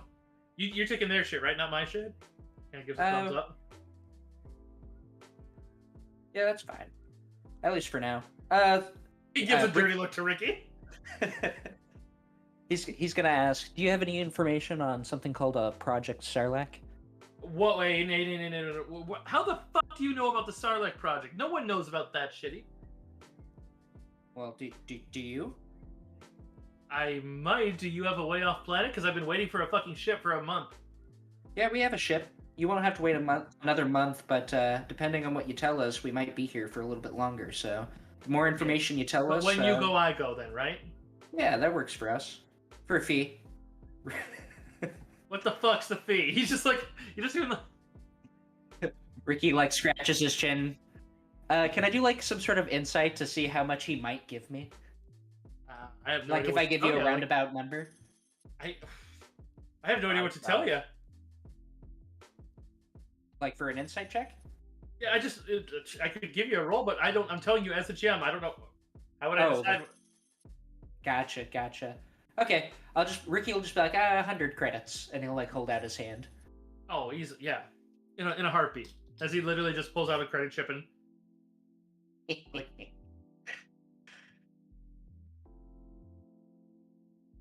Well, fuck it then, and then he just kind of gives it. He actually turns it to 200. Sweet. All right, so what do you know Now I about get first Project class. Sarlaac? I get first class, right? I get a room if there's a room on the ship. Yeah. Fantastic. All right, fine. We're talking about the Sarlaac Project. I'm going on your ship. Fine. What do you want to know? Everything you know. All right, easy enough. So, I know. Let's see. I know that they're currently still on Coruscant. I know that originally I had a contact with a droid, but they disabled my comlink. Now you can have it. He just pulls out a comlink that you recognize as Imperial craft that I used to help with comlink whenever we had to speak them on Coruscant. The link's been disabled, so I don't know if you'll be able to figure out anything with it. The ISV actively hides the project if they find out anyone even. I mean, if we were near anything even vaguely audio recording, the fact that you mention it near it, they would deploy like someone nearby and they'd come and try to shut everything down. It's crazy. Not if you say the word Sarlaac though. It's only Sarlaac Project. I don't know if the word project, but I'd imagine not, because he just seems to kind of. But Dargo once told me that like they were going to move the entire operation into a new building. I remember that it was called the Amici Spire. I do know that they're building something that's called the Amici Spire. I assume it's the one Dargo was talking about, and it's in Cocoa Town. I know that our contact, who was named Lesson Dos, has access with the code cylinder in his breast pocket. Did he give us that cylinder? No, you don't. You haven't talked to Agent Dos yet. Oh, okay. But otherwise, I know that there's some secretive organization that has like their own like Star Destroyers and shit. Like it's supposed to be running it. Secret organization, huh? Some department of the Empire. What are they? The fuck are they? Real. No. He just kind of gives a bit of a shrug. All right, Do you, then. do you still have contact with Las Dos? Los Dos? No. I used to contact through that comm link that he points at the one that he just handed you guys. It's like, but it had a specific comm link frequency, and now the link has been disabled and the frequency is empty when I tried to contact it without the encryption. It just seems to be dead air. Gotcha. Can you, in-game question, can you track, like, positions through comms? Yes, if you have an active location in the right, there's a specific, I think that's the ECW kit that does that, where you got to have them on an active comms. And it's kind of like the FBI with a terrorist. You gotta hold them on the line, and then you can basically triangulate. I'm back. Okay, Very so- sorry. There wouldn't be, like, a thing that would, like, have data of, like, last known location? That would probably be held. That's probably something you could get from the droid. Because Gotcha. if you know the droid handled this project. It's just if you found him, then that might be. Also, welcome back. Thanks. What did I miss? What's going on? You got somebody on the line? About what? Yeah. Oh, okay. I asked him to tell us everything he knows. Apparently, these guys are building there's like a new building of operations, I suppose, that's in a messy spire in Cocoa Town. And apparently, Lasan Dos, one of those dudes we're trying to find, Yeah. has more information on it, and we don't know where he is, and we could maybe find out his last known location if we could find the other guy, the droid. Oh, okay. We already stripped those bounty hunters, right? Yes. All right. Did we already send them packing? No, they're just chilling over Okay. there, tied up. Oh, okay. All right. Yeah. Sorry. I used Continue. some of your rope. Yeah. No worries. No worries. I have plenty.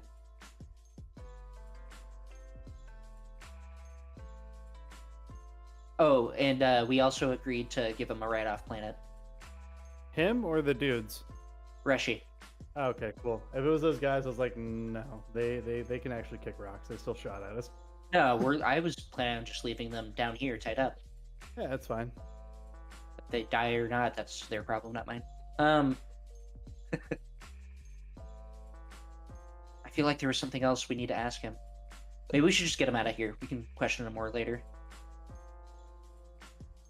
I assume this was a safe place to talk, but Yeah, this I place is also fine. He'd said that he was told that like there's no, like for about a good mile and a half, there's no communications anywhere near this that aren't droid based. So unless you're talking in binary, you're probably fine.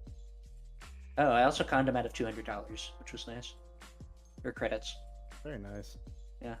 I'm gonna keep trying to extort him. We'll see what happens.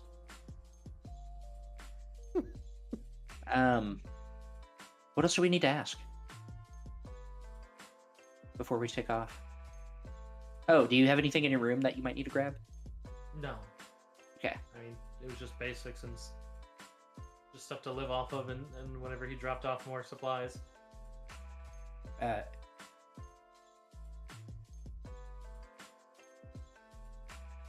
Dan tilts his head. Oh, really?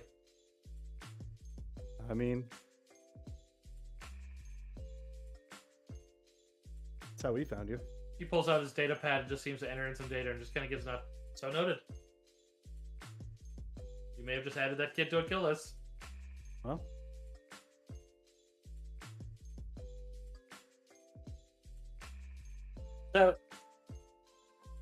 So, you got any eggs? Eggs? No. I barely get rations down here. Ooh, boy, that's gonna be a $500 or 500 credit fee with Ricky. What? He just raises an eye ridge.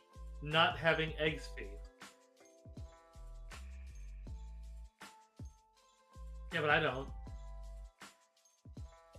Ricky sure does. So, we won't worry about it right now, but might have to ask you again about it later. Ricky's gonna like start waddling off because I think he's a little bit heavy right now with the ion grenades. I Pretty sure they cannot added an extra believe round. a lot of you are extorting a guy who's trying to be a hut mob boss for eggs and money. Dude, I killed a fucking mob boss. I don't care. I extorted him too. Doesn't mean that this guy's necessarily weaker, though. It's not like being a mob boss makes you inherently stronger than your minions. As we showed him. It's just very funny to me. No, you He didn't. didn't. He was arrested He got by the reports that- rebels. But you got reports that he died. Uh, You don't know how. Maybe the rebels killed him. no, they're the heroes. They never do anything dark. Never do that. We're starve entire systems. Carry on.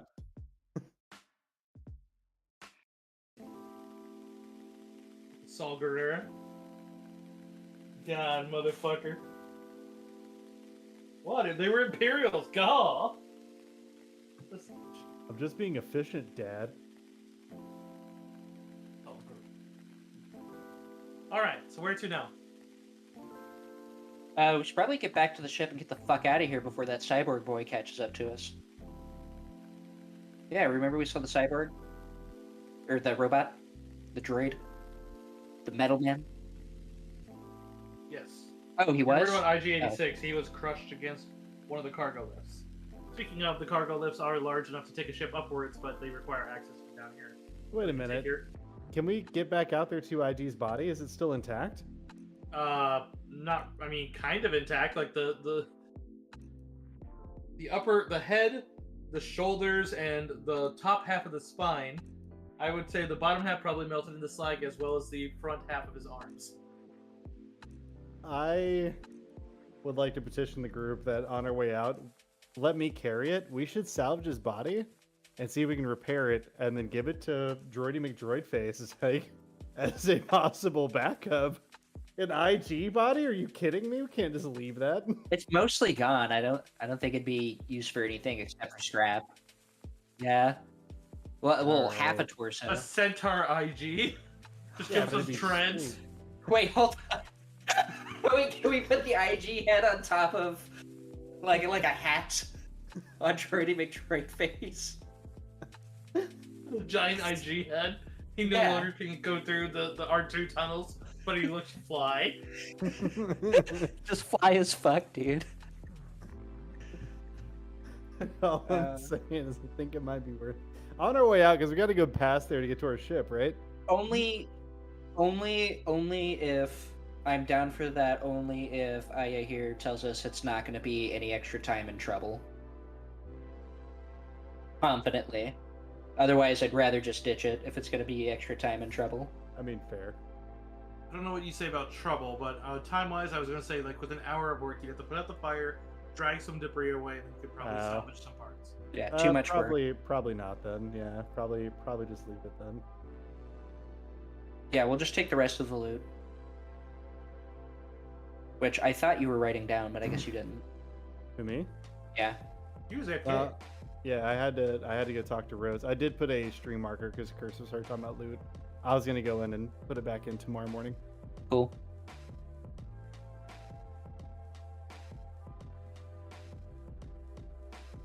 But if we can get back to our ship safely real quick, then I'm down to just leave so I can start customizing that new gun.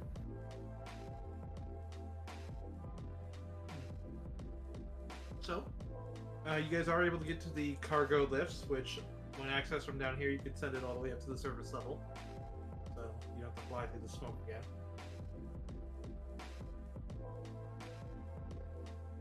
It does take a bit of time, because it's not exactly the fastest thing on the planet, but it does. Well, and as you get up there to your ship, you would see that Droidy McDroidface has been making good use of the time, as he's got the shields back on and active, and he's currently working to try to weld the hull damage a bit. Why we left him behind. He's awesome.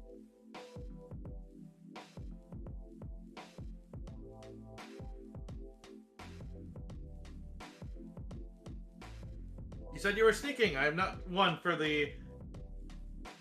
I wasn't going to call it cowardly arts, but he's not going to call it that because Ricky doesn't. He's not going to insult his father. That's ridiculous. They're ninja arts. Yeah. I am one for the bold-faced frontal assaults. Which is why we love you. You just see the Sullustan kind of stop and looks up at the droid and like, you really gave it that voice modulating. He sounds like he belongs in a prison.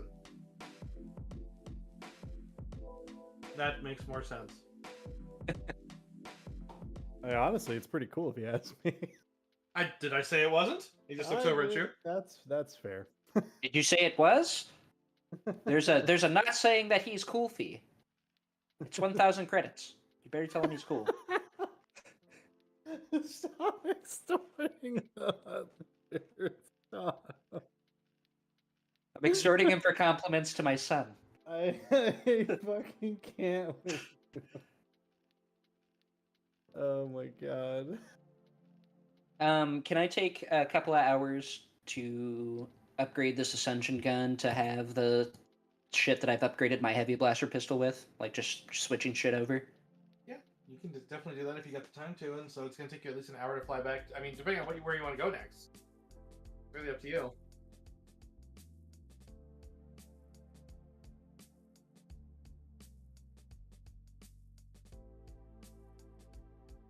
Yeah, that's probably wise. Is it? I forget because it's been so long, but is there a reason why we're paying hotel fees instead of just staying in our ship? Was that like not allowed? Yeah, I think it's like not allowed. Okay. It wasn't not allowed. It was recommended you don't for the sake of if ISB finds you. If you have an extra, that's why they said don't take the hotel at the landing pad, because the Imperials will find, if they find you, they might find you back to your hotel based on your routing, and if they find your hotel, they find your ship and they impound it. Gotcha. So if you stay on the ship, your routing will point at your ship, and as soon as if they give your ship heavy scrutiny, the Inquisitor files will come up.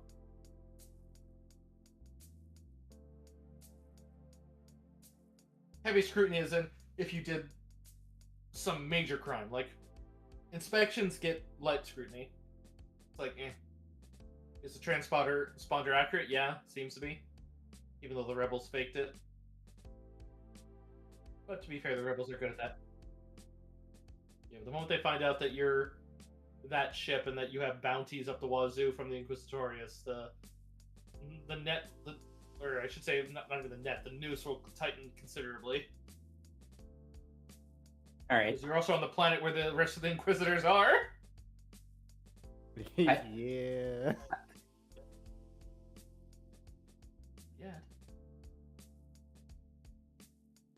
I said not yet. I don't like the tone you said that with. I say we go don't. back to the hotel. Yeah. Well, being as we're rolling up on 11, I did say I had to stop early and utterly didn't watch the clock, so I missed when I wanted to stop. So I'm saying that we will detail you guys going back to the hotel. So that'll basically take you a couple hours. So you can get that done and discuss your next one over the course of the night. But it will take some time. Yeah, Droid Services is just a corporation, but they don't do a ton of client-facing stuff live, so you're gonna have to think of why you're going in there. But definitely doable. And we'll do it that next session. We'll see people later. Very All right. good. Yo. Very nice. We were throwing people around. This was the most WWE combat we've had in this campaign, bar none.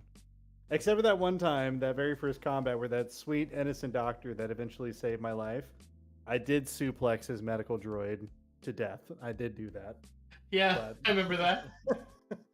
But, in my defense, that was a misunderstanding.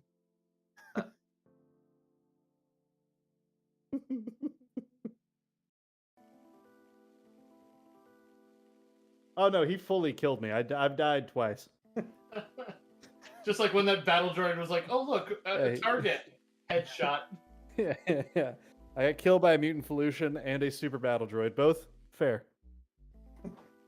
I just imagine that was the super battle droid, like did that whole like wrist click over, aim, shot, and just like that. Ah, good, perfect.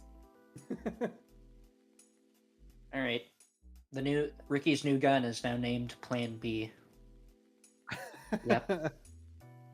Nice. Yeah, I'm gonna look into the Viberax and see if I'm interested in using it over the Argrox. I think they have similar damage, and the Argrog actually does higher damage. I don't know. I would believe so because the Argorax is an exotic, and generally in D&D terms, exotics usually have higher damage because that's the benefit of going for one. Yeah. Or they have an extra bonus or something. Like I think of like the Foul Shard from Pathfinder, because the Foul Shard is basically the scimitar but with reach. So it has enhanced critical rating and reach. That's cool. Is it like a two-handed scimitar? Is it just like a really Yeah, big effectively. scimitar? It's basically a glaive with a longer blade. What? Foul Shards are fairly. I mean, I think you see them in a lot of medieval art. Let me find the shape.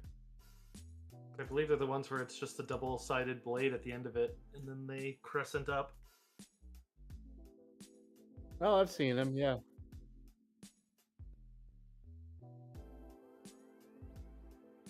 I mean, it has been a solid weapon, Just Yeah, and I customized it. it's true. All right. You guys are also lucky that boss didn't start shooting at you as much because he had some nasty shit for that. Basically, he has the sniper one, so all soft cover doesn't count against him as he's whenever he's aiming, or no, whenever he makes a ranged attack. Because otherwise, you ignore cover with an aim.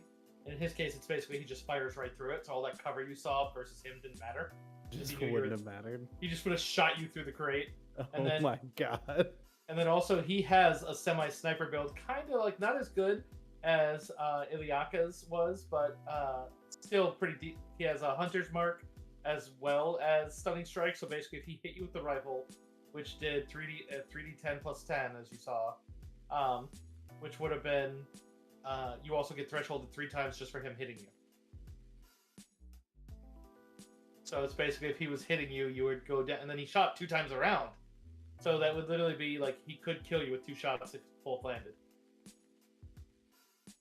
Because that would just be 6 condition just because he hit, even if they both dealt minimum damage. Huh. And then if he thresholded you with the damage, you might die off the first hit. So crazy. Okay. If we're wrapped up, I'm gonna go and do a sign off real quick. And then Roger, I don't think Roger. I'm gonna raid tonight. I'm just gonna do a sign off and call it good. Yeah, I just have you guys. Oh, there's Koala. Koala said hi in my chat at some point. I missed him. All right, I'll be right back. Koala, you're lovely. I don't know. I need to figure out something. This is the second stream I've had with only like bare minimum. I don't know. I've been posting, but it doesn't seem to be getting. I've just been lonely. I have no one to talk to. All right. Everyone, stay wonderful. I will see you tomorrow. We will be starting the fun. I might have to start it later, or if things go awry with the inspection, I might have to. I have an apartment inspection tomorrow, folks, and they are probably coming around noon, which is when I normally start. So if they do, I might either have to start later, or I might have to delay it till Wednesday. But in any case, we're going to be starting it. Depending on if there's like a major problem with the apartment that I have to handle, I'm just going to handle it tomorrow. But as it stands, most likely tomorrow. We're going to finish up the last of the prep tonight. And then over the course of it, assuming we get extended long enough for me to hit the grocery store, I'll buy anything funny that we need. So basically I'm told I have to expect some unexpected things from some of my friends in the roleplay group, but we'll see. Roleplay group, when I say that, not the Hello. roleplay tabletop group. Hello. Oh, my fucking bad knee was acting up. I went to go Okay, talk lovely. to Rose.